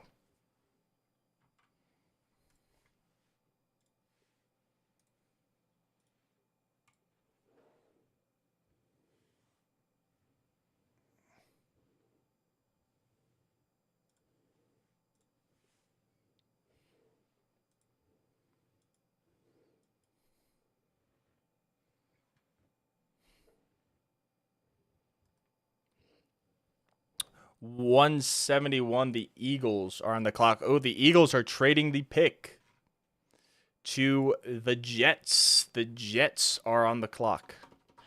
Sorry, I keep flashing the trade alert graphic, but I made it a couple years ago in Adobe After Effects, and I don't know, it's not the greatest, but I'm pretty proud of it.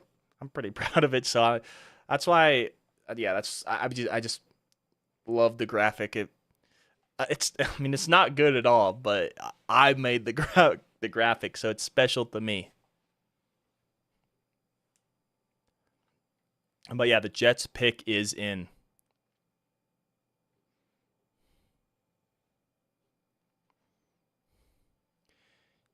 Jets, Philly, Jets. That is the next 3 picks.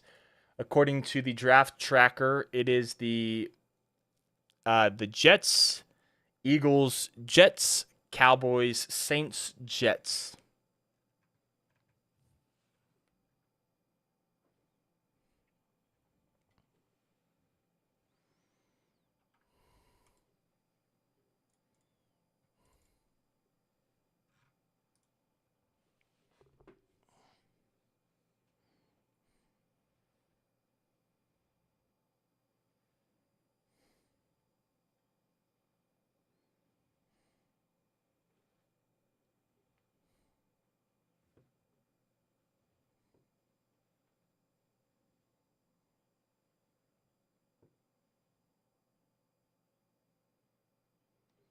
All right.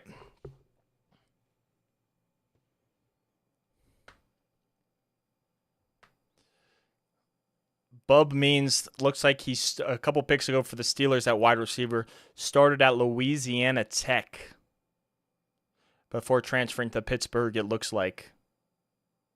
Here's the Jets selection at 171.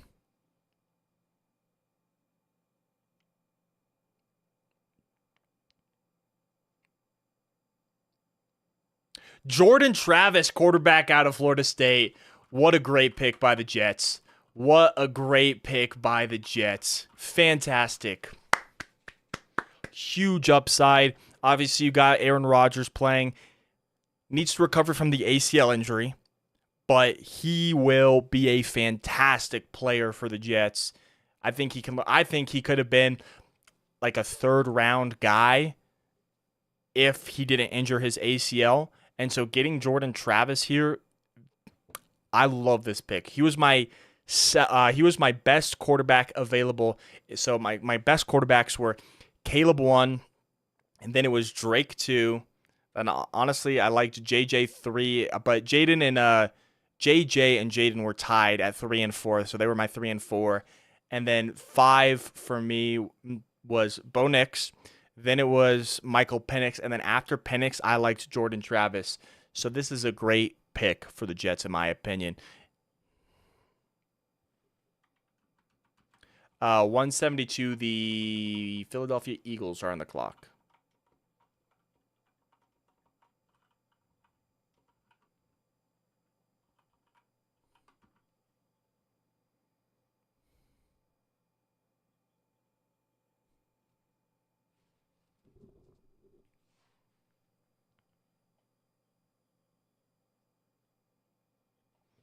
Fantastic pick for the Jets.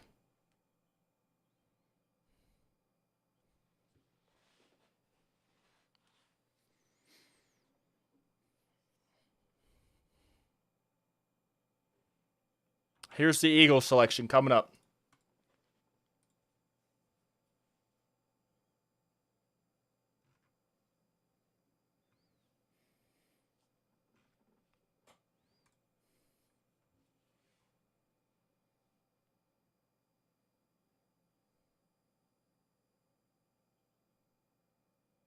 Here's the Eagles selection.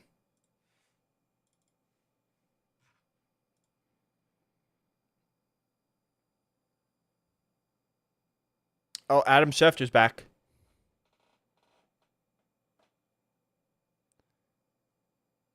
Yeah, they're talking about Jordan Travis right now. Great pick. Great pick for the Jets.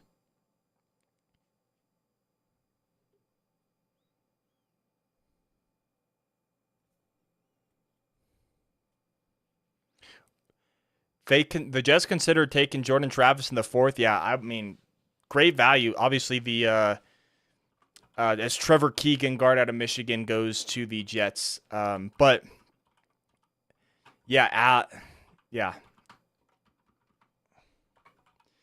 I would 4th round wouldn't have minded it. The injury kind of pushes him down a little bit, but Jordan Travis is a fantastic player.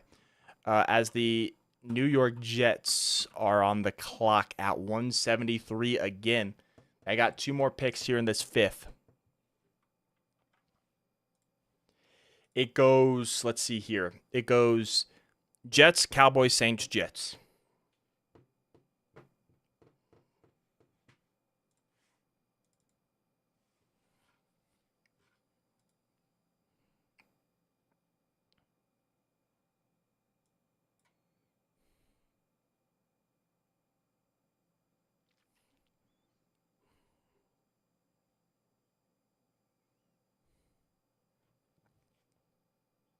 All right. Jets are currently on the clock at 173. I'm surprised they didn't have to give away any of their 5th rounders right now, unless they gave away like a future 4th or a future pick to move up for Travis.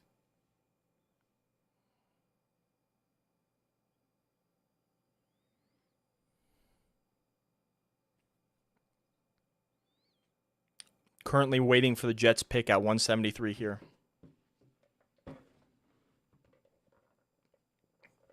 And Jets have 3 picks remaining, which is this one. They have one in 2 picks, which is the end of the 5th round. And then they have Mr. Irrelevant. That's what it said it has 3 picks, but using my deductive investigation skills, they have 173, 176, and Mr. Irrelevant, as their pick is officially in here at 173.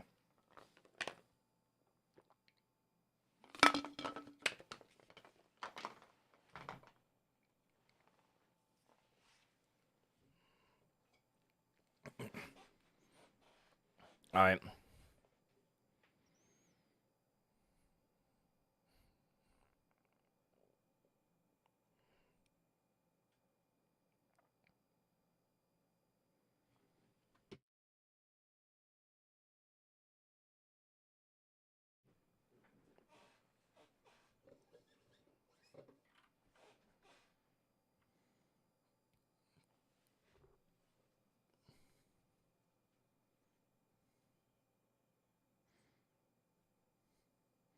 All right.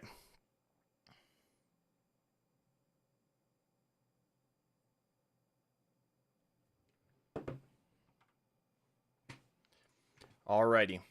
Just got to do my check about making sure the audio is fine, because paranoid about that. Let's see here. Yep. Okay, we're chilling.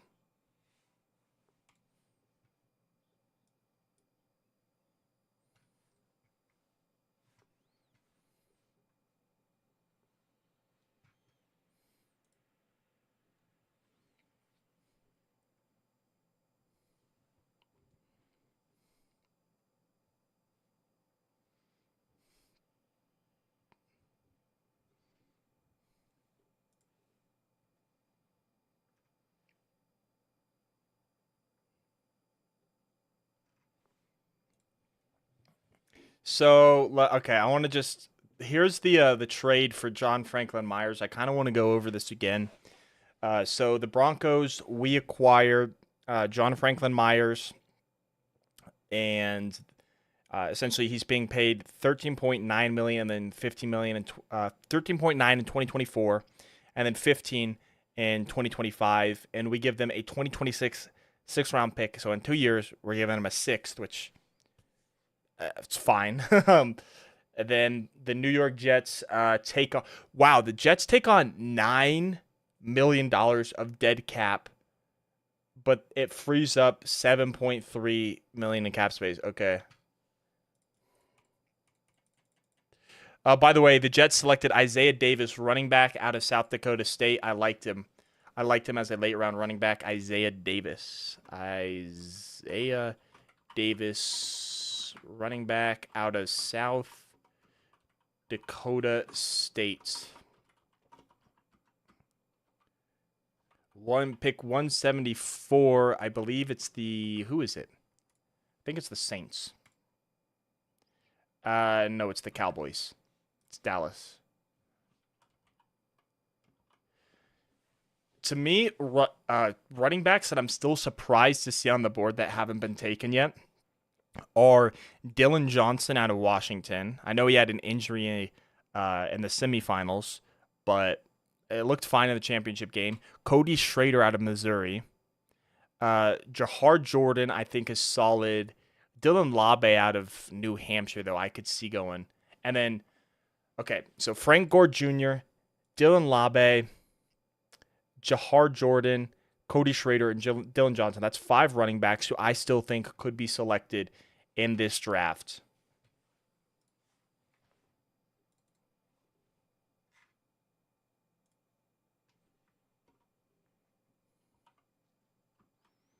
Here's the the Cowboys pick isn't in, but they're up. And then it's the Cowboys, then the Saints, then the Jets, and then we are done with the 5th round, and we are moving on to the 6th round. The pick is in for the Dallas Cowboys at 174.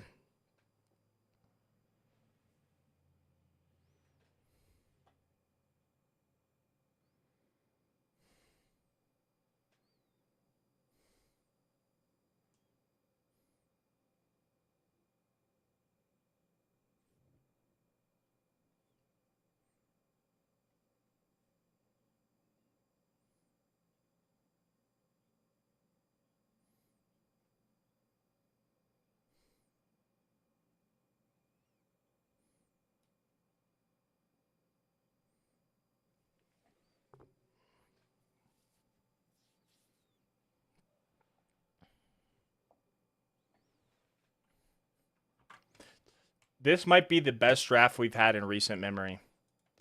I liked last year's draft after it happened, but it's kind of underwhelming now. But this draft, we are cooking.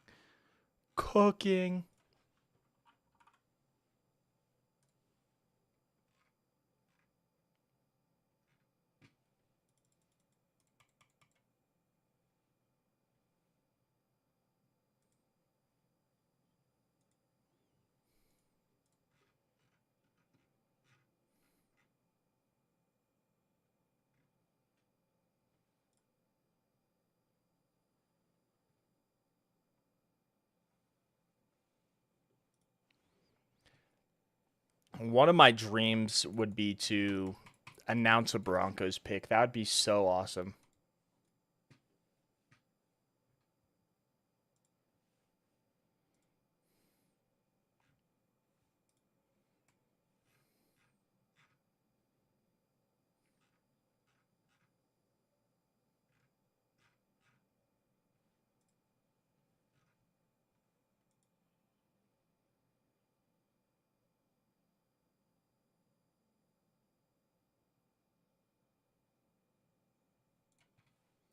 All right. I'm sorry. I'm not talking a whole bunch right now. I'm just, I'm just waiting. You know, the picks are coming in pretty quickly, but there is some downtime. There are things that I'm looking at. I'm looking at the Broncos like picks. I'm looking at specifically like Troy Franklin, Colin Bo Nix. I don't get to watch them fully because the sound of the draft is so overpowering over like the Twitter sound, but Yeah. All right, Dallas, pick 174. Who are the Cowboys going to select?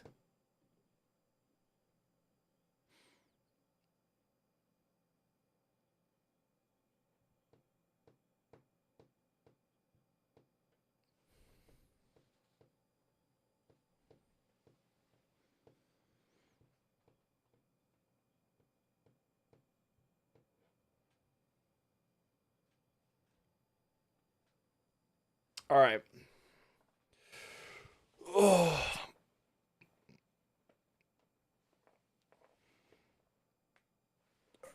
oh man. Yeah, after this, I'm gonna need to get up and move around.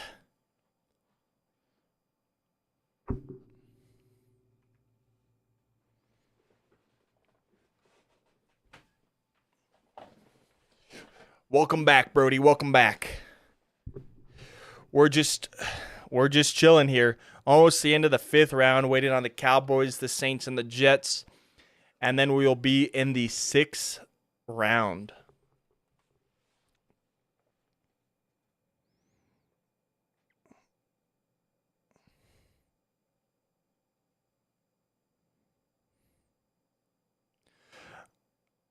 I am trying to think right now if I want to get I don't know, might be premature. Oh, I just threw my highlighter. Um, it might be premature, but I kind of want to either get a Bo Nix jersey as a new jersey or wait for the throwbacks to come out as a jersey. So I don't know. I don't know which one I don't know. Maybe we get a Troy Franklin and a Bo Nix jersey. Now that's really premature, but but it would be fun.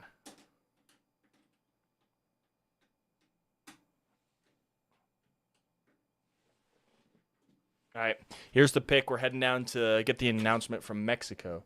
We had, yeah, no, we don't have any more sixth. We had two, but we traded one away for Zach, and we got a seventh back, and then we traded one to trade up for Troy Franklin. So we don't have a sixth round pick, unfortunately. Well, I say unfortunately. I'd rather have Troy Franklin than the sixth round pick. It just sometimes sucks having to wait for your next pick. But here's the Cowboys selection.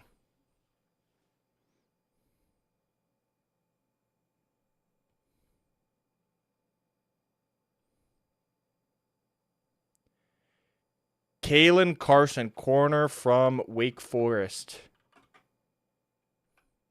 Solid pick. I think this is a good value.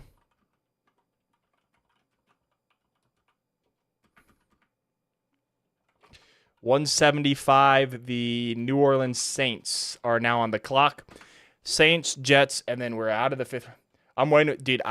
I'm waiting for the throwback too, but I feel like I feel like they're gonna sell out like that as soon as they go on sale. So I feel like I'm gonna be having to wait until they come back in stock. Honestly, that's my biggest worry right now. But yeah, the throwbacks are so beautiful.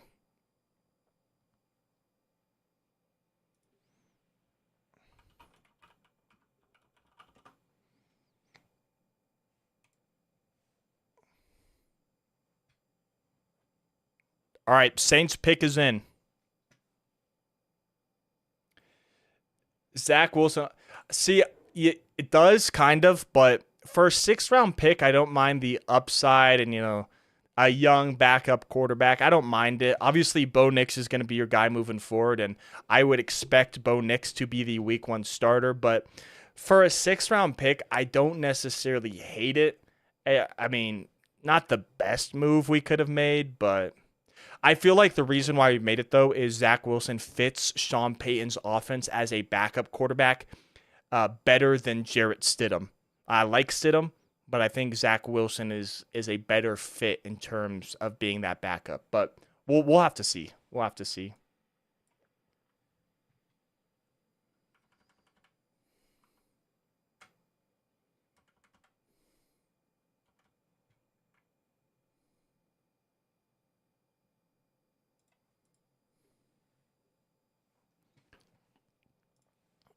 All right. Waiting for the Saints here at 175.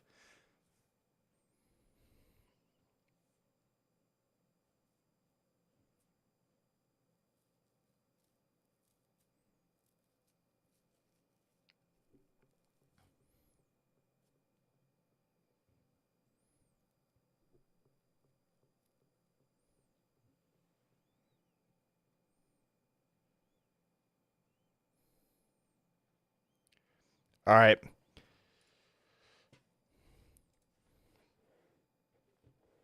There are so many players fallen.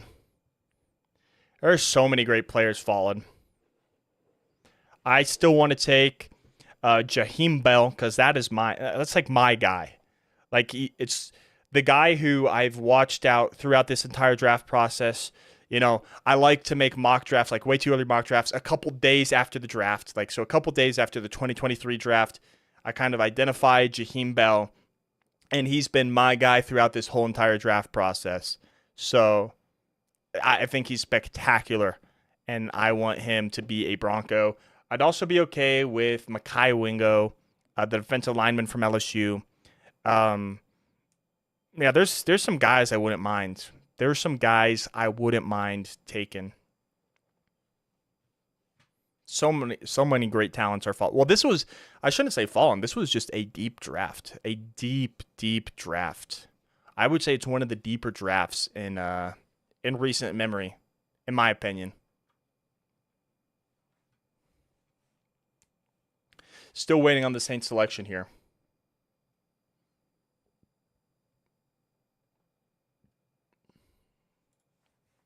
All right, I believe here's the Saints selection.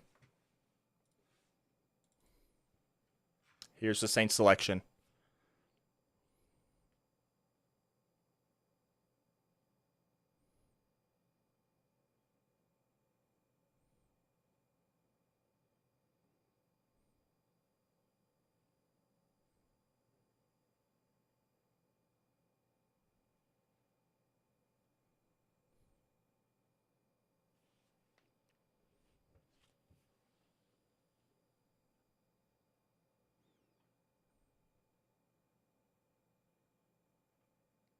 Jalen Ford, linebacker out of Texas. That's a great value.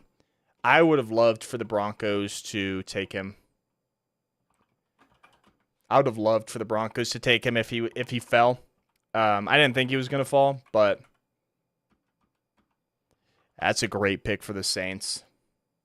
Because I just don't know what's going to happen with Drew Sanders. Is he going to play as an inside backer? Is he going to move to edge? I just don't know. I know we have Cody Barton and Alex Singleton, but I like Jonas Griffith, but after that, Justin Strnad, we'll see. We'll see.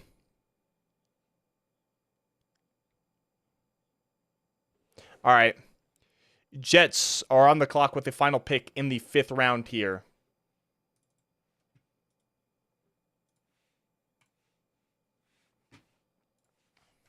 Solid linebacker pick for the Saints there. All right. Here we go.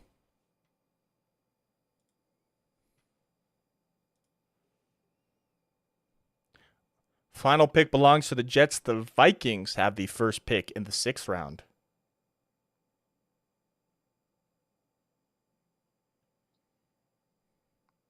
The pick is in for the Jets at 176.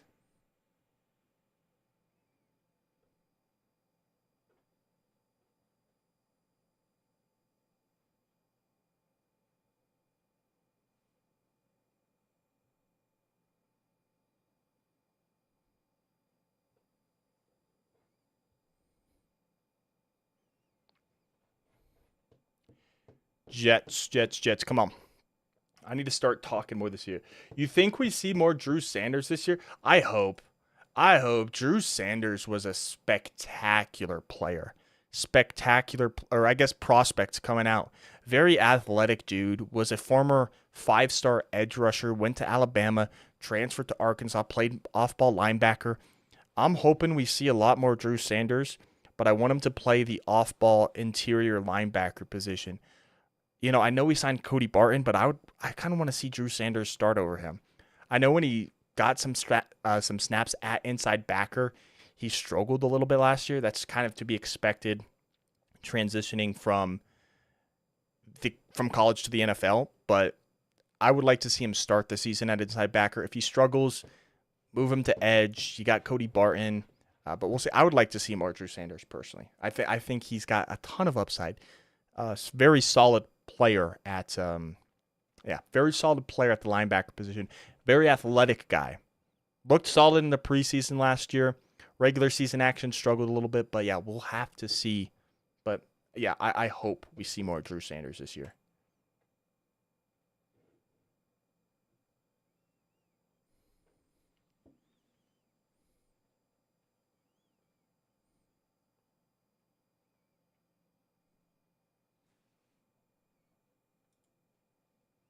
I hate having these old guys playing interior. Sanders would be refreshing. Yeah.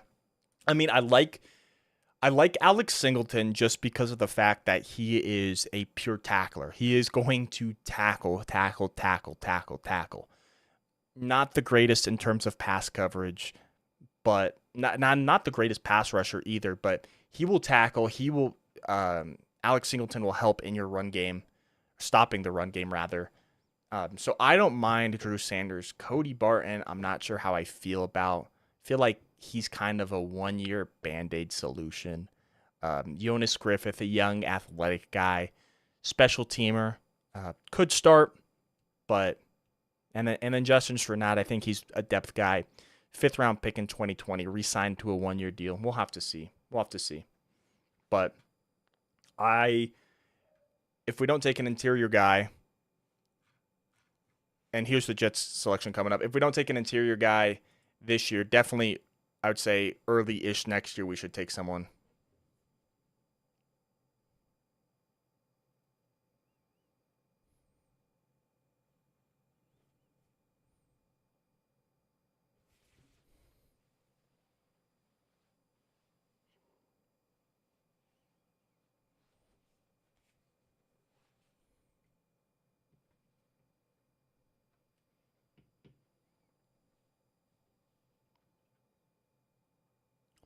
Quantez Stingers, cornerback from the Toronto Argonauts in the CFL. Wow. Quantez Stingers. Huh. Interesting. I'll be honest, I didn't know you could draft guys from the CFL.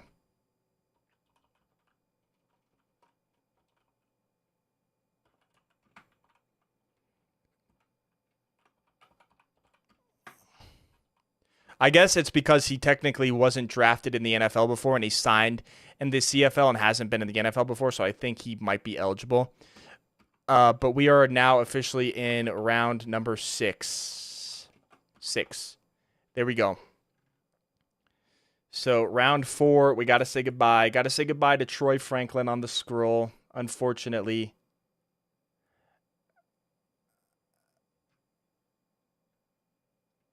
Where is it? They're announced it's in the pick and I can't. Come on.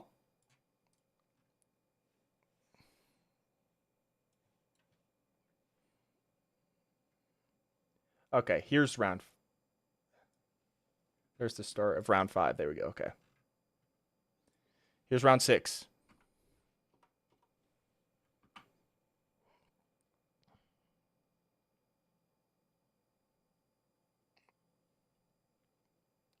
All right, here's the Vikings selection with the first pick in the 6th round.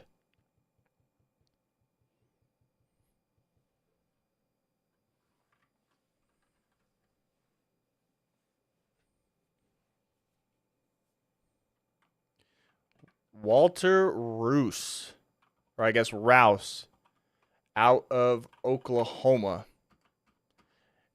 Pretty good tackle. We're starting to run thin on the best tackles remaining. I don't think we're going to be taking one this year, but I don't mind it. I like Alex Pogrzewski, who was an undrafted free agent last year. Maybe need to draft a guy early next year, but we'll see.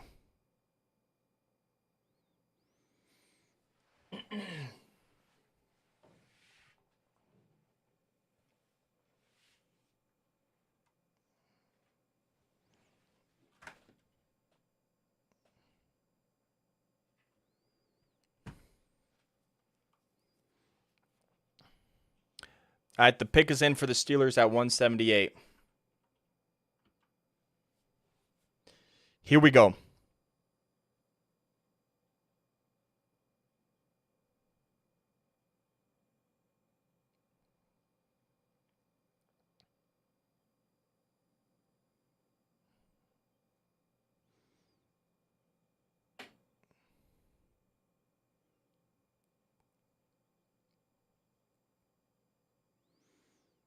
All right, here's a Steelers selection at 178.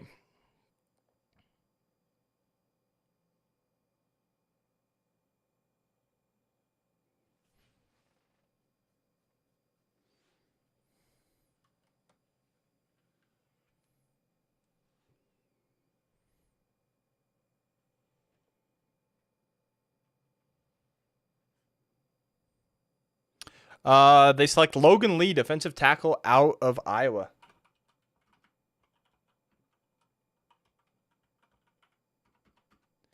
At 179, the Seahawks are back on the clock.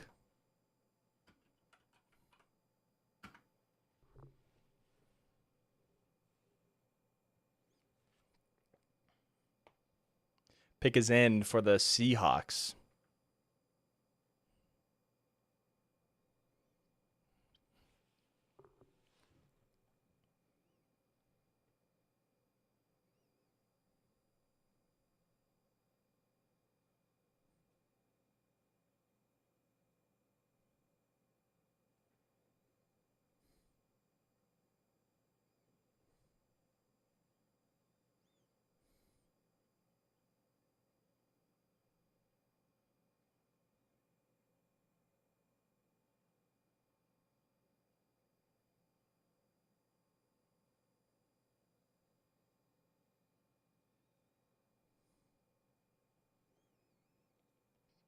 Dang. Des Bryant was telling Sean Payton to take him. And then we have Satoa Laumia, guard out of Utah.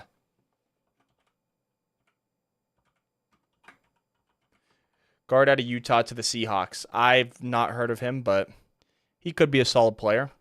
But again, I'm not the best at evaluating offensive line.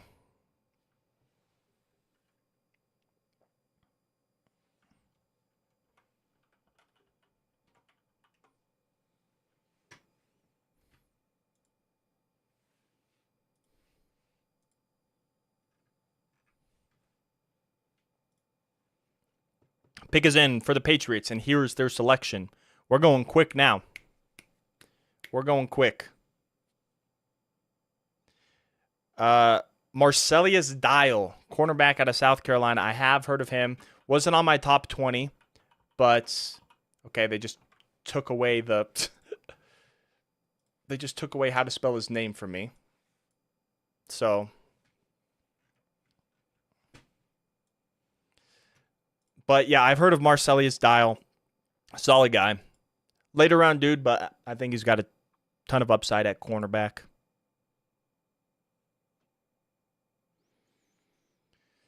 And now it's taken forever. Is Jaheim Bell still there? He is. Dude, he's still on the board. It is crazy. I'm hoping he falls to us in the 7th. That would be insane value. Welcome back, SG. I'm surprised you're not sleeping, honestly. I would be a zombie if I was still up. But yeah. I'm glad you're here to chat, even if it's just for a little bit.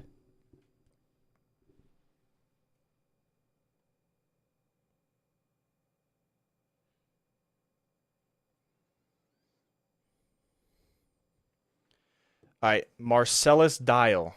Marcel as Dial, cornerback, South Carolina. 181. Okay, now I can move this back because Yeah, they just took away how to spell his name from me when I was. I hate when they take away the board. Here's the Chargers selection at pick 181. They select Kamani Vidal, running back out of Troy. Heard of him, but wasn't one of my top guys.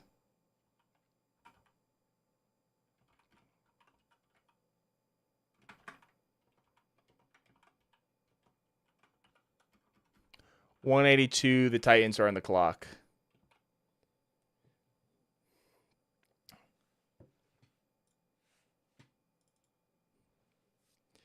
Kamani Vidal was the Sun Belt Offensive Player of the Year.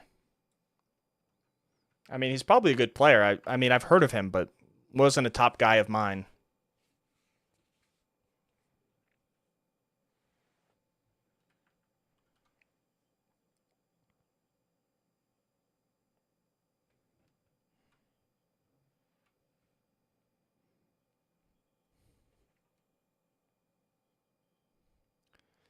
Satawa Lamea is how you pronounce the Seahawks guard pick.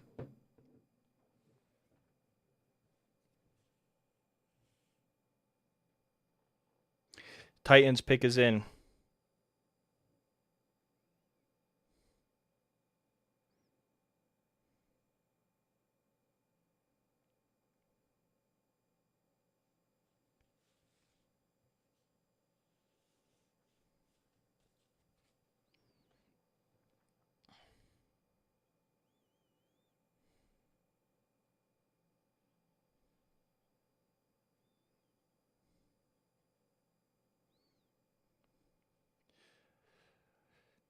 Yeah, I need Jaheim Bell if he falls to the 7th.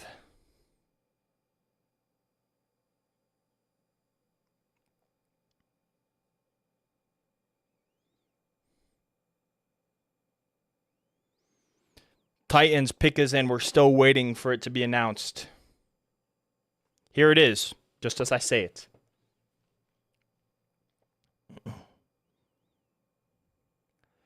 Jaquan Jackson, wide receiver out of Tulane. He's related to someone. He's someone's nephew or cousin in the. I can't remember who.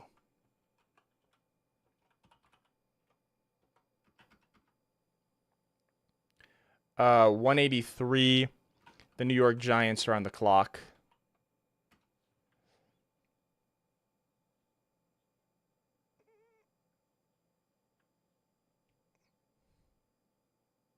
The pick is in for the Giants. Jaquan Jackson. Who is he related to?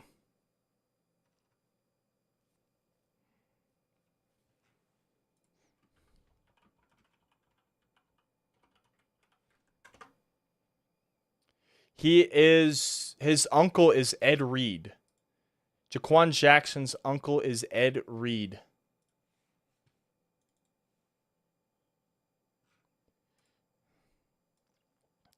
The Giants pick is in.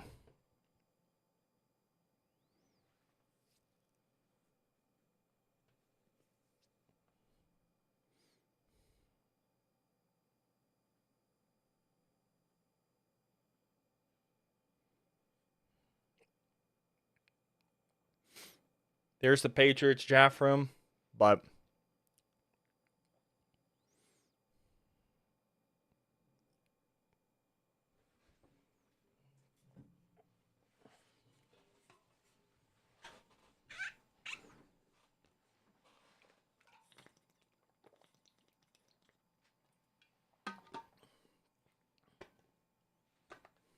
and then Kamani Vidal is nephews with Hank Aaron, or nephew of Hank Aaron.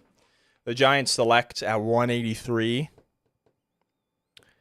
Darius Musa.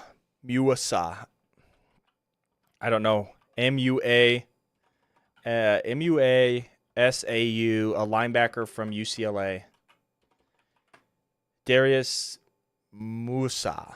I'm going to stop before I pronounce his name. Well, I already did, but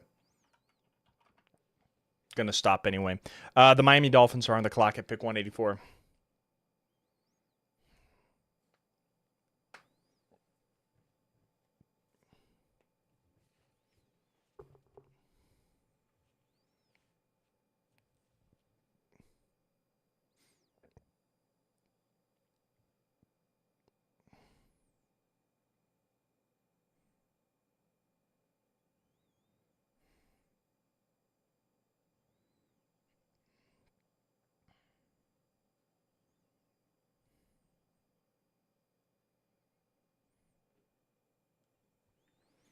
All right, Dolphins pick is in.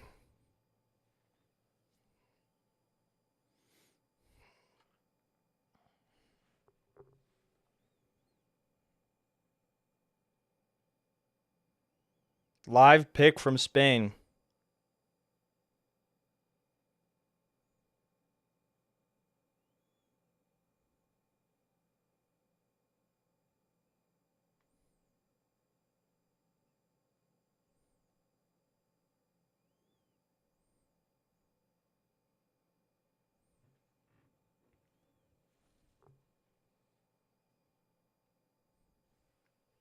Malik Washington, wide receiver out of Virginia. That's a solid pick. Underrated guy. Wasn't in my top 20, so I might have underrated him too, but solid guy. I mean, this is a deep wide receiver class.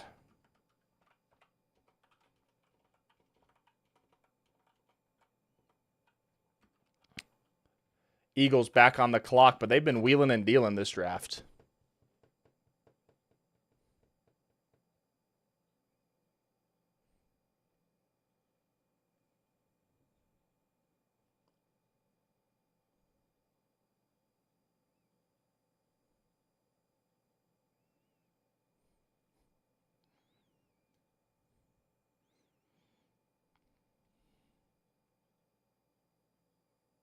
Yeah, Malik Washington, speedster. He looks solid, yeah.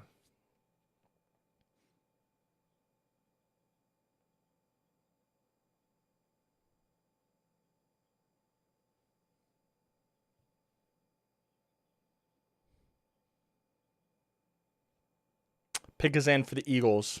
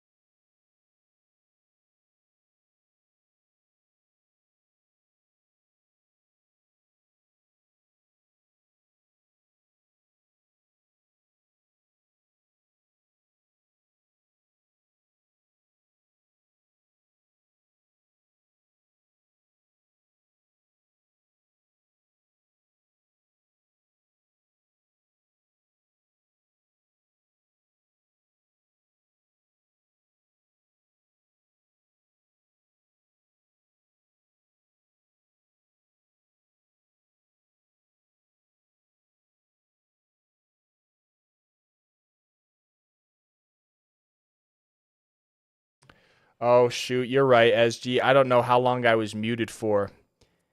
That is that is way unfortunate. But Jace McClellan just went to the Falcons. Jace McClellan, running back out of Alabama.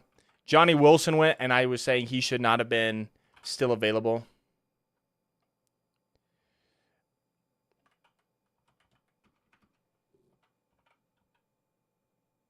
Uh, 187, Atlanta's back on the clock. Shoot, how long was I muted for? That's going to annoy me. Here's the Falcon selection. I got to go check. Casey Washington, wide receiver out of Illinois. He was not on my radar.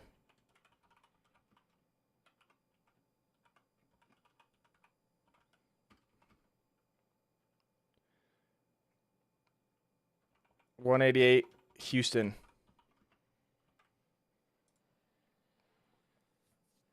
About 434 is where it is. The Houston Texans pick is in. I'm going to go see how long I've been muted potentially.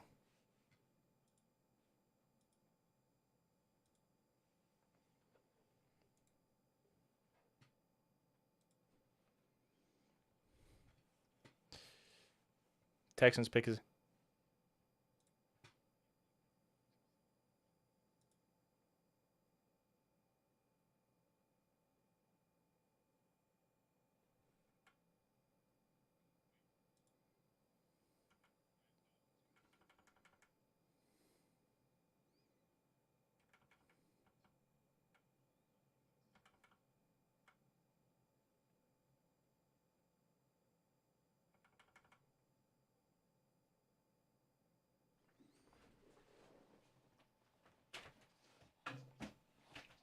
All right. Yeah, it wasn't as long as I expected it to be. I wasn't muted for a horribly long time. Okay. Pick is in. The Texans, they look like they have back-to-back picks too. That's crazy.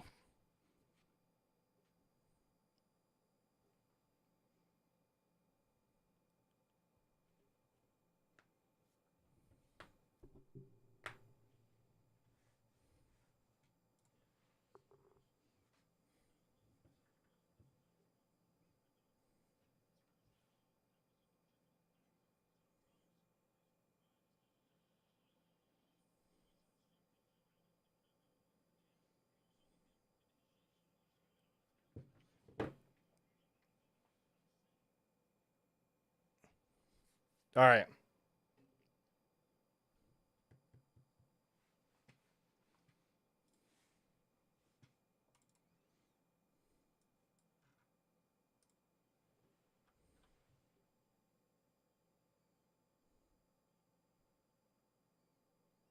There's just waiting for the Texans pick. They might be waiting for both of them because it's a back-to-back pick. So yeah, we'll see. We'll see.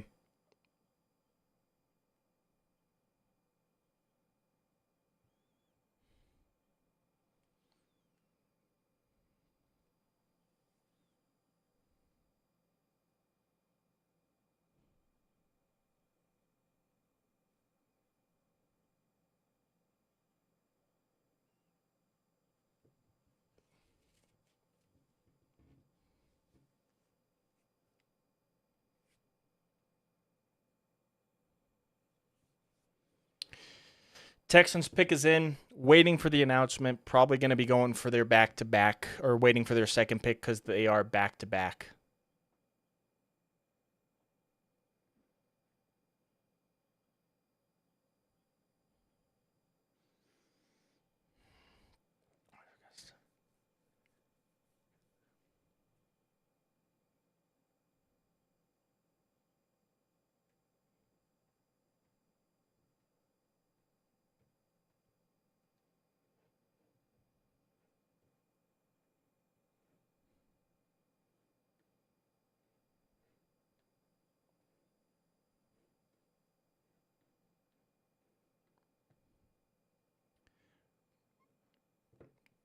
Just waited. Just waited for the Texans. All right, here it is. Here is the Texans. They're doing a lot of. Sorry for hitting the mic. They're doing a lot of stage announcements. They're not cutting to commercial break. They're not announcing it over a commercial. They're waiting. Recently, and typically on day 3, that's not normal.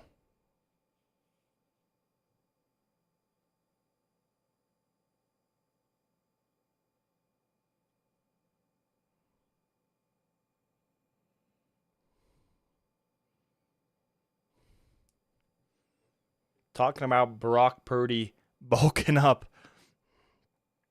But yeah, here's the first of 2 Houston Texans draft picks. Jamal Hill, linebacker out of Oregon. Another Oregon Duck is going here. And at 189, the Houston Texans are back on the clock. Yeah, Johnny Wilson, that's a great value pick. I can't believe he fell all the way to the 6th round. Oh, the Texans are trading pick 189. Who are the Texans trading with? The Lions. The Lions have traded up. You hardly see trades in the 6th round because it's not great value all the time to trade up unless you absolutely love a player. And the Lions love a player right here. We'll see who it is. To me, that's Jaheim Bell.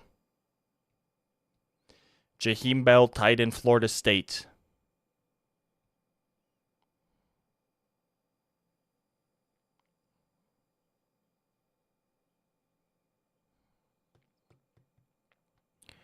Lions, pick is in.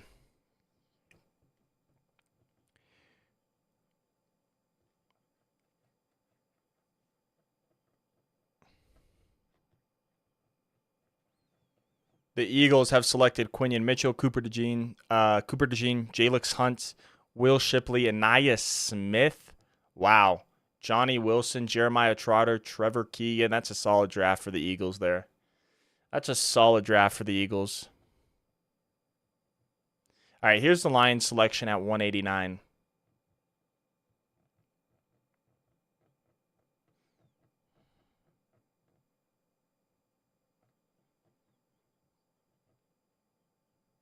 The Lions select Mekhi Wingo, defensive tackle out of LSU. Finally, he's gone.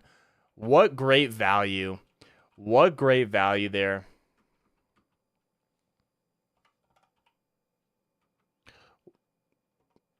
Pick 189 for Mekhi Wingo. That's tremendous value. Eagles back on the clock at 190.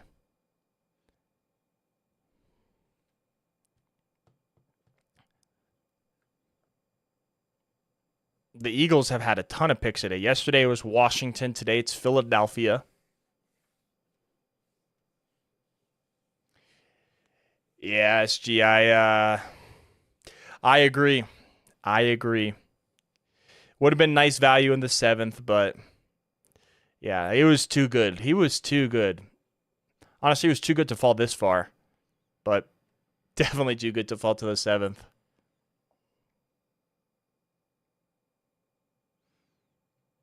I thought Wingo was like a 4th round guy, late 3rd. Falling all the way to the 6th round. That's crazy. That's crazy. Left in the 6th round, I think we got a while left in the 6th round here. Yeah.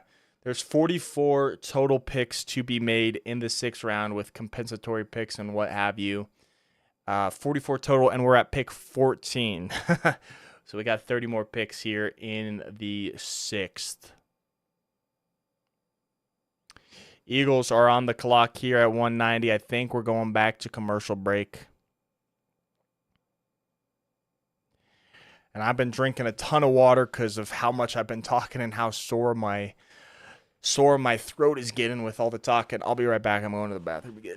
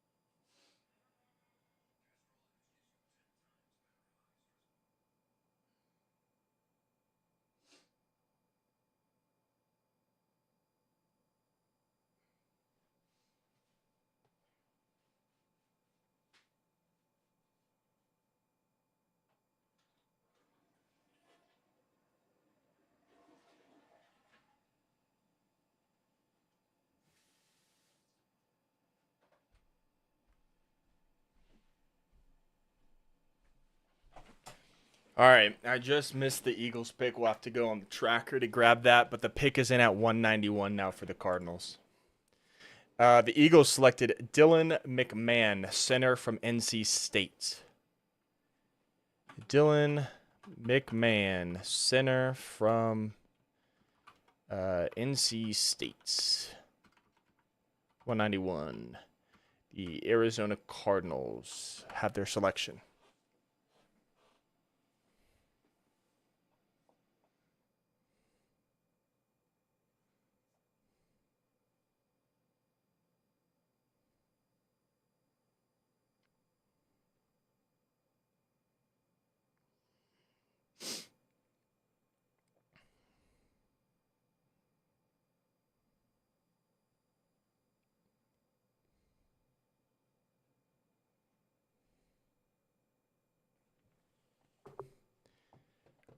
Waiting for the Cardinals pick here.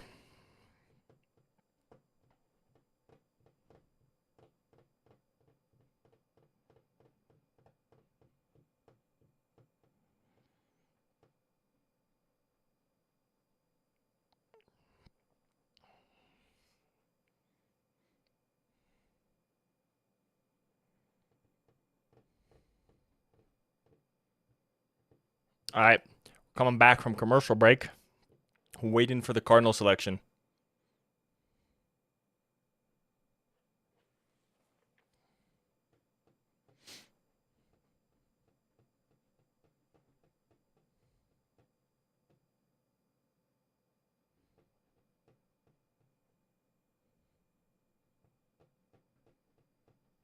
Waiting for the Cardinals still. Seahawks are up next at 192, and followed. The Seahawks are followed by the Patriots at 193.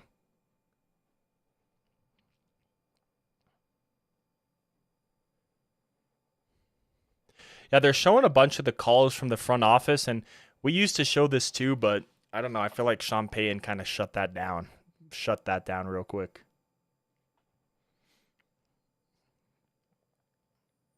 Here's the Cardinal selection.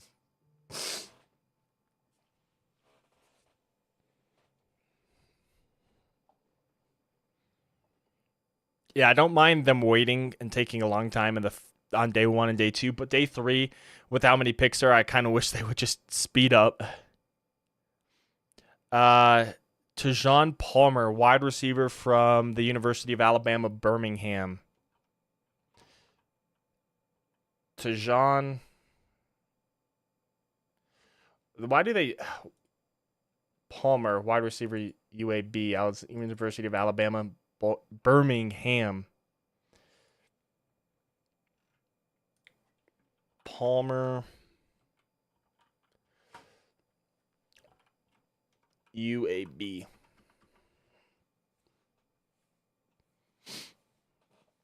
$192. The Seahawks are now on the clock.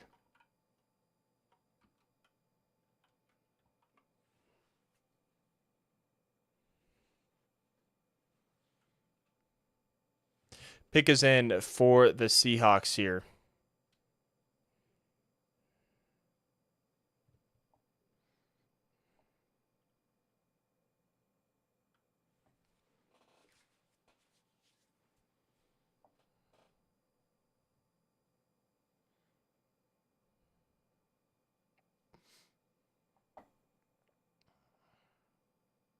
All right, here's the Seahawks selection at pick 192. They select DJ James, cornerback out of Auburn. The other Auburn corner goes. Good pick, good value here. DJ James, cornerback out of Auburn.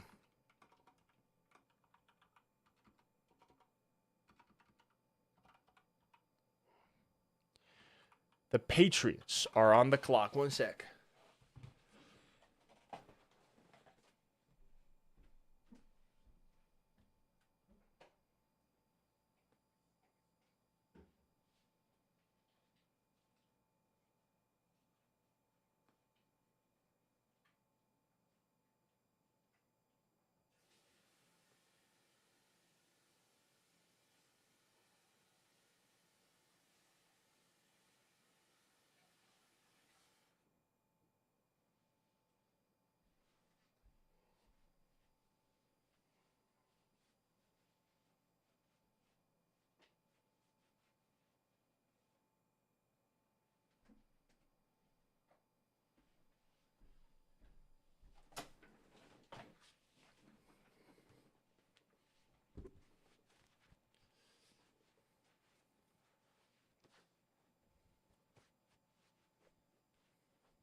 All right. Patriots at 193 are on the clock.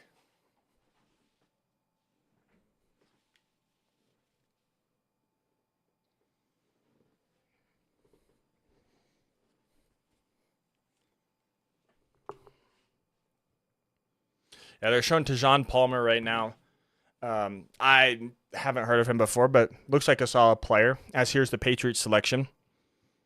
As they wow, Patriots take Joe Milton. Quarterback out of Tennessee. Now that is interesting because I don't know. I would have gone Michael Pratt as the next quarterback off the board, but I don't know. It was Pratt and then Milton would be the next two, in my opinion. Pick is in for the Bengals now. They're just announcing it. Come on, let's keep this speed up. Let's keep the speed up so we can actually do something else today. Tanner McLaughlin, tight end out of Arizona.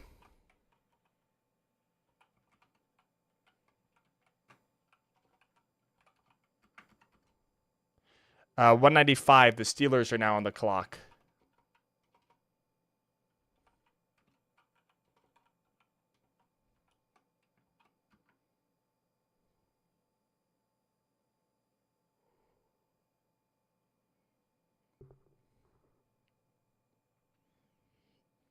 $195. Steelers on the clock.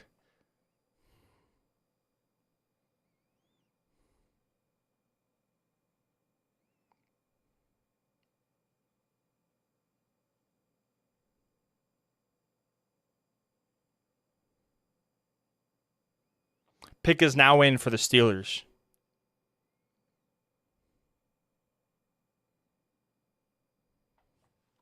Dang, the Patriots took two quarterbacks, Drake May and Joe Milton. Now, I've heard a lot of people say that some team might convert Joe Milton to a tight end. We'll see if the Patriots do that, or if Joe Milton will be the backup to Drake May.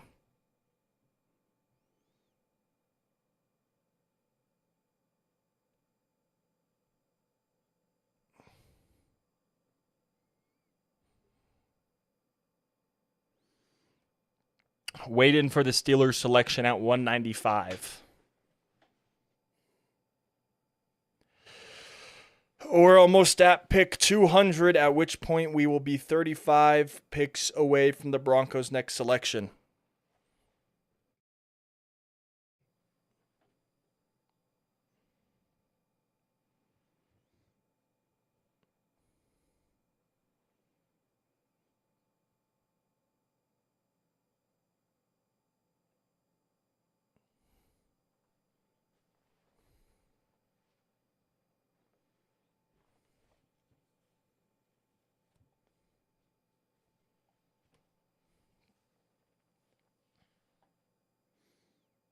Yeah, Milton is letting it fly in these clips. That's his calling card, is his huge arm.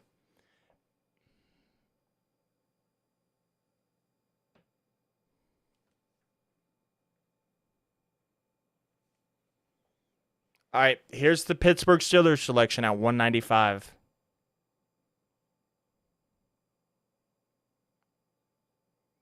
They select Ryan Watts, cornerback out of Texas. That's unfortunate. That's a guy I liked in the 7th for the Broncos. But we we drafted Chris Abrams-Drain. What am I talking about? We're good. We don't need another corner in this draft, in my opinion. Yeah, we drafted Chris Abrams-Drain. We're chilling. We're chilling. We don't need him. The Rams are now on the clock at 196.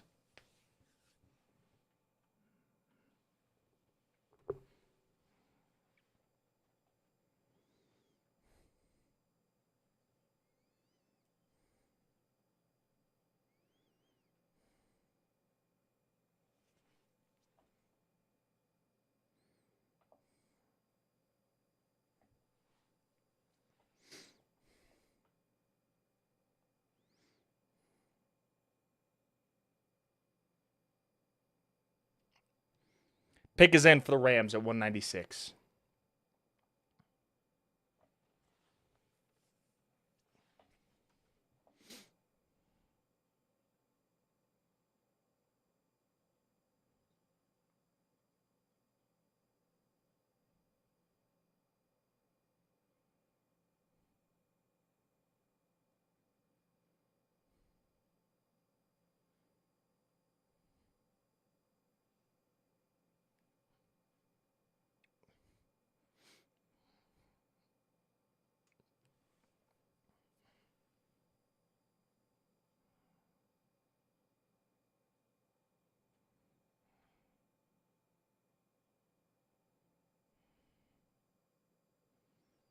Waiting for the Rams selection at 196. The Falcons are up at 197, followed by the Dolphins at 198.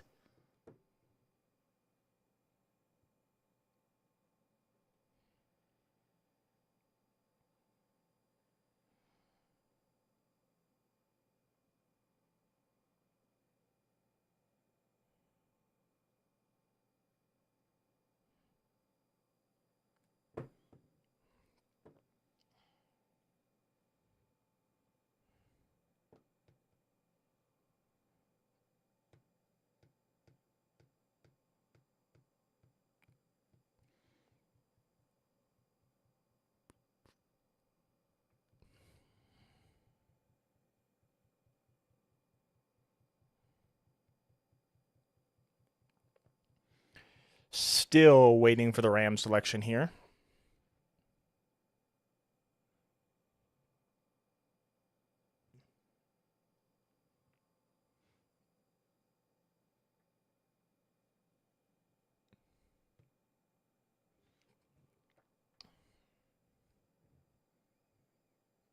We're still at commercials. They've been announcing them at commercial. I don't know why they're not announcing them now. I know they got to wait for someone to come on the stage and make the pick, but come on.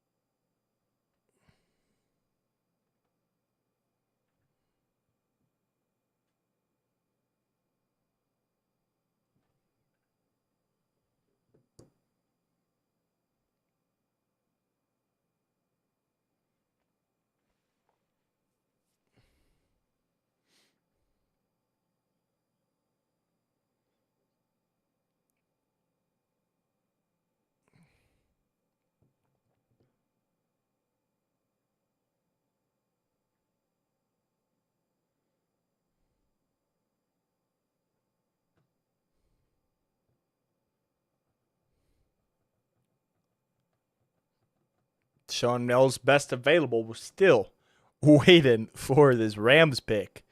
Jeez Louise, come on. You would think it would be it's a first round pick with how long they're taking to announce this thing.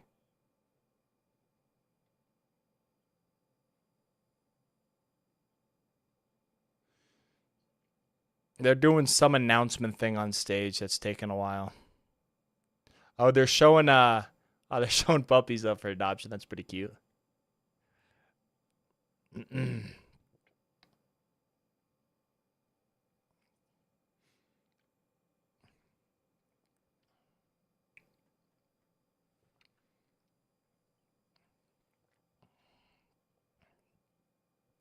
Jeez, I thought I was gonna sneeze. Now my eyes are just watering. Oh, sorry for hitting the microphone. Sorry for hitting it. I always do it. I always do it. Oh my goodness. Oh my goodness.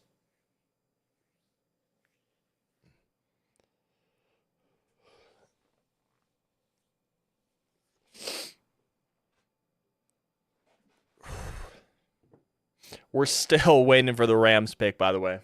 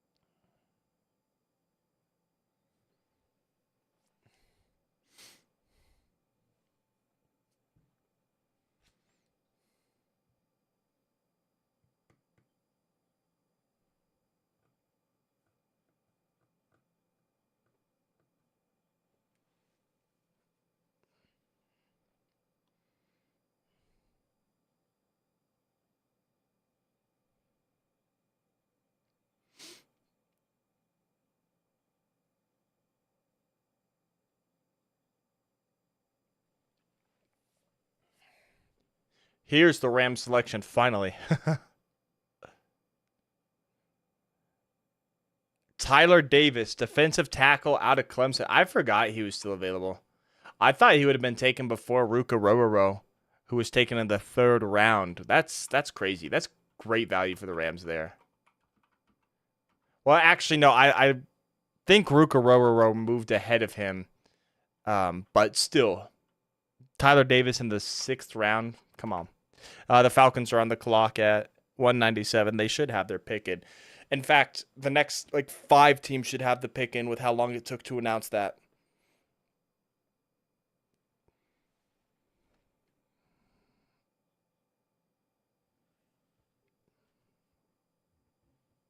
All right, the pick is in for the Falcons, and here's the selection. Zion Logue. I kind of said that weird, but Zion Logue, I believe. They take away the name so fast. Zion, come on, show it here. The Dolphins pick is in. Zion Logue, come on. Update. You want to update draft tracker? Fine, I'll just look it up myself. Defensive lineman out of Georgia.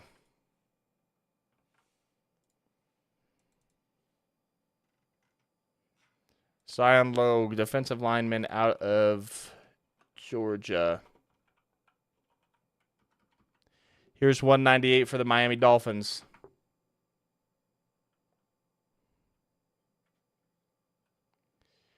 Patrick McMorris, safety out of California.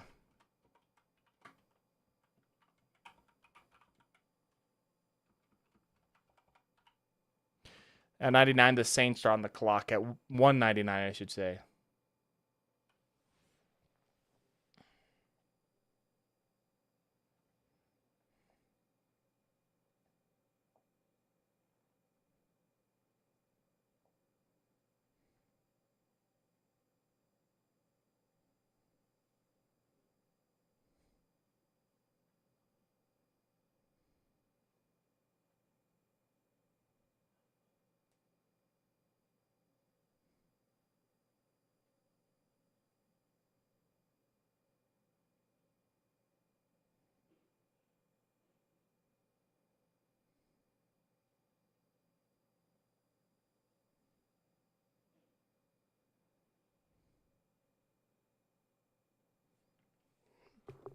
All right, Saints pick is in.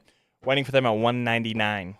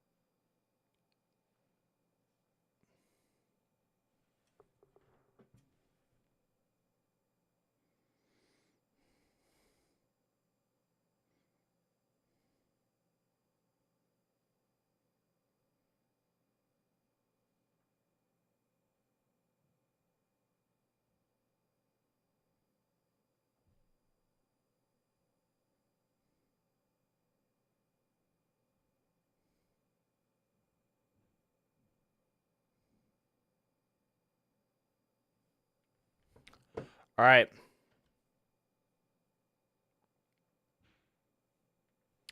We're waiting for the Saints pick, but it might have been made because they took off the bottom thing that shows you who's up, how much time's left, but we'll see.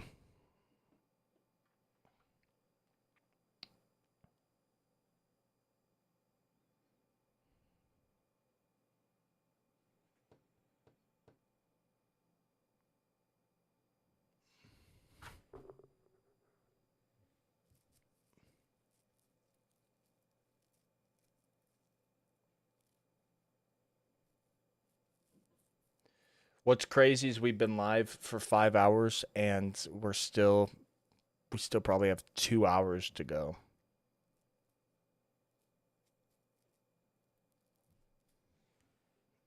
Okay, 199 was made. The Panthers pick us in at 200. Who did the Dolphins select? They don't show it on the screen, and now the tracker is taking forever to update.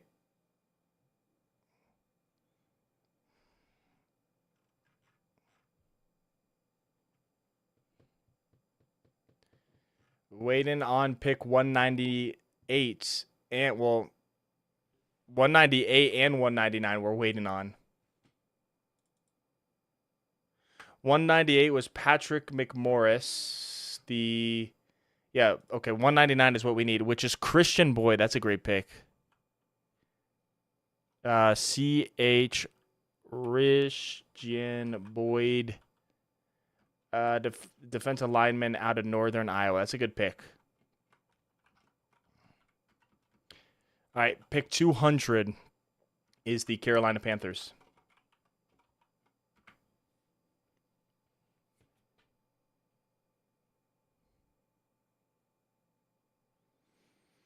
Here's the Panther selection at pick 200.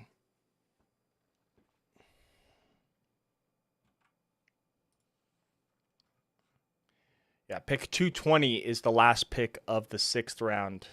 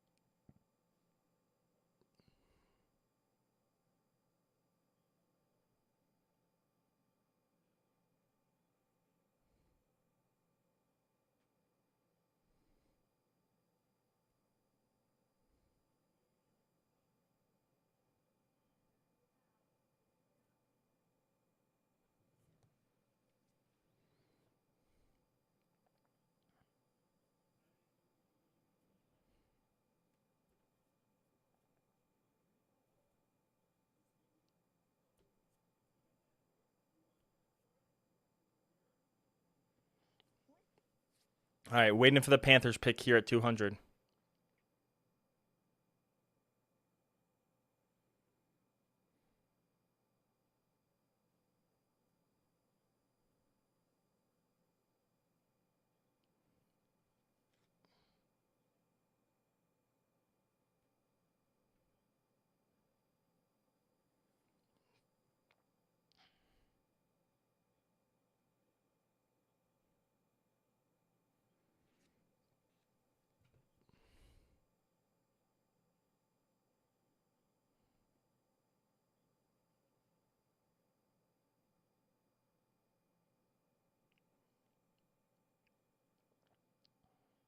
Here's the Panthers selection at pick 200.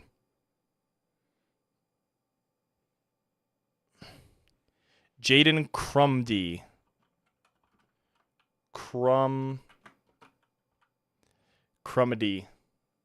Something like that. I've never heard of him. But he could be a good player. Defensive lineman out of Mississippi State.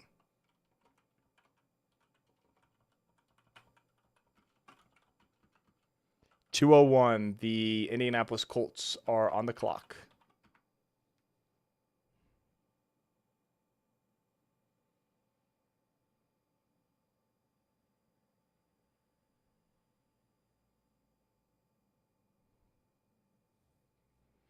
Pick is in for the Colts at 10 or 201. Here's the selection. Yeah, can we get this thing going?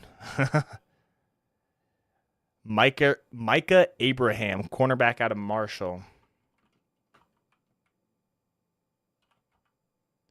Cornerback out of, well, I forgot what I just said. Was it Arkansas, I think? Let's look this up. They just flash it up there for a second.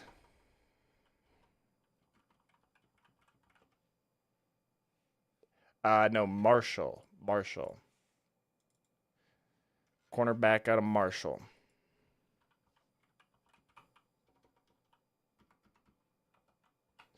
.202, the Packers are on the clock.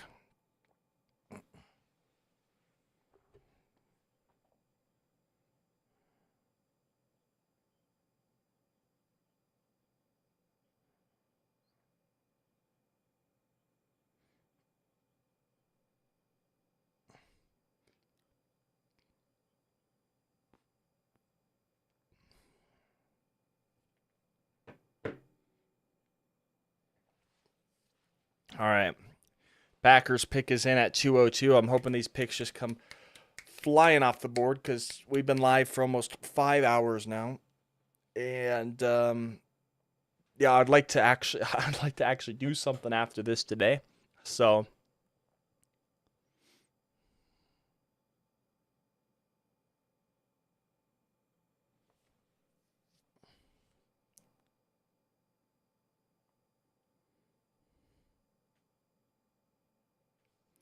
yeah, Crumity looks like he's a solid run defender. If he was available in the 7th round, I wouldn't have mind drafting him.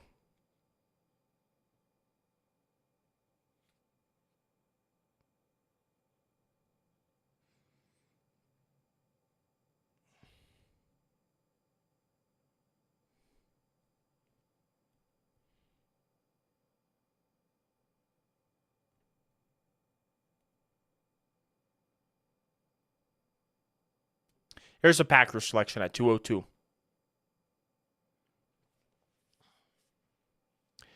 Travis Glover, tackle from Georgia State. Wasn't on my radar.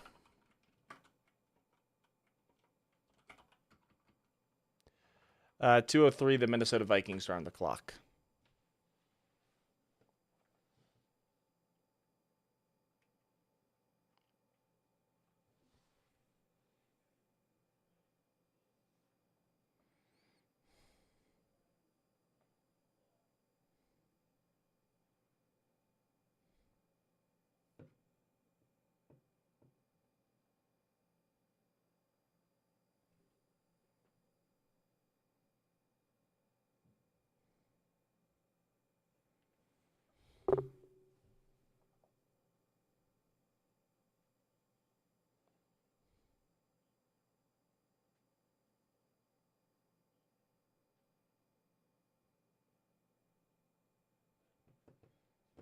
Vikings still on the clock, waiting for their pick to be in. But yeah, I'm hoping these start flying off because we're still in the 6th round until pick 220 because this is where majority, I feel like, of the compensation picks are. There's a couple in the 3rd, a little bit more in the 4th, a little bit more in the 5th, and we have a ton here in the 6th, and I feel like there's a lot in the 7th as well.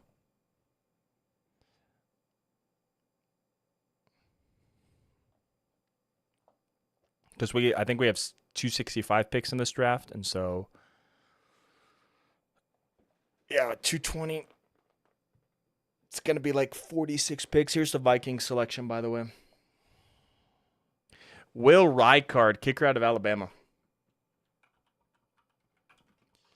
Solid kicker, but does have some accuracy issues at points. 204, the Buffalo Bills are on the clock.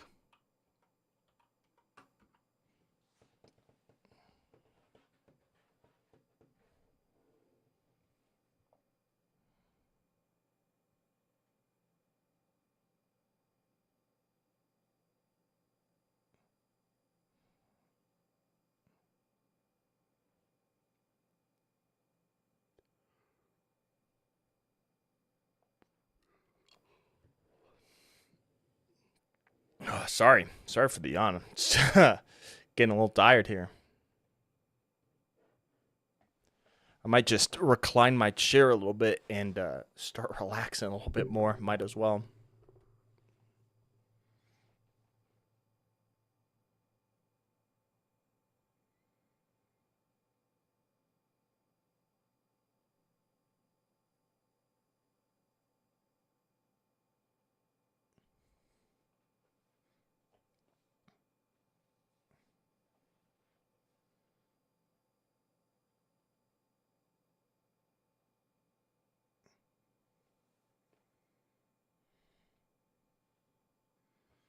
Bills pick is in at 204.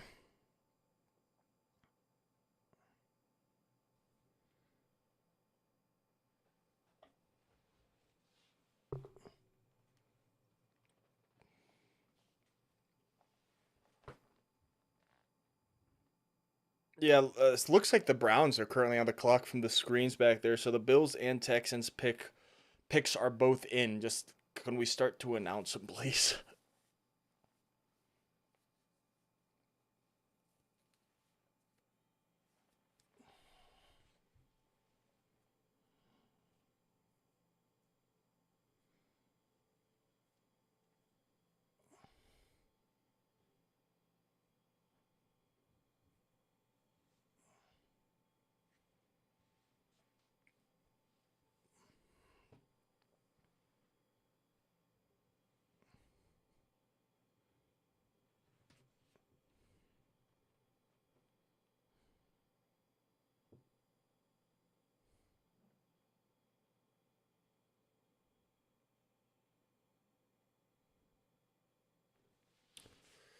Bills. Waiting for your pick.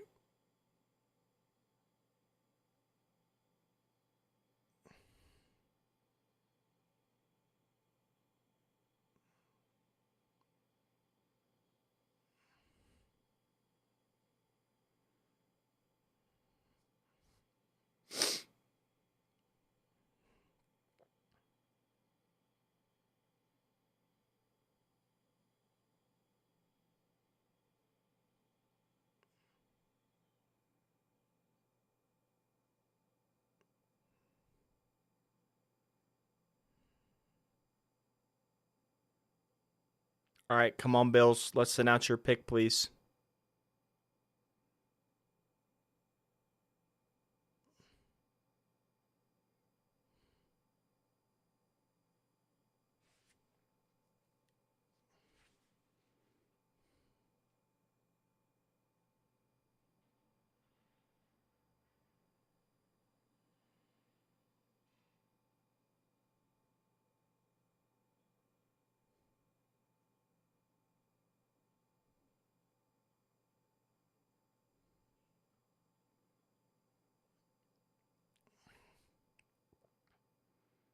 Here's the Buffalo Bills selection at 204.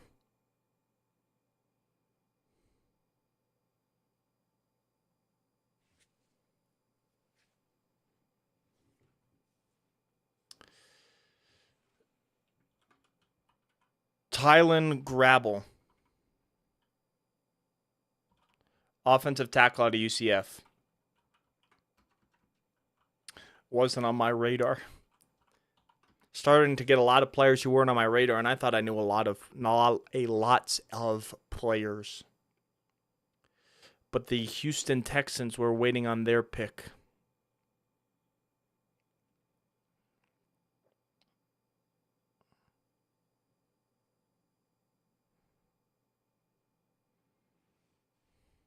The pick is in for the Texans.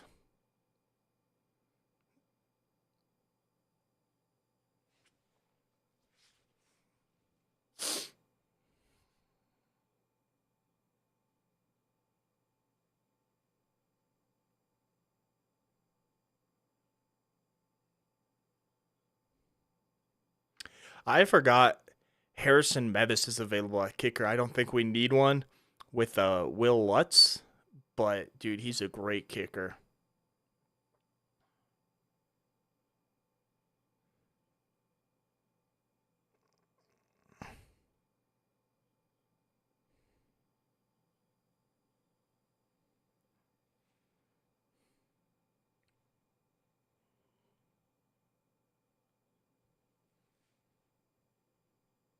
Here, well, I'm just waiting for the Texans pick here.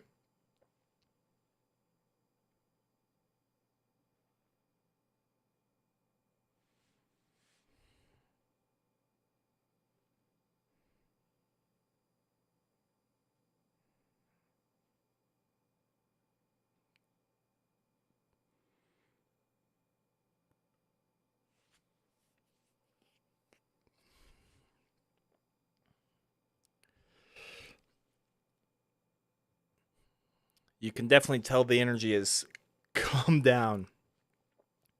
I'm trying to save my voice a little bit, so I'm sorry for not talking a whole lot right now, but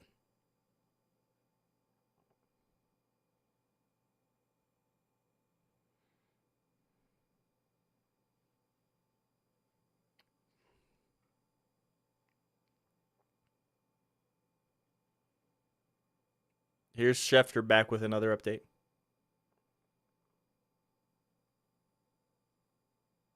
Here's the Houston Texans selection.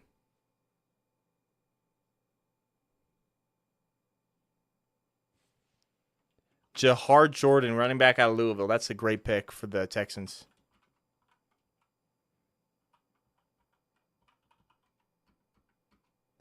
Yeah, they're talking about the Deshaun Watson trade being closed now, completely finished.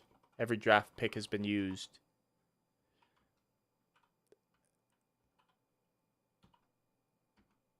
$206, the Cleveland Browns on the clock, but Jahar Jordan, great running back out of Louisville. I think I can't remember. I think Louisville fans said that he was the more productive one, and then Isaac Guerendo went ahead of him. But I can't remember. It could have been opposite. It could have been Isaac Guerendo and then Jahar Jordan. Either way, I liked both Louisville running backs this year. As the Browns are on the clock, and we're back to commercial. Oh, here's a Brown selection. Come on, can we please get this show on the road? Nathaniel Watson, linebacker out of Mississippi State. And here at 207, the Seahawks are on the clock. This is the pick that we gave them when we traded up for Troy Franklin. But I would rather have Troy Franklin than pick 207. So, I'm cool with it. I'm cool with it.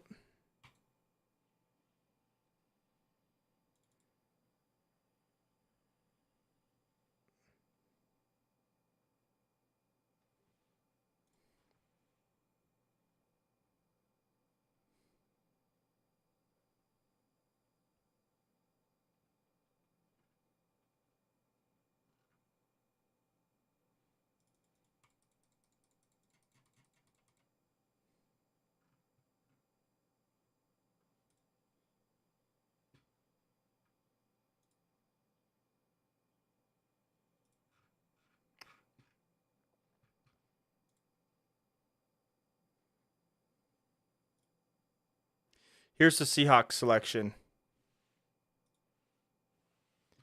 At pick 207, the Seahawks select Michael Jarrell, offensive tackle out of Findlay. I have no idea who that is, I'll be honest. Offensive tackle out of Findlay. At pick 208, the Las Vegas Raiders are on the clock. Yeah, right now, I can't believe Jaheim Bell has fallen. That's who I want. He's my best player available. I have him ranked probably higher than most. But I thought he was a fourth, fifth round guy. I liked him in the third. Broncos could get him in the seventh. Another guy I wouldn't mind the Broncos drafting is, I was a backup quarterback in high school, but someone who we played against, my high school played against, was Drake Nugent. So seeing another guy, we played against Roger Rosengard in my team, and we also played against Drake Nugent. So I'm interested to see if one of them goes. Or I would love to see Drake Nugent, but I would prefer Jaheim Bell right now.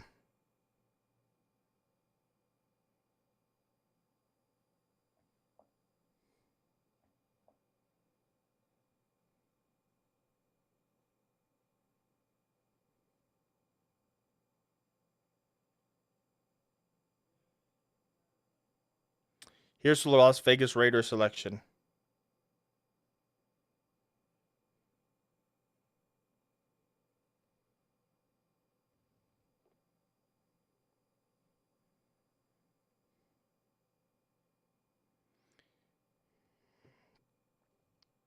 Here is the Raiders selection. Still waiting. Dylan Labe, a running back out of New Hampshire. Dude, I hate to say it, but the Raiders are having a really good draft.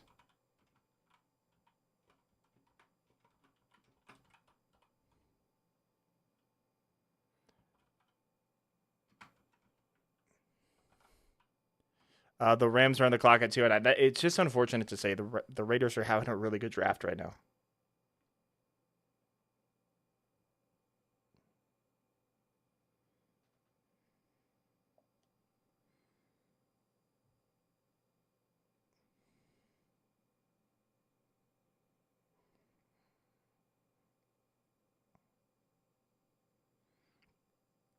Pick is in for the Rams at 209.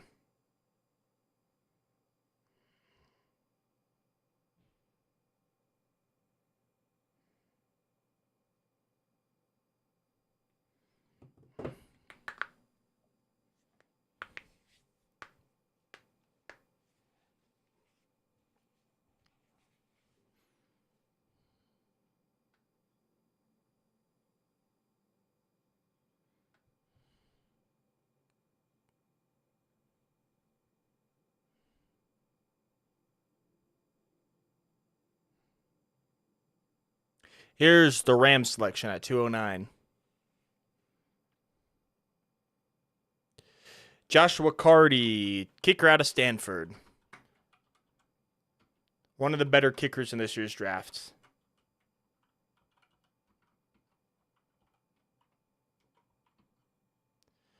Uh, 210, the Detroit Lions are on the clock.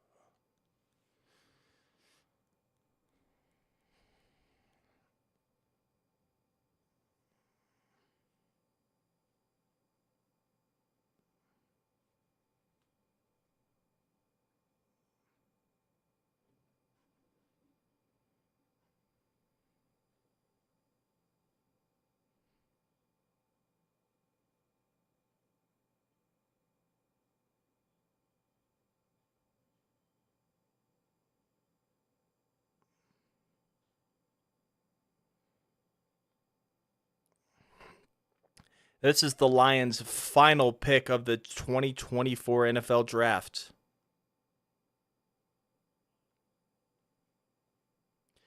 Next up is the Chiefs and the Jaguars following the Lions selection.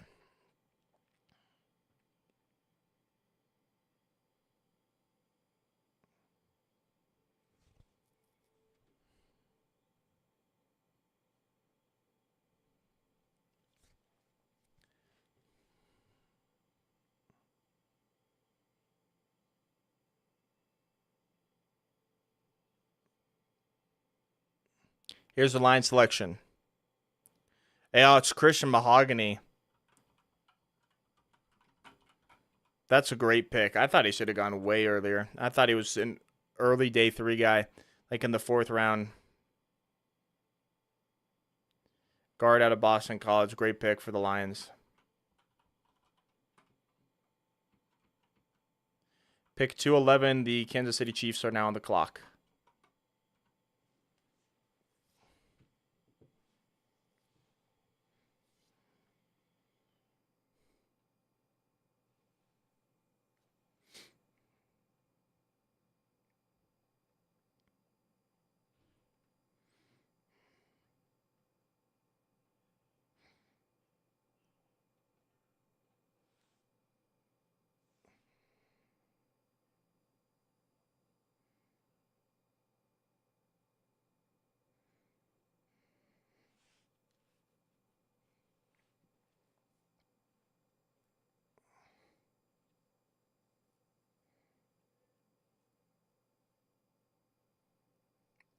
All right. Here's a Chiefs selection at 211. Finally, we're picking up the pace here. Oh my goodness. Kamal Hayden, cornerback out of Tennessee. I do not like that. I don't think he's an instant starter, but he could be a very solid player for them. At 212, the Jaguars are on the clock.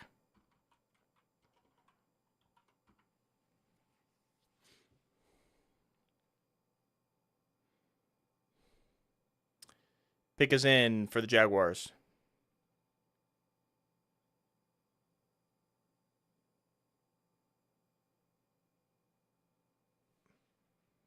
Who took Joshua Carty again, the kicker? I think that was Jacksonville, right?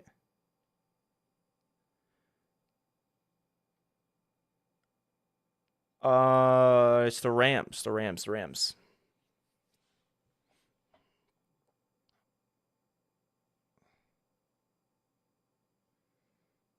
Jaguars on the clock, followed by the Rams and the Bengals. We're almost out of the sixth round. We're at pick 212, and pick 220 is the final pick of the sixth round.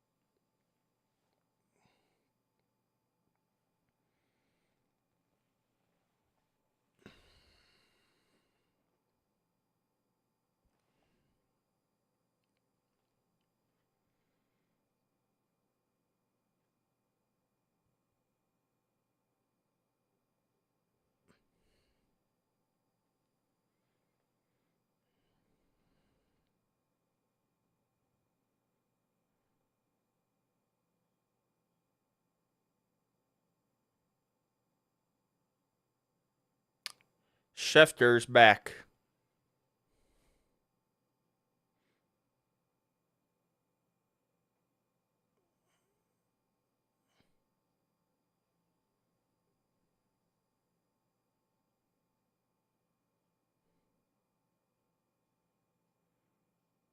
Here's the Jaguar selection.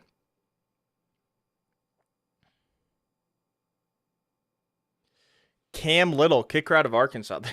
There's a kicker run right now, and none are Harrison Mevis, which is crazy for me, or crazy to me.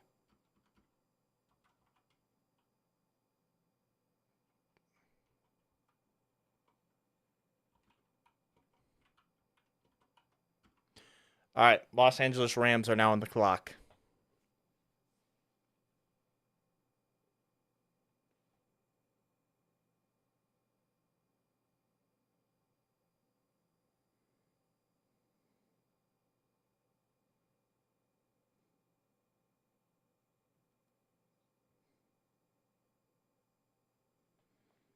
The pick is in for the Rams at 213.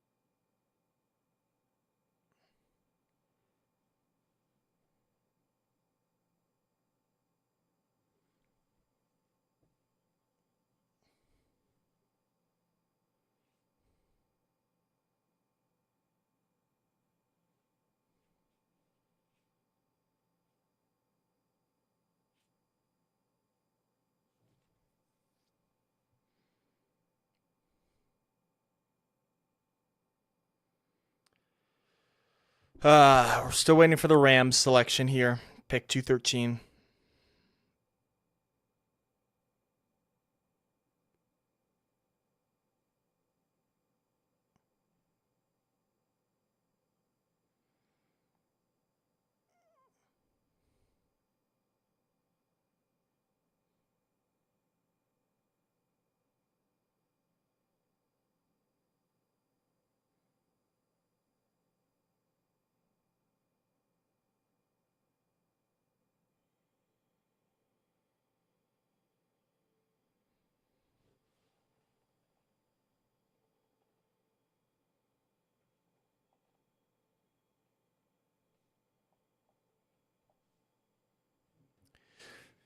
Still waiting for the Rams pick.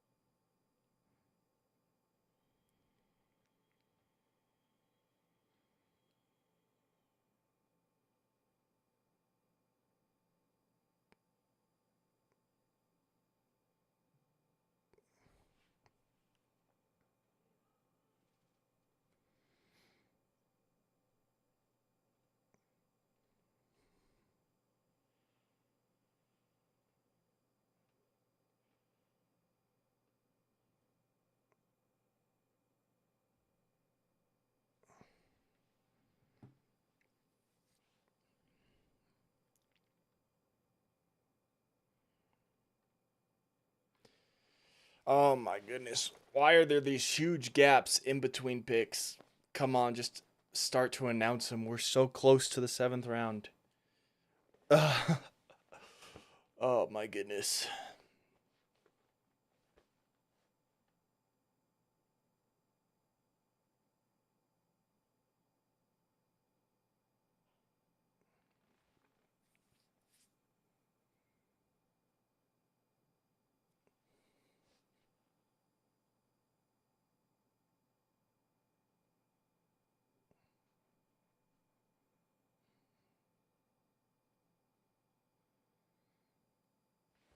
Still waiting for the Ram selection as we go to commercial break.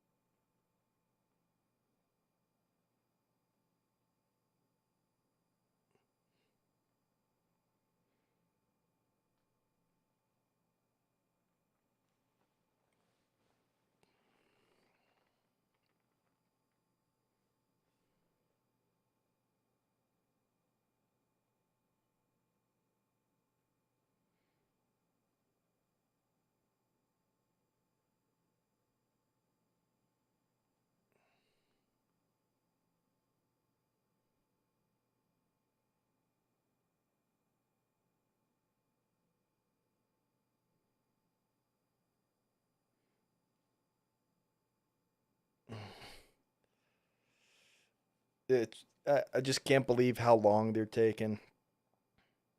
It's not much time in between picks. We're getting here. It's been over 5.5 hours.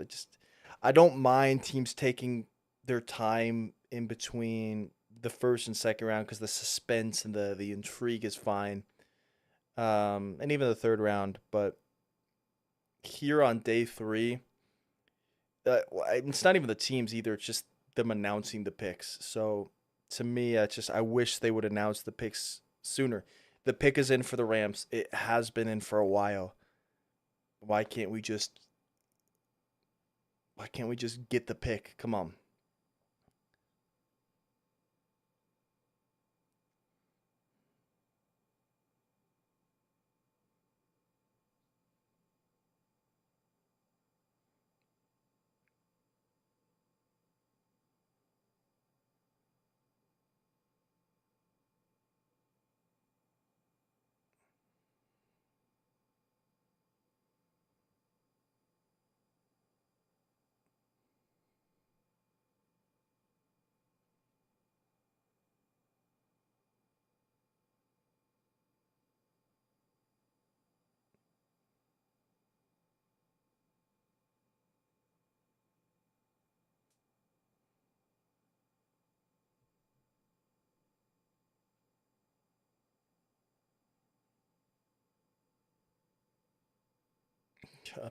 Yeah, I'm sorry I'm being quiet. I'm just waiting. Now on the ESPN, the commercial break screen, the one that's not a commercial, but yeah, waiting for pick 213 with the Rams.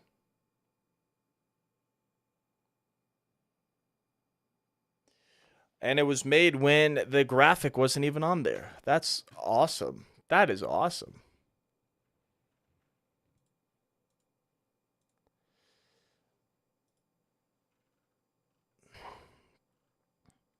The Rams selected Jordan Whittington, wide receiver from Texas.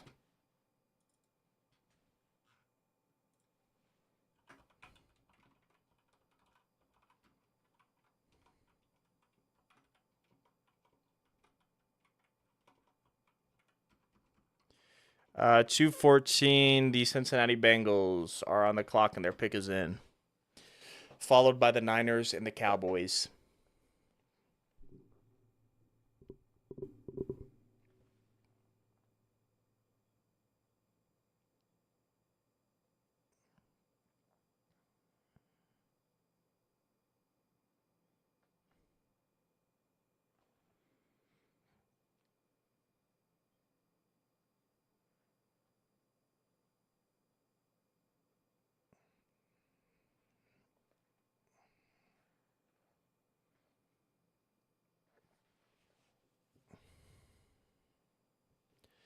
All right, waiting for the. Oh, here's the Bengals. Here's the Bengals selection.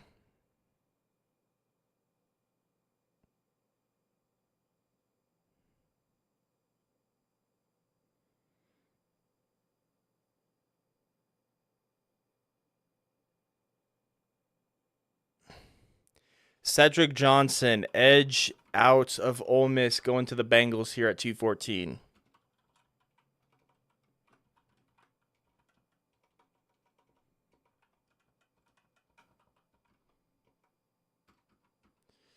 At 2:15, the 49ers are on the clock.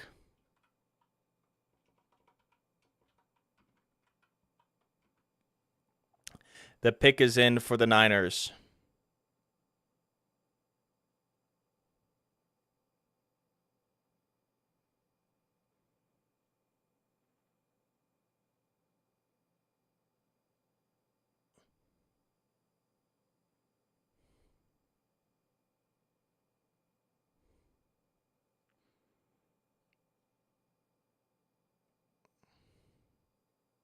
Here's the 49ers selection at 2:15.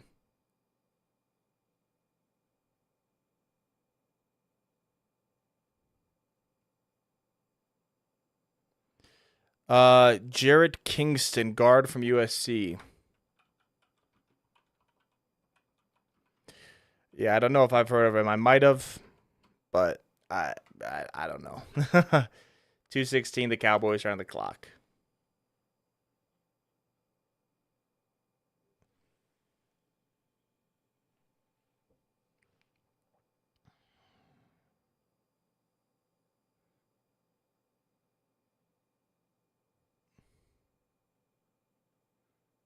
Cowboys on the clock here at 2:16. We're almost done with the 6th round. We're almost in the 7th round, and when we get to the 7th round, I'm taking a break to just stretch my legs.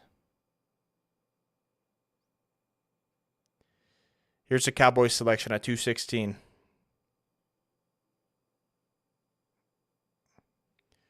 Ryan Flournoy, wide receiver out of Southeast Missouri State. I have heard of him, actually. And it might be because the Broncos had a visit with him. I can't remember. Okay. With a school like that, you got to take some time. Southeast Missouri State. Okay, there we go. Yeah, okay, they're coming fast now. Southeast Missouri State. Bo Limmer just went to the Rams, by the way. Great pick for them. Great pick for them. 2:17, Bo Limmer, the center from Arkansas.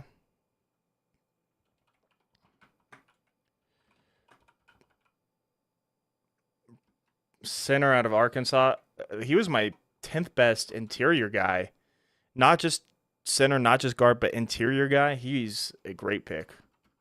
2:18, the Ravens are on the clock.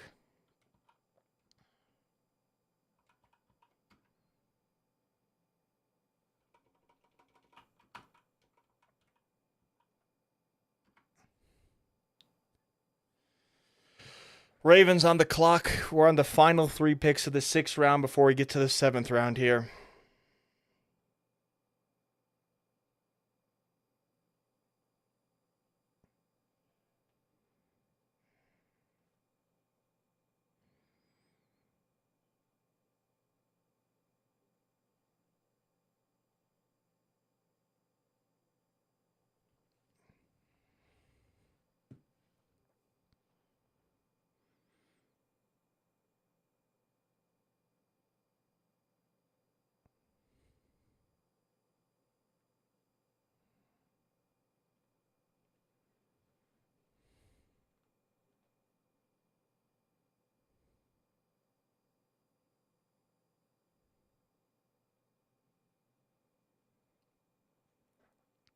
All right, 218, waiting for the Ravens. Their pick is not in yet.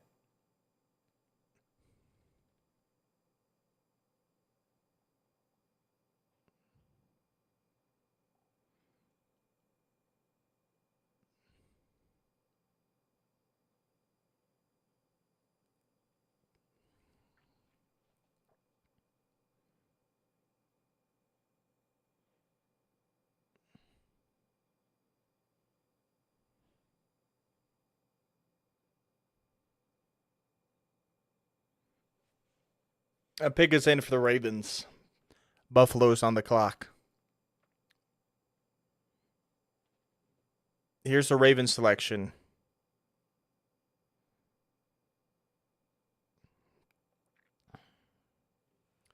Devin Leary, quarterback out of Kentucky. Dude, what's wrong with Michael Pratt at this point? Because I wasn't the biggest fan of Pratt, but I had him over Devin Leary. 219, the Bills are on the clock.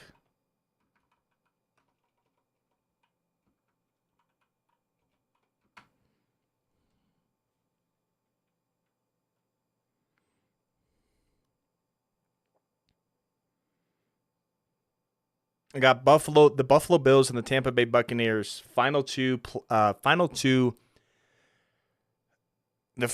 players. Dude, I'm having a hard time thinking right now. Final two teams in the 6th round.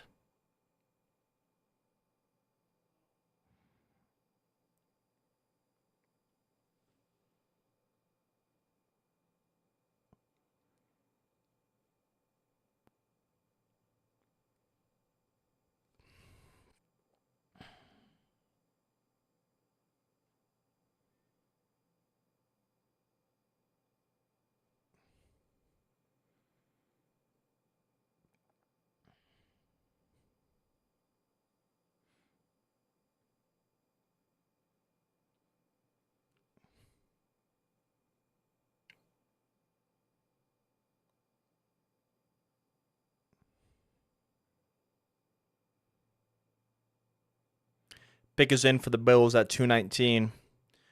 Buccaneers are on the clock with the final pick in the 6th round.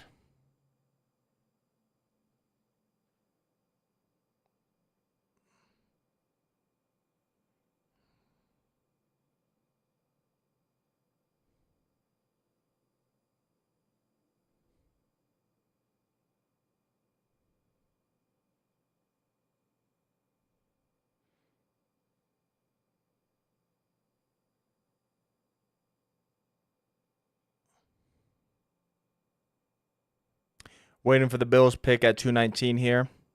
Final two picks of the 6th round.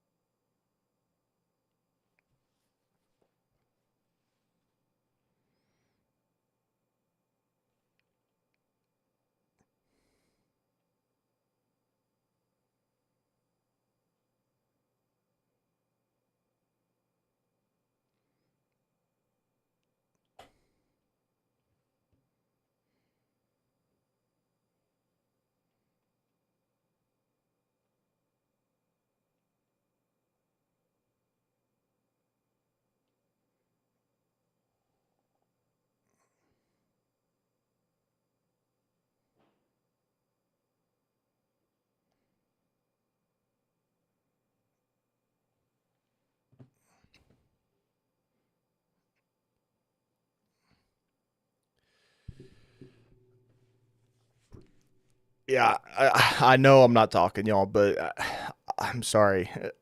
I'm sorry. I was talking a lot earlier in the stream and kind of used a whole lot of energy just waiting for the 7th round. Got to take a stretch break. And all right, here's the Buffalo Bills selection. The Bills select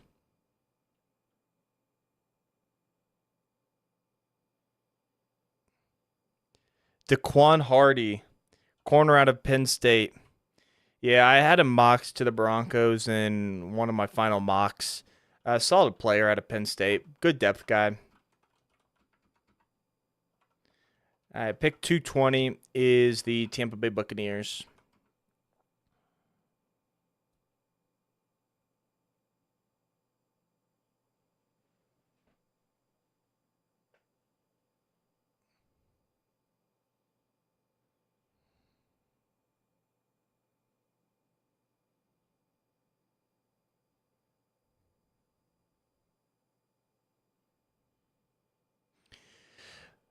Bucks on the clock with the final pick in the 6th round, and the pick is in with for the on the final pick of the 6th round. And yeah, we are almost in the 7th round here. Broncos pick is coming up at 235. 235 is the Broncos' next pick.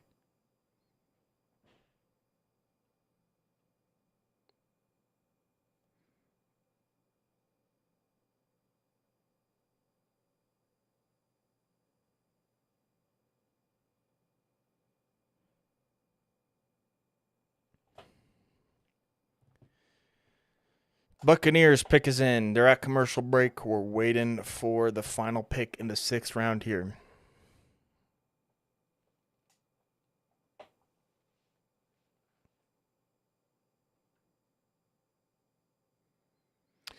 All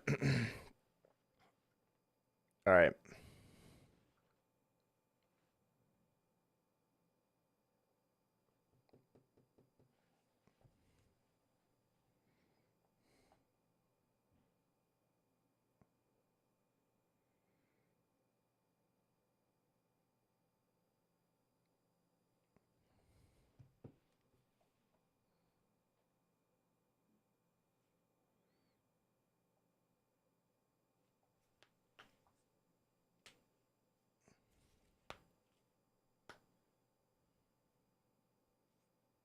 Here's the Buccaneers selection, the final pick in the 6th round.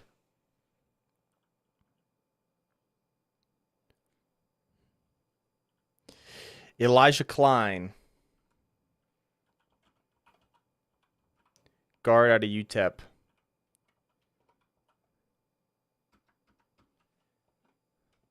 All right, we're here in round 7 now. 221. The Buffalo Bills are on the clock.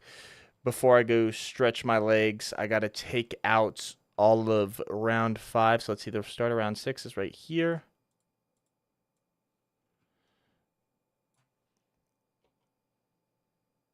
All right, yeah, we're here in the 6th round, and the Buffalo Bills are back on the clock. I'm going to go stretch my legs, and I'll be back here in just a second.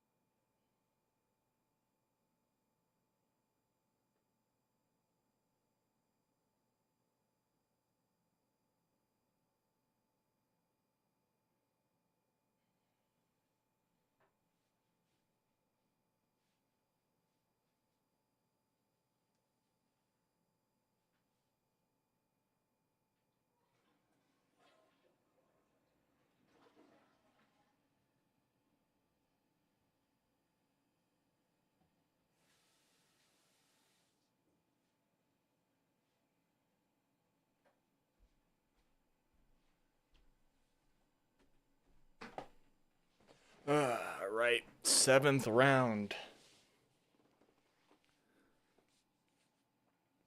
We got to pick 265. We're at pick 221. I think. It's 265, right? Let me go check.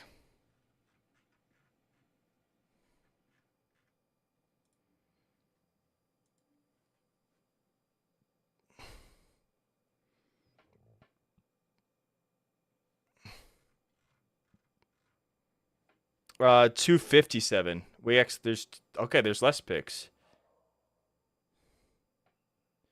We only got 36 more picks.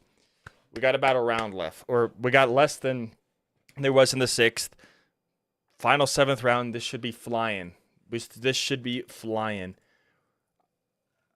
Well, I say that. I hope we're done in the next half hour, but it's probably going to be more like an hour with how they're announcing.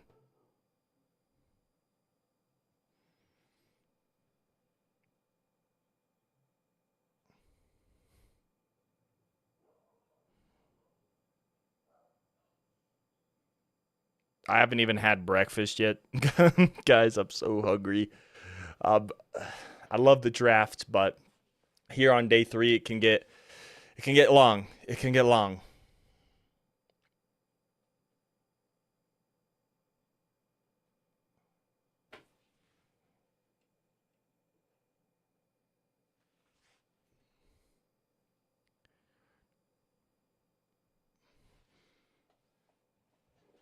All right.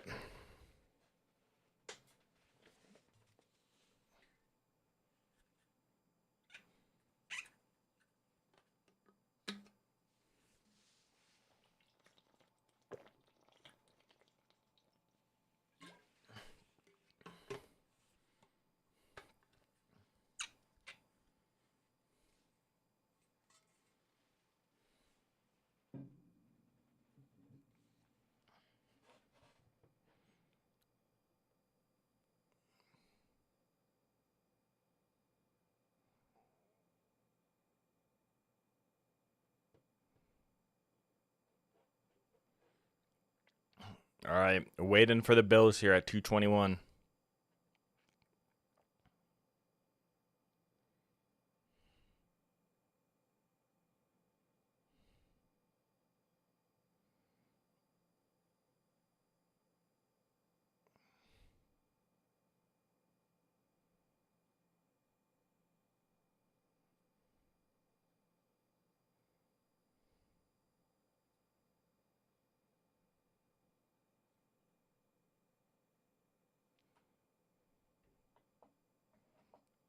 Here's the Bills selection.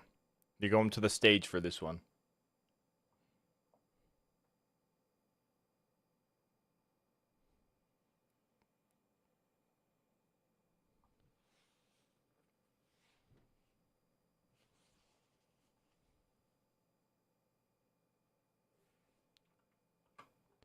Travis Clayton from the International Pathway. He's out of England.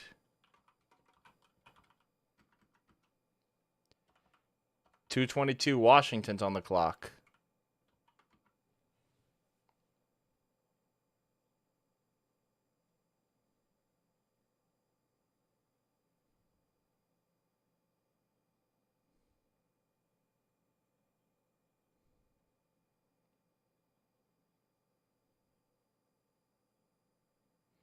Pick is in for the Commanders. Raiders are on the clock, followed by the Bengals.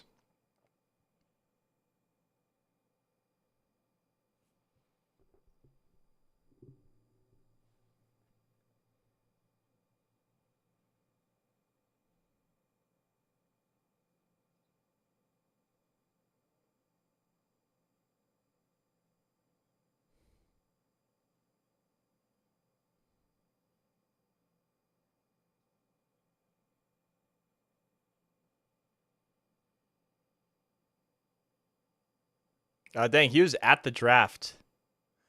Dang, good for him. Good for him.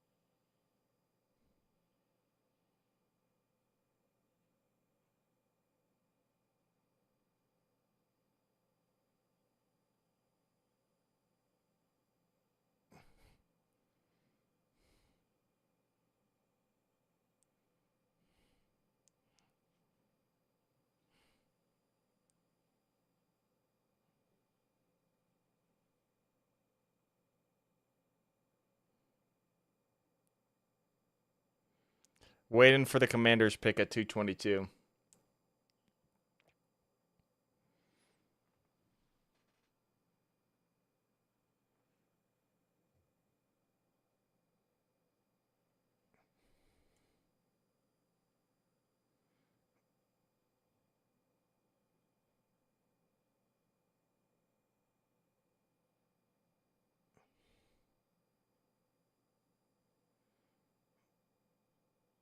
This is like we're on pick 225 and 222 has not been announced yet.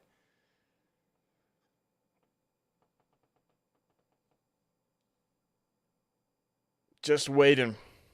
They're just talking. They're just yapping.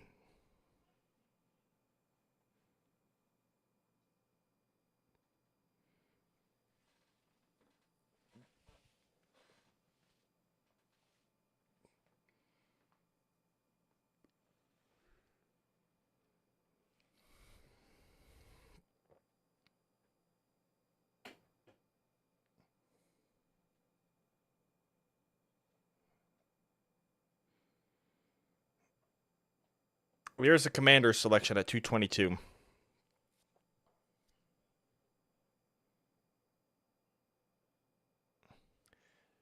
Javonte Jean-Baptiste, edge rusher out of Notre Dame.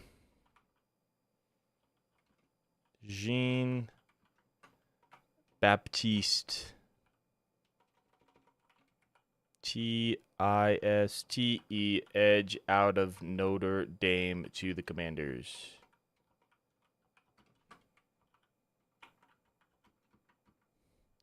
.223, the Las Vegas Raiders are on the clock.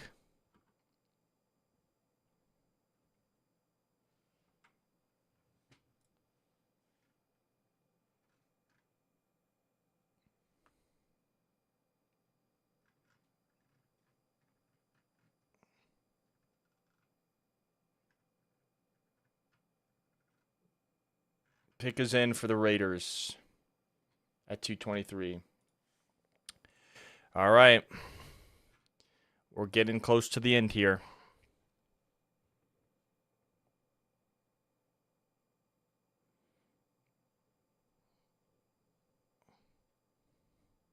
I mean, I feel like this should be going fast. We've been live for 6 hours, and we're in the last round, so I'm hoping these come flying. Here's the selection from the Raiders.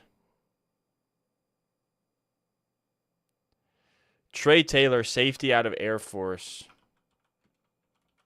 Saw that just before they decided to take the screen away.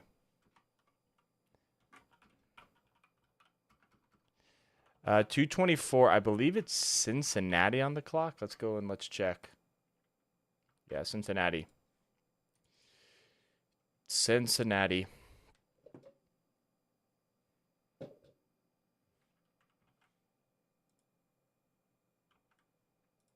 Cincinnati followed by the Chargers.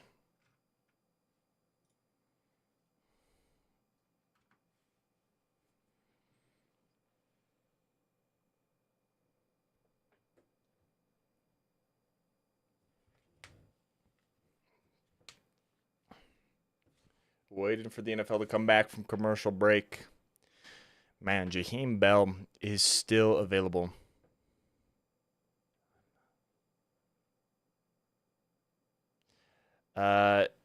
Dejon Anthony.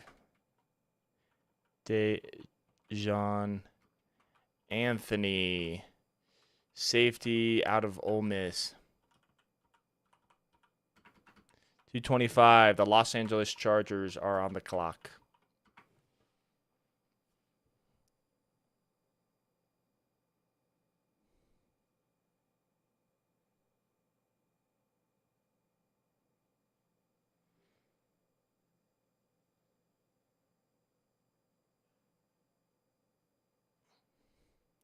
The Chargers pick is in at 225. The Cardinals are on the clock. Here's the Charger selection. Brendan Rice, wide receiver out of USC. I don't know why I feel like I'm liking the other members of our of our division. I'm not liking it. They're having good drafts. I feel like some teams are having some other good drafts, but I don't know. I really like what our division rivals are doing. Well, I like what they're doing in terms of the players they're picking, but I hate it. But I hate it because because they're our division rivals, and I don't want them to have a good draft. Obviously, the Cardinals are on the clock at 226, though. Brendan Rice, the wide receiver from USC. That's a good pick.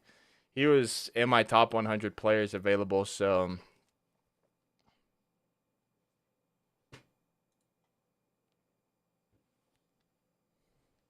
waiting for the Cardinals pick at 226.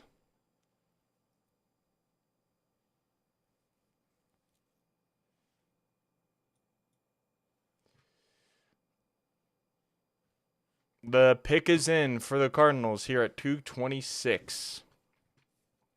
Cleveland is on the clock.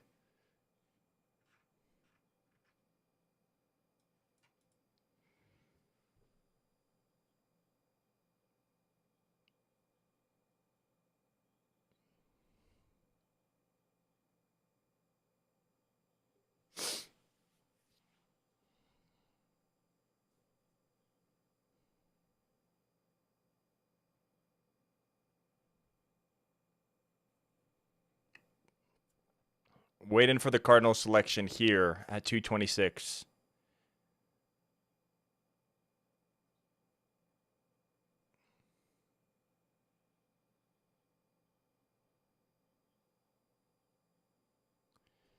There's, I think, people on stage right now. They're doing some performance here, and it's like, can we just not do any performances on stage, and can we just start rapid firing these picks off? Because I feel like they're coming in pretty quick. This is the final pick for the Cardinals in this draft.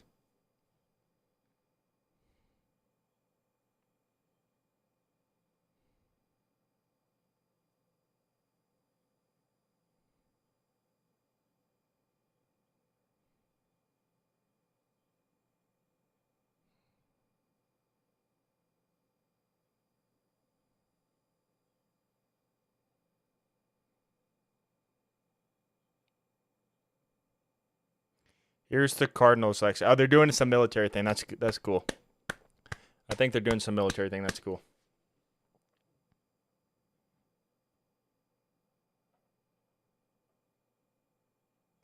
But they're not showing it. They're showing Javonte Jean-Baptiste, the pick for the Commanders.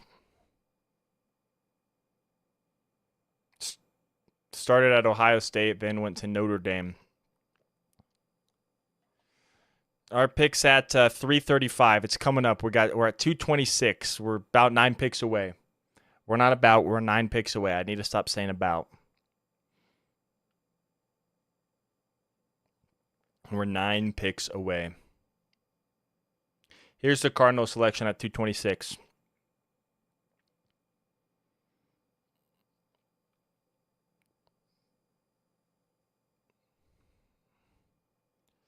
The Cardinals select Jaden Davis, cornerback out of Miami.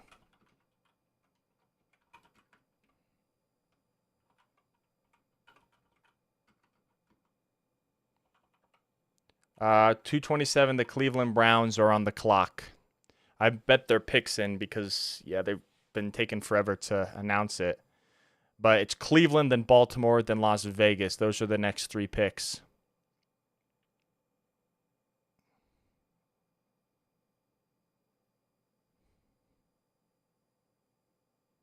The pick is in for the Browns. Here at 227.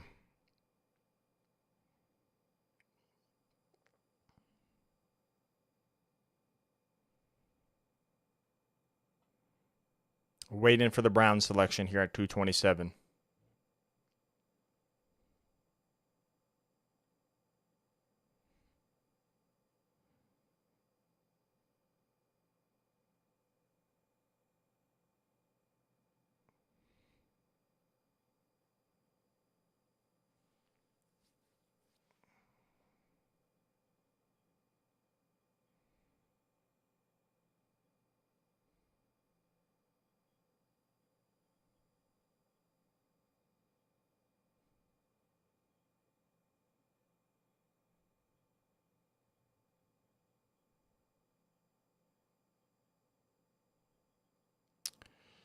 Still waiting for the Browns at 227.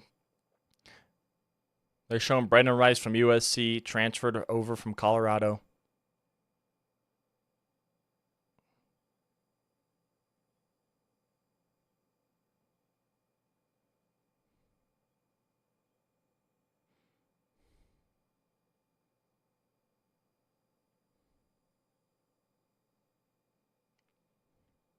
Waiting for the Browns selection here. They got rid of the tracker at the bottom of the screen.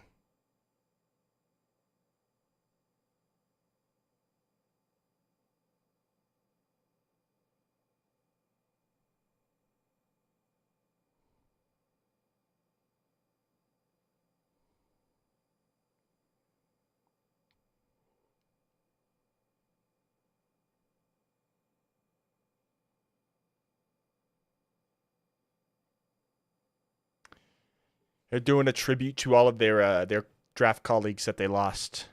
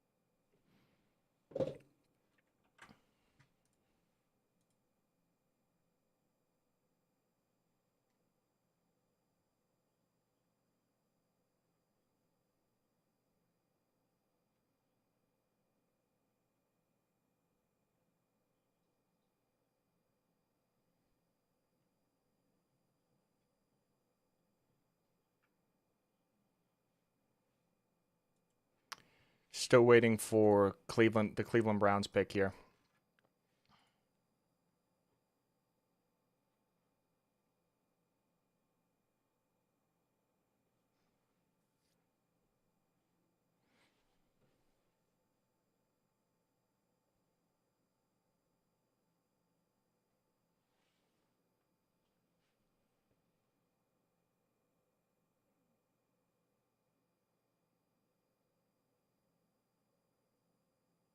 They're going to commercial now. Still waiting for the Browns pick at 227.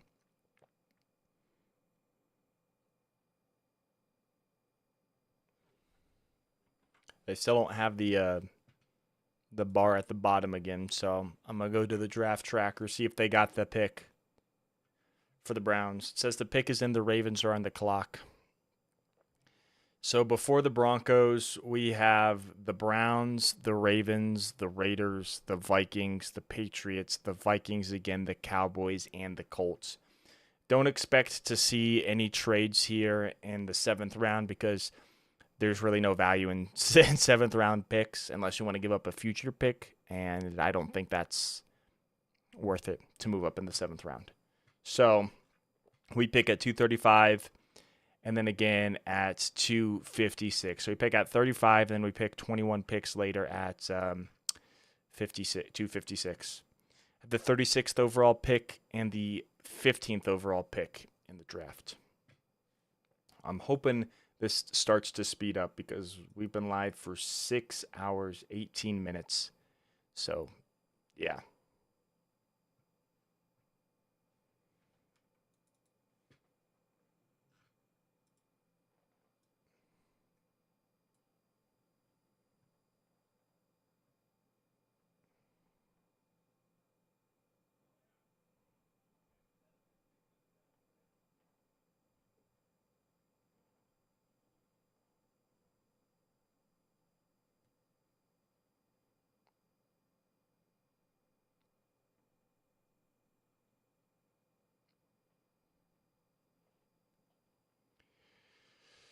Start commercial.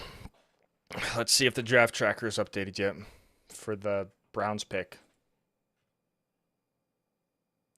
Yeah, okay. It's 3 picks have just come in and they're just away, not showing the graphic at the bottom. The Browns at 227 select Miles Harden, cornerback out of South Dakota.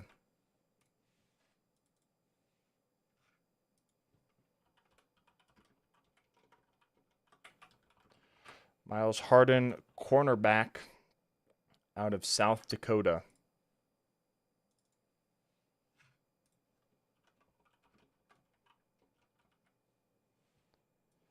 And then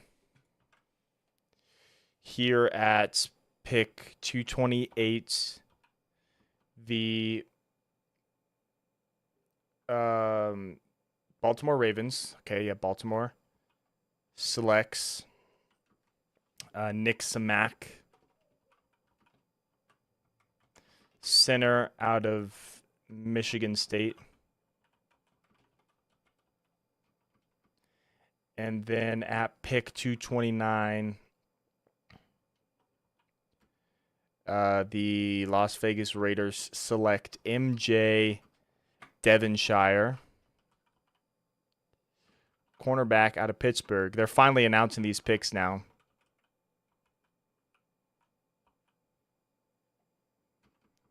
And we are at pick 230 now for the Minnesota Vikings.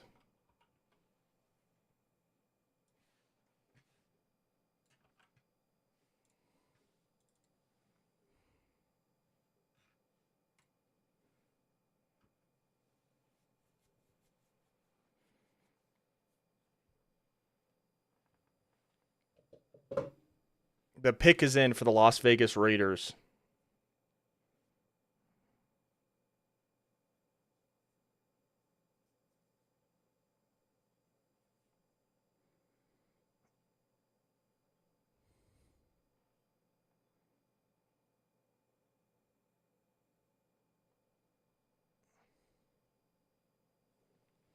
Pick is in for the Minnesota Vikings here at pick 230.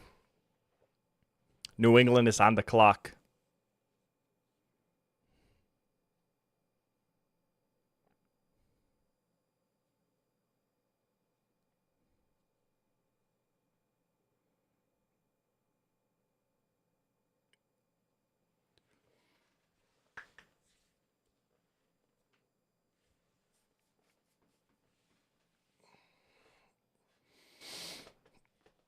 Ugh.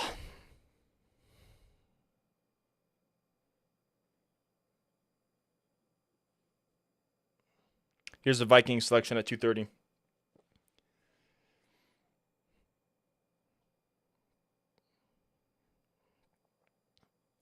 They select Michael Juergens, center from Wake Forest. Is he brothers with Cam Juergens? Maybe, maybe not. I don't know. I really don't know. 231, the New England Patriots are on the clock. And then after the Patriots, the Vikings are back on the clock.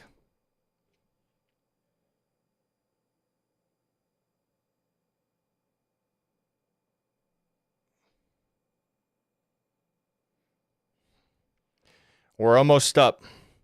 Our second to last pick is almost here. The pick is in for the New England Patriots. The Minnesota Vikings are back on the clock, followed by the Cowboys at 233.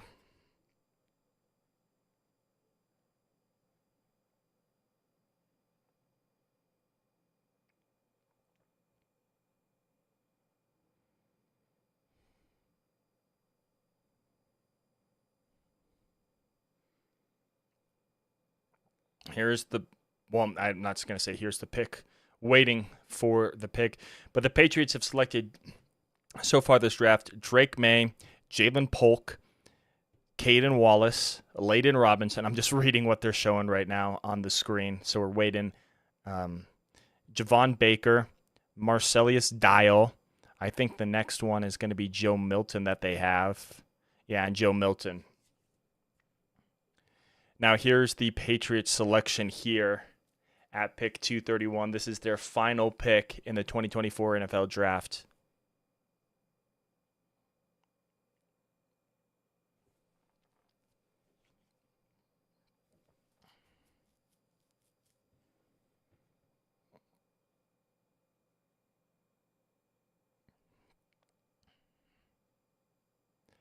Pick is in for the Patriots. Here it is.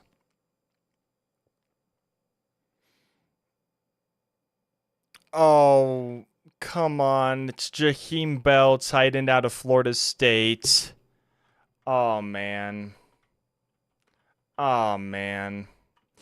That's who I wanted, and I wanted him in like the 3rd, 4th, 5th round. He falls all the way to the 7th. Oh, man. I'm sick.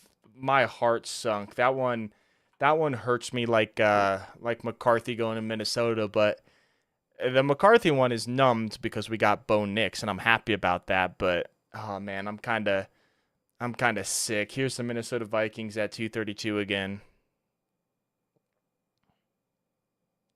The Vikings select Levi Drake Rodriguez from Texas A&M Commerce. Levi Drake Rodriguez,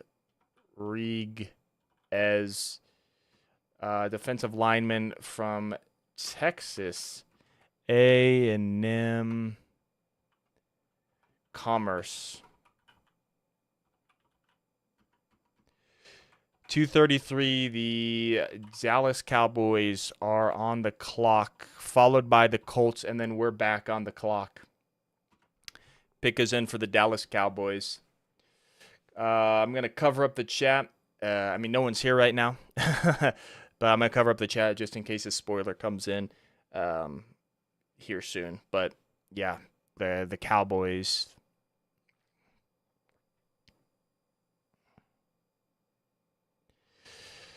Cowboys pick is in. Colts are on the clock, which means, well, actually it shows that we're on the clock. It shows that the next 2 picks are in. So let's keep this going. Let's keep this going. Let's try to end before the 7-hour mark. Let's try to end before 5 o'clock. Here's the Cowboys selection. At 233, the Cowboys select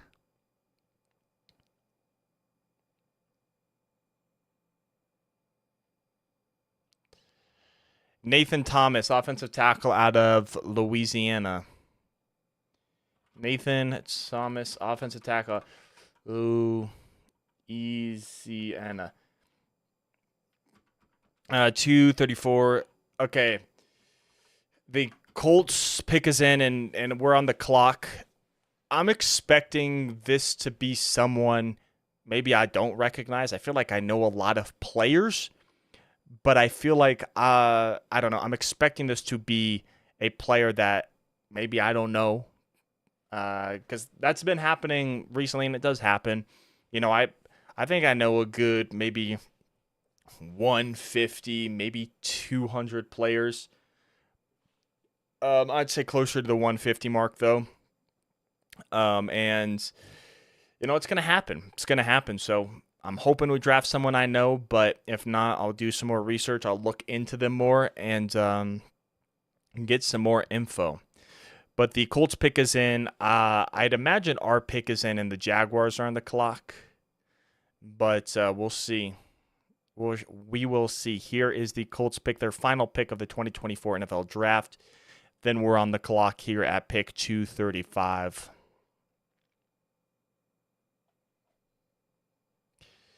Come on. Colts. Can we get the Colts selection? And can we get the Broncos selection? Can we keep these moving, please? Come on.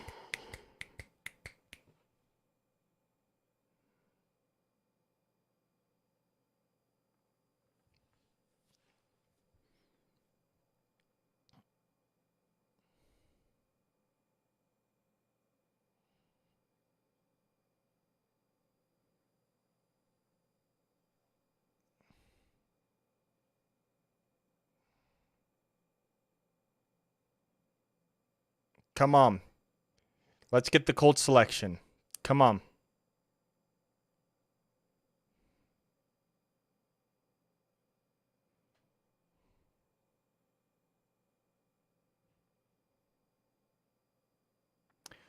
still waiting for the Colts selection at 2:34 here. I don't know if they're trying to do something on the stage, but come on, let's get this going.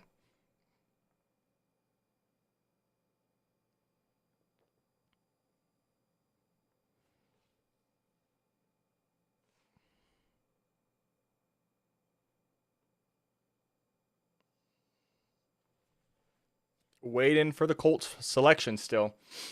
Our pick is probably in. I think the Jaguars are on the clock, just waiting. I can't check my phone. I don't want to be spoiled. I do not want to be spoiled.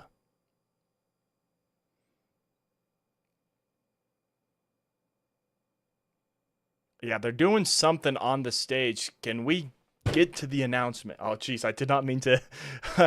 Didn't mean to smacked my elbow and I hit my funny bone. I hit my funny bone on my desk. It sounded like I smacked it, but I hit my funny bone. But seriously, can we get to announcing these picks? Why are we doing these things on the stage?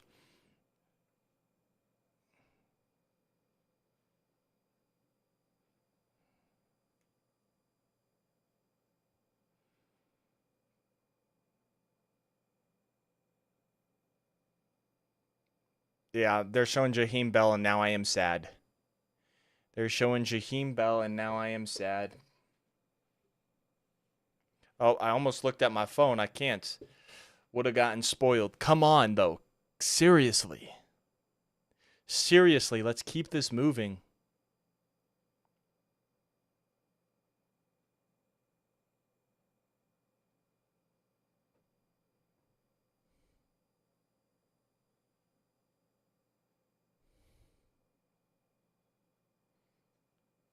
Come on, dude.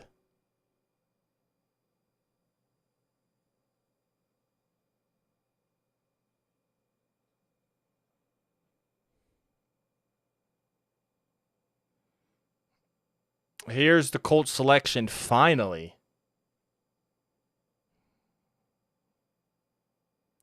They select Jonah Liu. The Colts do. Defensive lineman from Oklahoma. I did not know who he was. And now the Broncos were on the clock at 2:35, but I feel like our pick is already in. All right, here we go. The Broncos, we are on the clock. Here's the Broncos selection. The pick is in. Here's the selection. All right. With the 235th pick in the 2024 NFL Draft, the Denver Broncos select Devon Veal, wide receiver out of Utah. Now, I heard of him. So I have heard of him. But I did not have him ranked in my top 20 receivers. But, yeah, I'll have to do some more research on him, honestly. Devon Veal, the wide receiver out of Utah. Interesting. I don't hate the pick. But it is interesting. I feel like there's a couple more. I would have liked a tight ends. I would have liked a tight end, but looking at my best tight ends available, let's see. It would be Dallin Holker.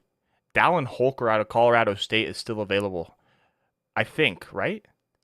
I don't remember him going at least. But yeah, it would have been him. It would have been him who I would have wanted. Not bad. Not bad. We'll have to look into Veal and see who we draft.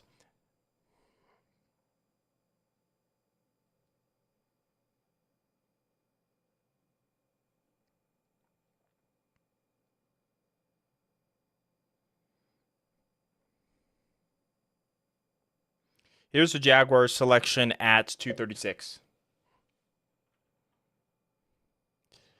Miles Cole, edge out of Texas Tech. I like that pick for the Jaguars.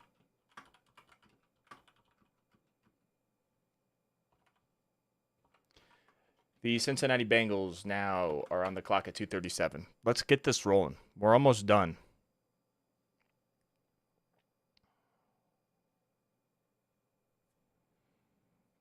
We are 21 picks away from the end of the draft.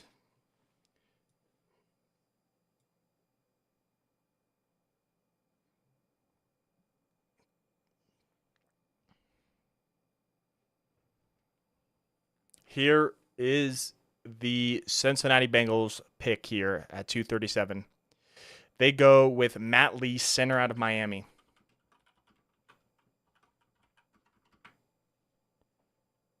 .238, the Houston Texans are on the clock.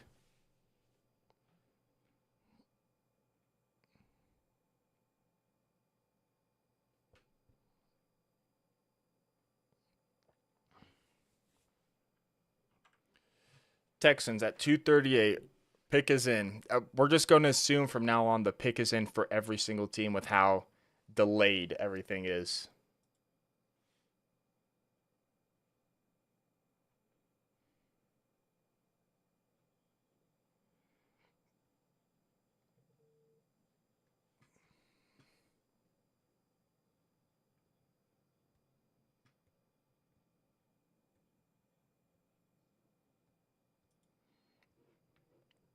All right. Texans waiting for their selection. Followed by the Saints and the Panthers.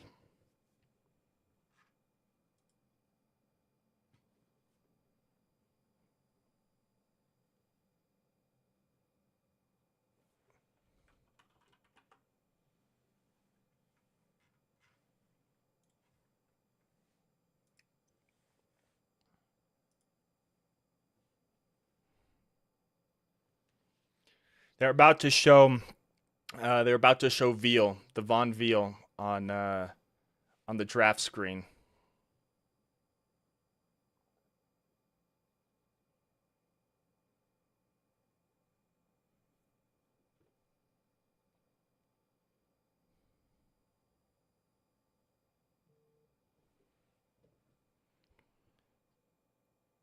Yeah, Devon Veal. The Broncos app just announced it.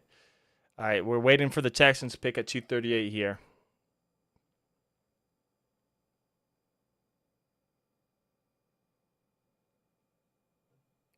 Here, showing Devon Veal now. Let's see this. Let's see this player. It's Vele. I said Veal, which obviously wasn't right. I don't know why I said Veal, but it's Vele. Devon Vele.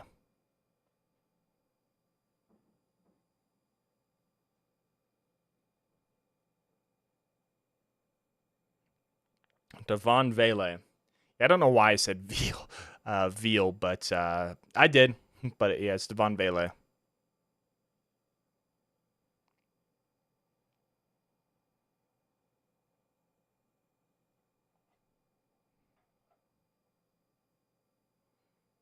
We have selected 2 Oregon Ducks and 2 Utah Utes this draft. Waiting still for the Texans selection at 238.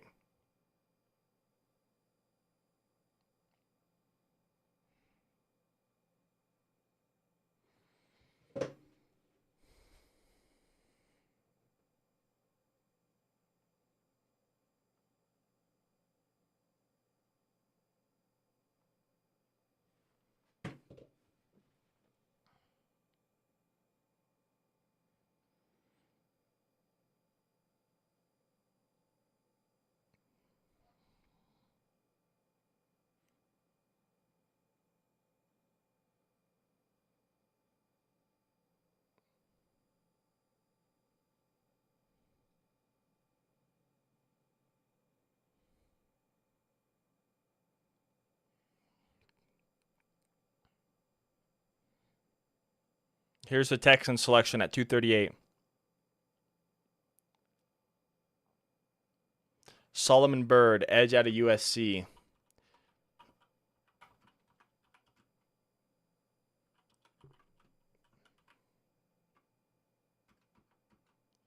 At 239, the New Orleans Saints are on the clock. And here's their selection at 239.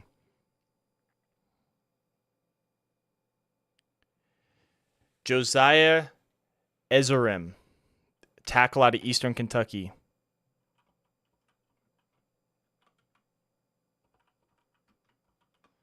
Offensive tackle out of what did I say? Eastern Kentucky, I think. Yeah, Eastern Kentucky, I believe.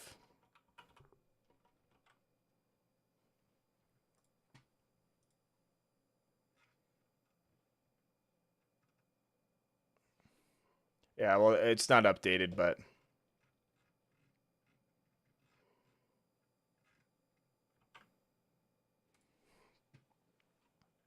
pick is in for Carolina at 240.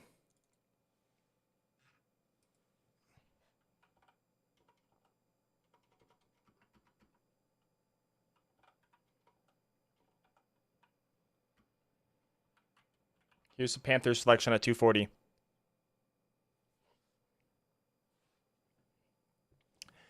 Michael Barrett, linebacker out of Michigan. That's actually a steal. I can't believe he was still available. I kind of forgot about him. That's a steal. I wouldn't have minded if the Broncos took him at inside linebacker. That's a great pick for the Panthers there. At 241, the Miami Dolphins are on the clock.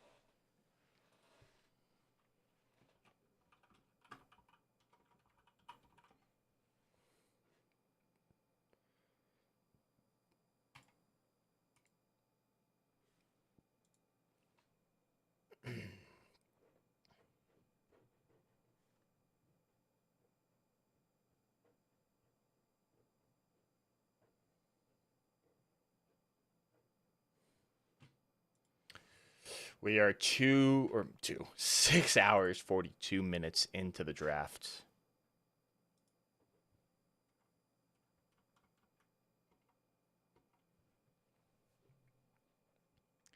Waiting for the Dolphins pick at 241 here. We're almost done. We're in the home stretch here. The home stretch.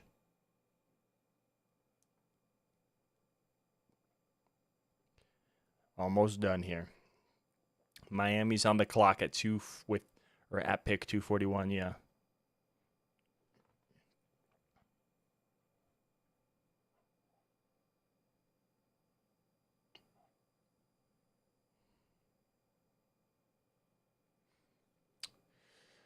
Dolphins pick is in.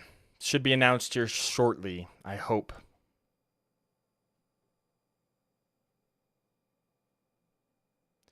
I believe this is the Dolphins' final pick in the draft.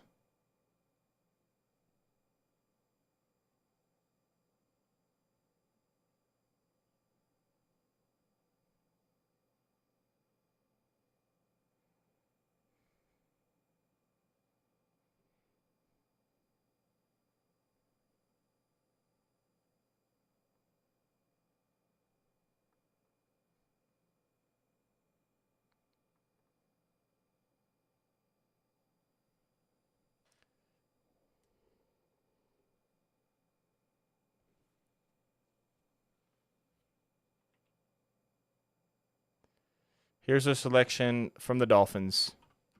Taj Washington. Yeah, I liked Taj Washington out of USC. Um, I don't know. I kind of prefer him maybe over Vile, but I need to look more into Vile too. So I don't say that definitively, but I did know who Taj Washington was. Here's pick two four or not here is pick, but pick 242 belongs to the Tennessee Titans.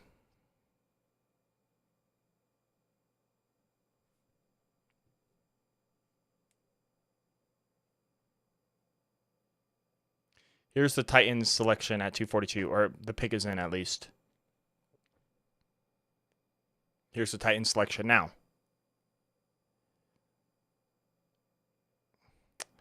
James Williams, safety out of Miami.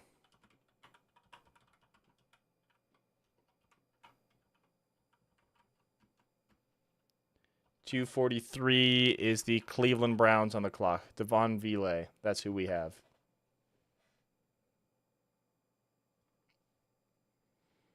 Cleveland Browns on the clock at 243, followed by the Dallas Cowboys at 244.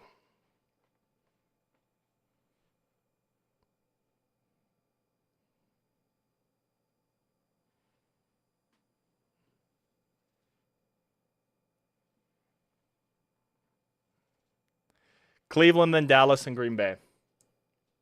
Those are the next three picks. Pick is in for the Browns.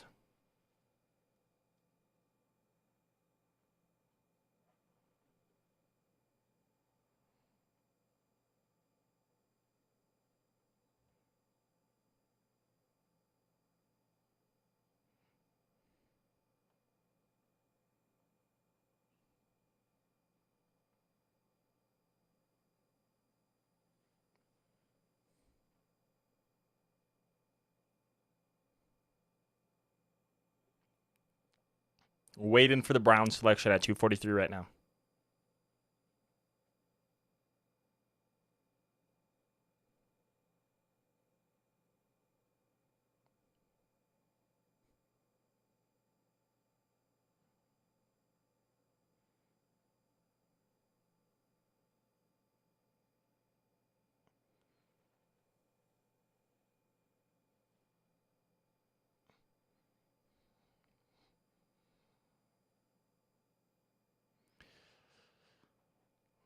Waiting on the Browns. I think they're doing something on the stage right now, some like competition or giveaway or something to those at the drafts. But I feel like they do that. They wait like they fire off like 5, 6 picks, and then they do something on the stage, slows it down, backs up the picks, which I guess is smart. But at this point, I'm kind of wanting to just ramp this up.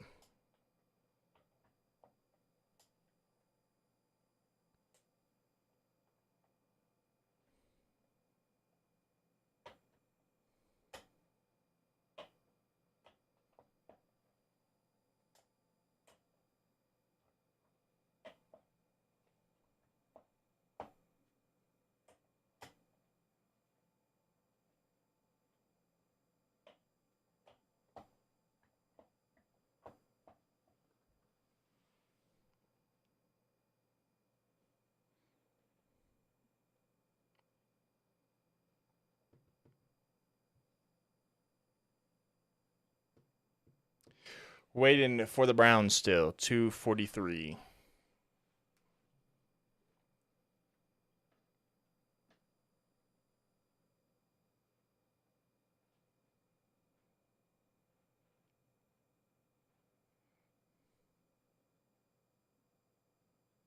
Here's the Browns selection, I believe.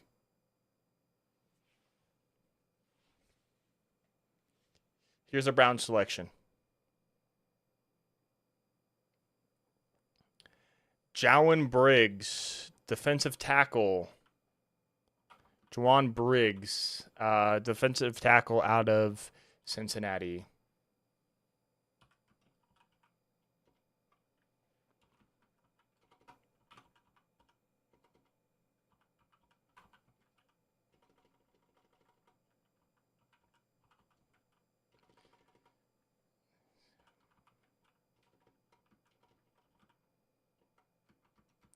244, the Cowboys selects Justin Rogers, defensive tackle from Auburn.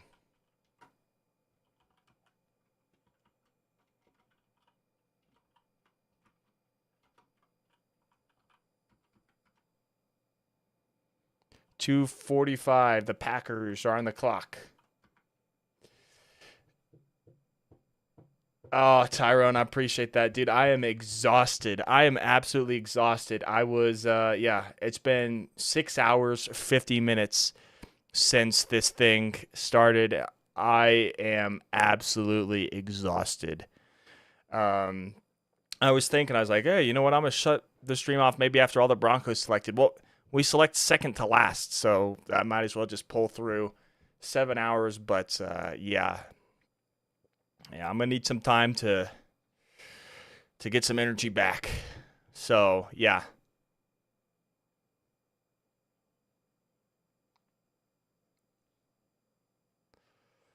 Oh, man. We're almost done. We are almost done. We got 11 picks left. 11, including this Packers pick here.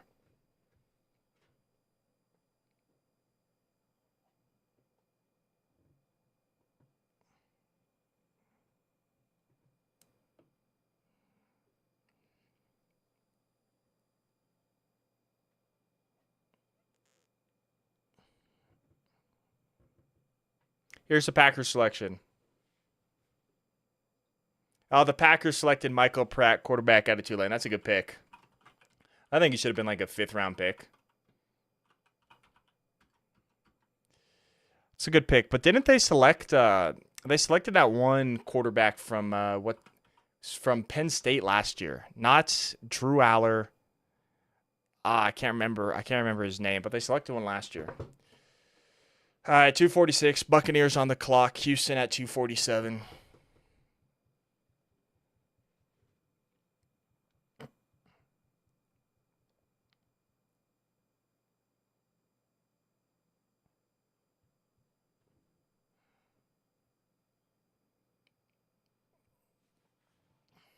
All right.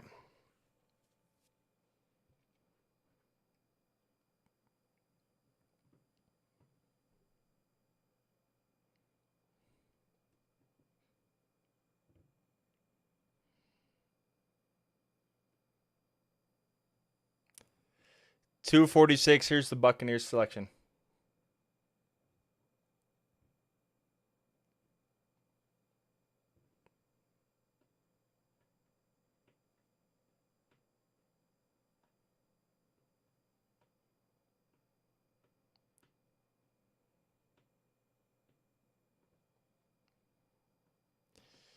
Waiting for the Buccaneers selection at 246 here.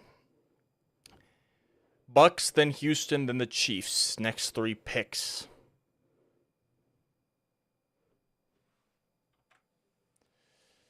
For the home stretch, here are the final picks. It is going to be the Buccaneers, the Texans, the Chiefs, then the Texans again, then the Ravens, then the 49ers, then the Titans, then the Chargers, then the Rams, then the Packers, then us, and the Jets with Mr. Irrelevant.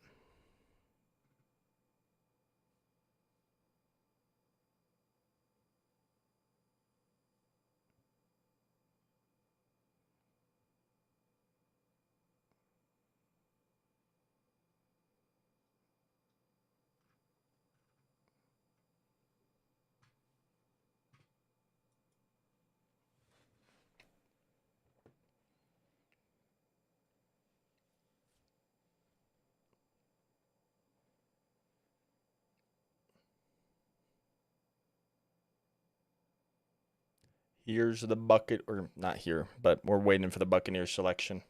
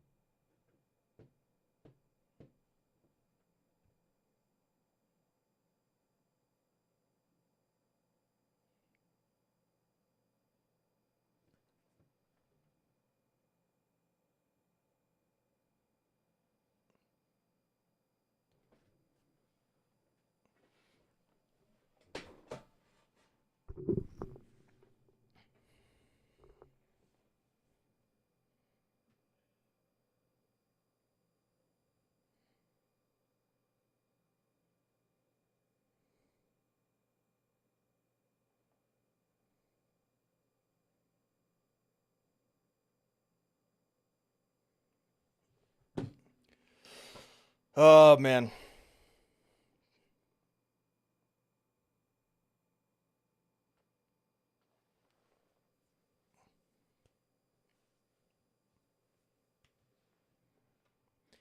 Here's a Texans selection at 247. Marcus Harris, defensive tackle. Okay, yeah, we're behind. They just decided to take off the graphic and not show the pick for the Buccaneers, and that's gonna be Devin Culp, tight end out of Washington, went to the Texans, or not the Texans, the Tampa Bay.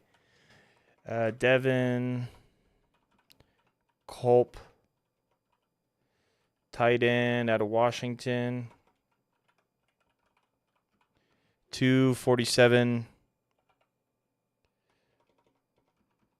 247. Who was it? It was the Texans, right? The Texans selected Marcus Harris. The Houston Texans select Michael Harris, defensive lineman. Michael Harris, defensive line out of Auburn. 248. The Kansas City Chiefs are on the clock, and here's their selection. CJ Hansen, guard out of Holy Cross.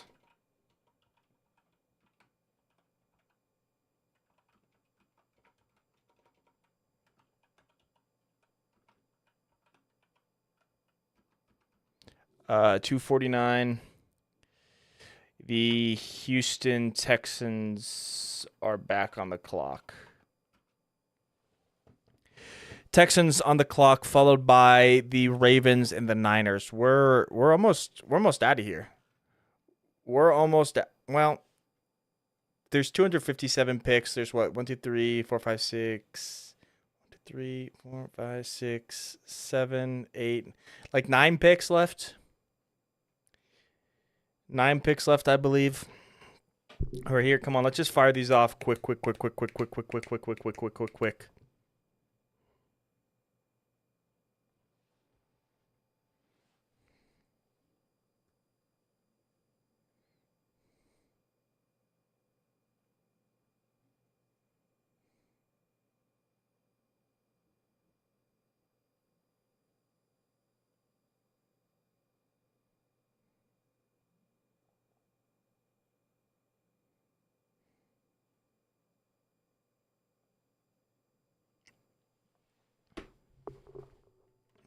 All right, the Texans pick is officially in.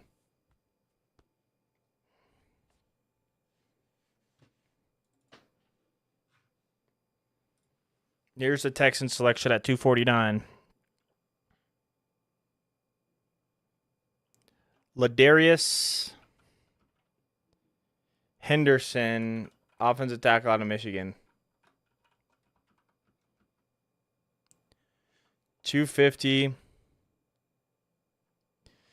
The Baltimore Ravens are on the clock.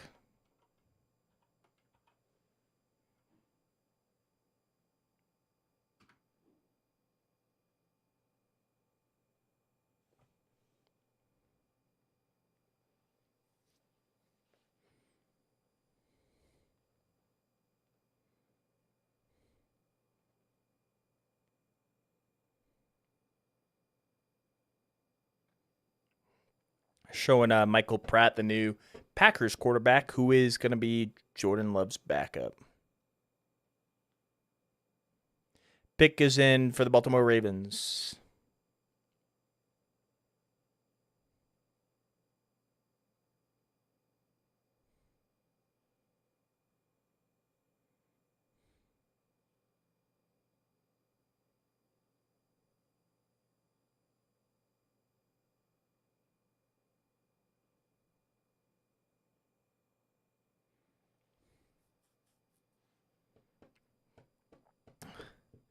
Pick is in for the Ravens, waiting for the announcement.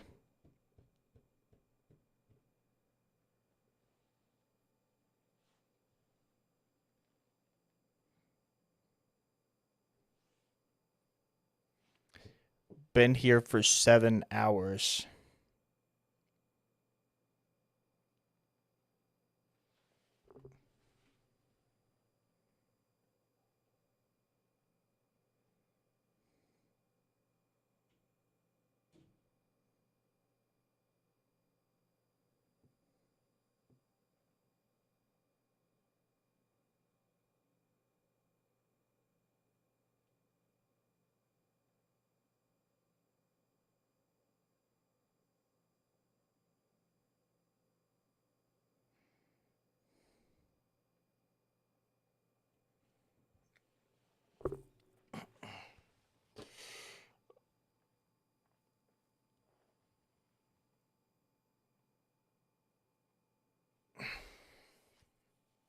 Oh my goodness.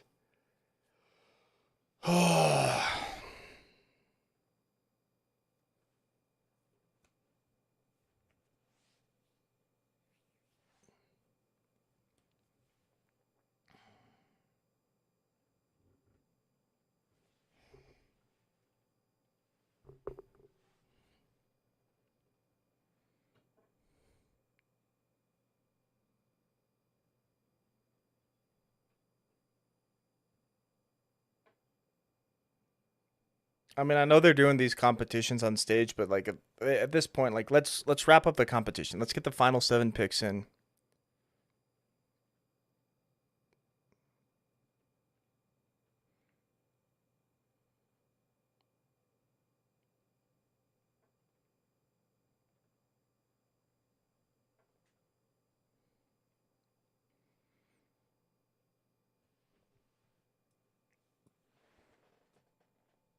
All right, I'm turning off the light. The light in my eyes.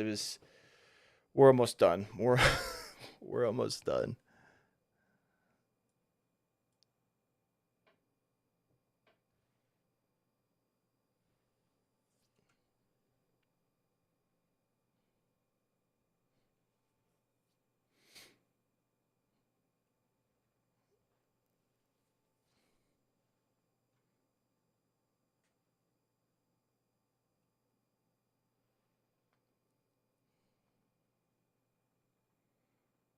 All right, I think here's the Raven selection coming up. Someone's walking onto the stage with a card.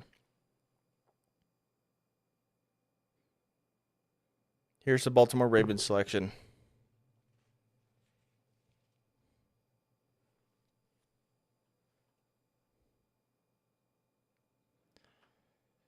Sano, I'm not even going to pronounce it. Kane, safety out of Purdue.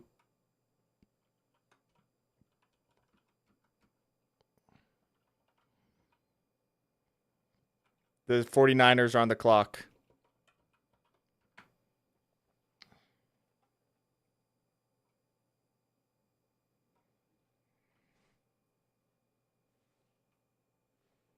Oh. Whoops.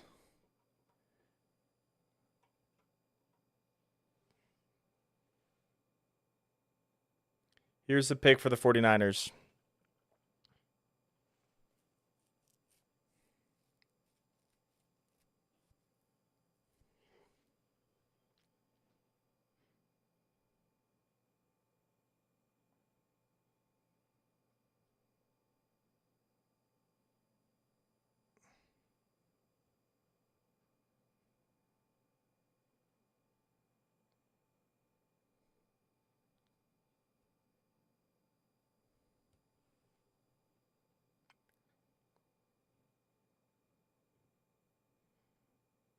Here's the 49ers selection.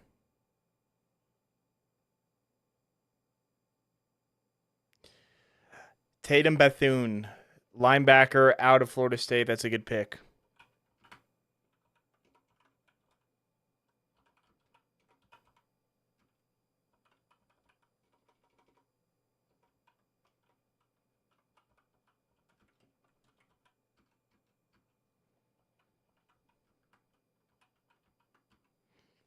And Titans are on the clock at 2:52.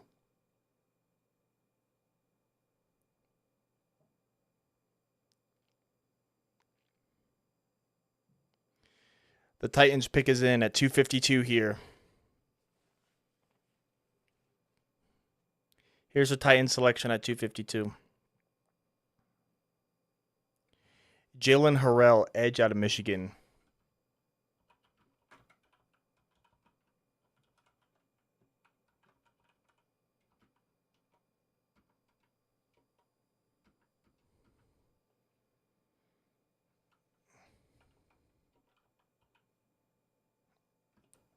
.253, the Los Angeles Chargers are on the clock.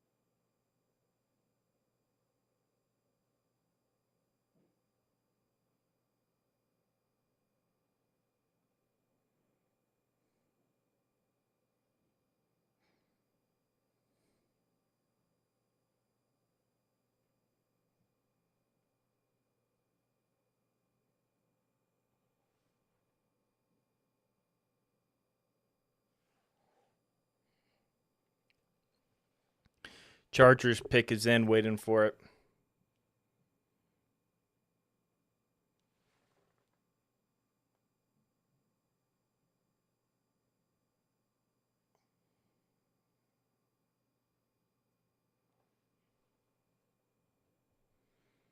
Here's the Chargers selection at 253.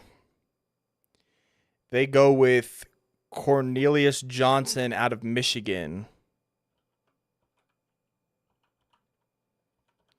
Cornelius Johnson, wide receiver out of Michigan.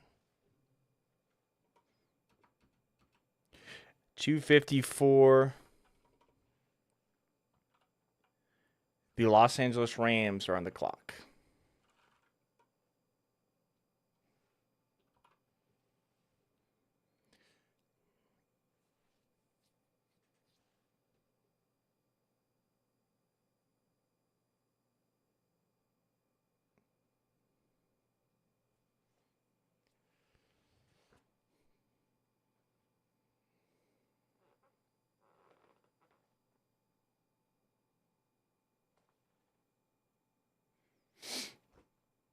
Rams on the clock at 254.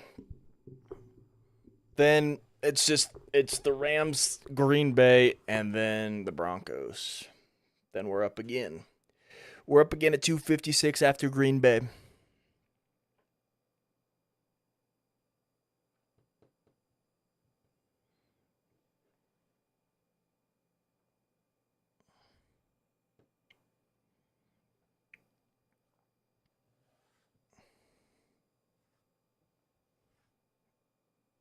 Here is where the pick is in for the Rams now. Which means Green Bay's on the clock. We're up next.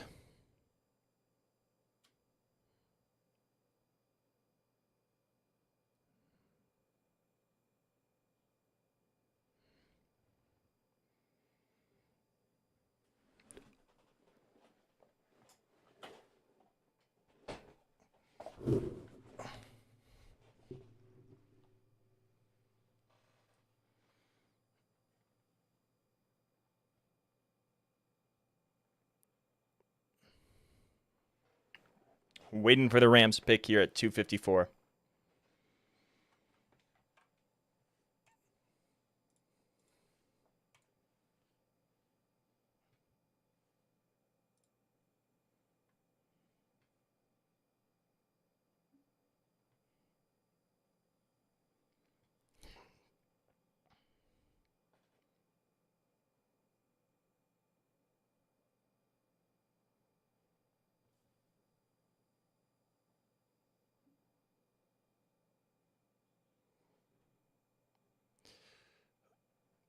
Waiting for the Rams pick here.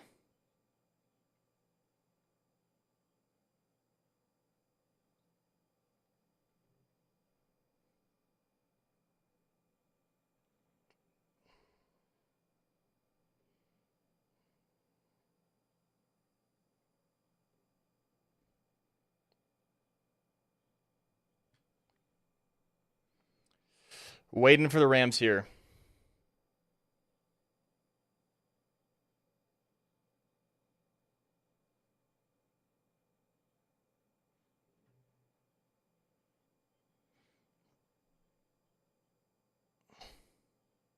Here's a Ram selection.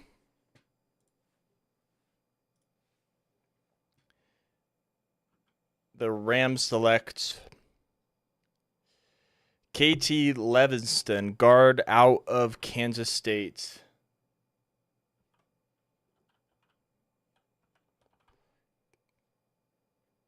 Guard out of Kansas State. I probably don't need to be filling this in anymore, but 255. The pick is in for the Packers. Then we're up next.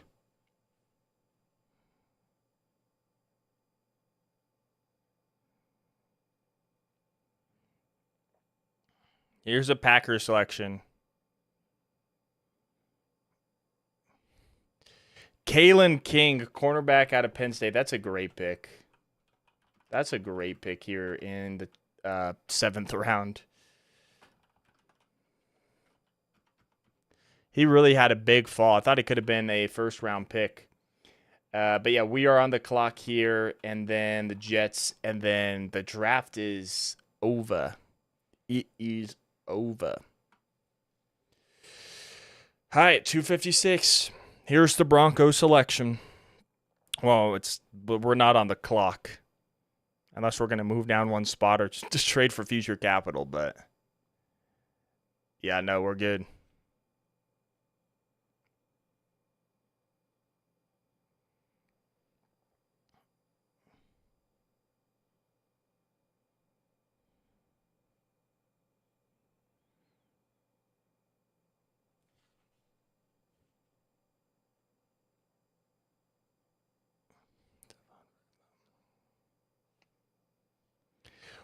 All right, final pick of the 2024, or our final pick for the 2024 NFL Draft, and then the final pick is next.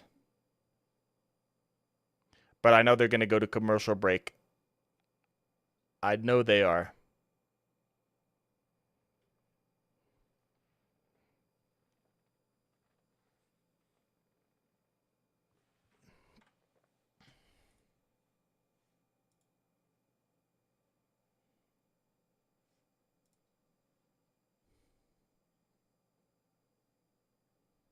All right. The pick is in for the Broncos here at 256.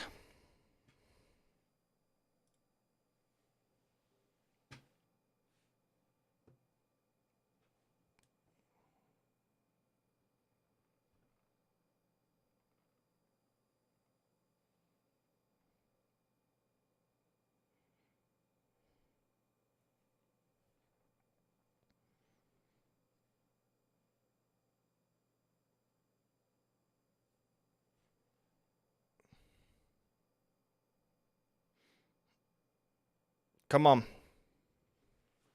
Our final pick in the draft.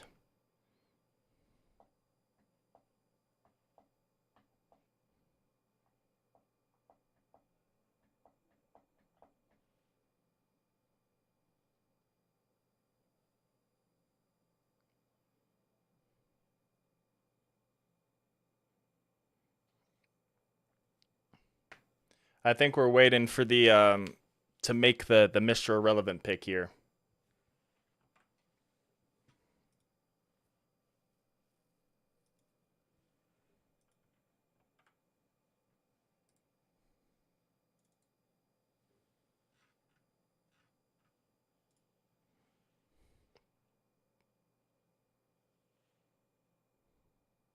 All right, here's the Broncos selection.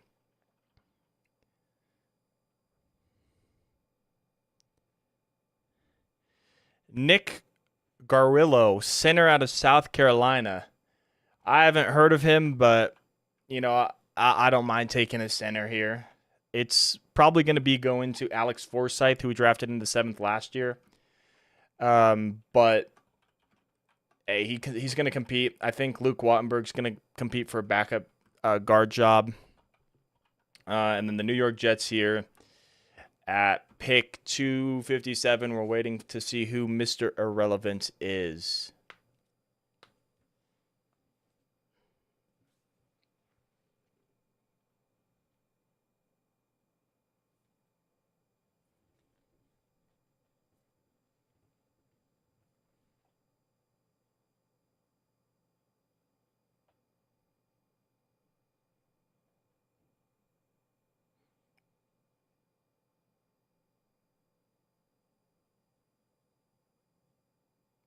All right, waiting for the Mr. Irrelevant pick for the New York Jets.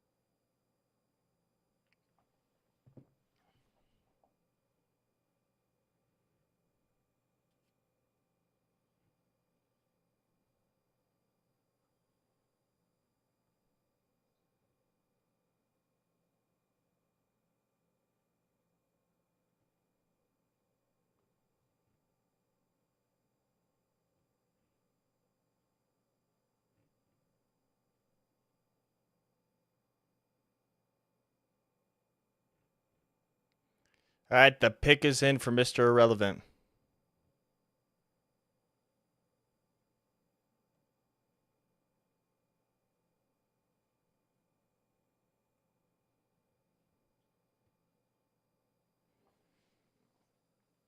Here comes the final pick of the 2024 NFL Draft, Mr. Irrelevant.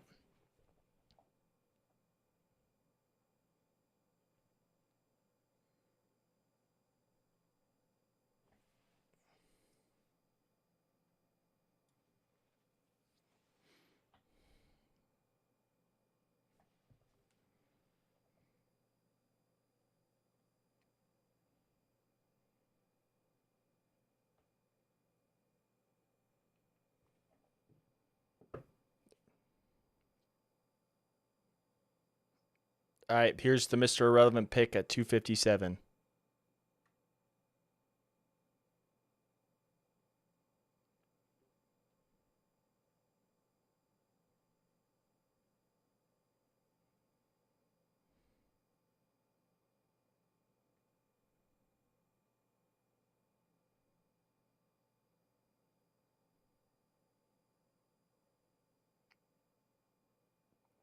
Jalen Key, safety out of Alabama.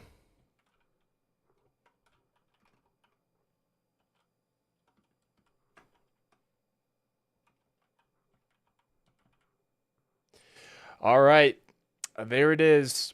That's the draft. As much as I want to stay on and talk, I think I am going to head out. I am going to get some sleep, or not, well, not sleep yet, but I need to go and grub up, eat some grub, and take a chill pill. I'll be releasing my videos here soon on the grades and whatnot. Just give me some time.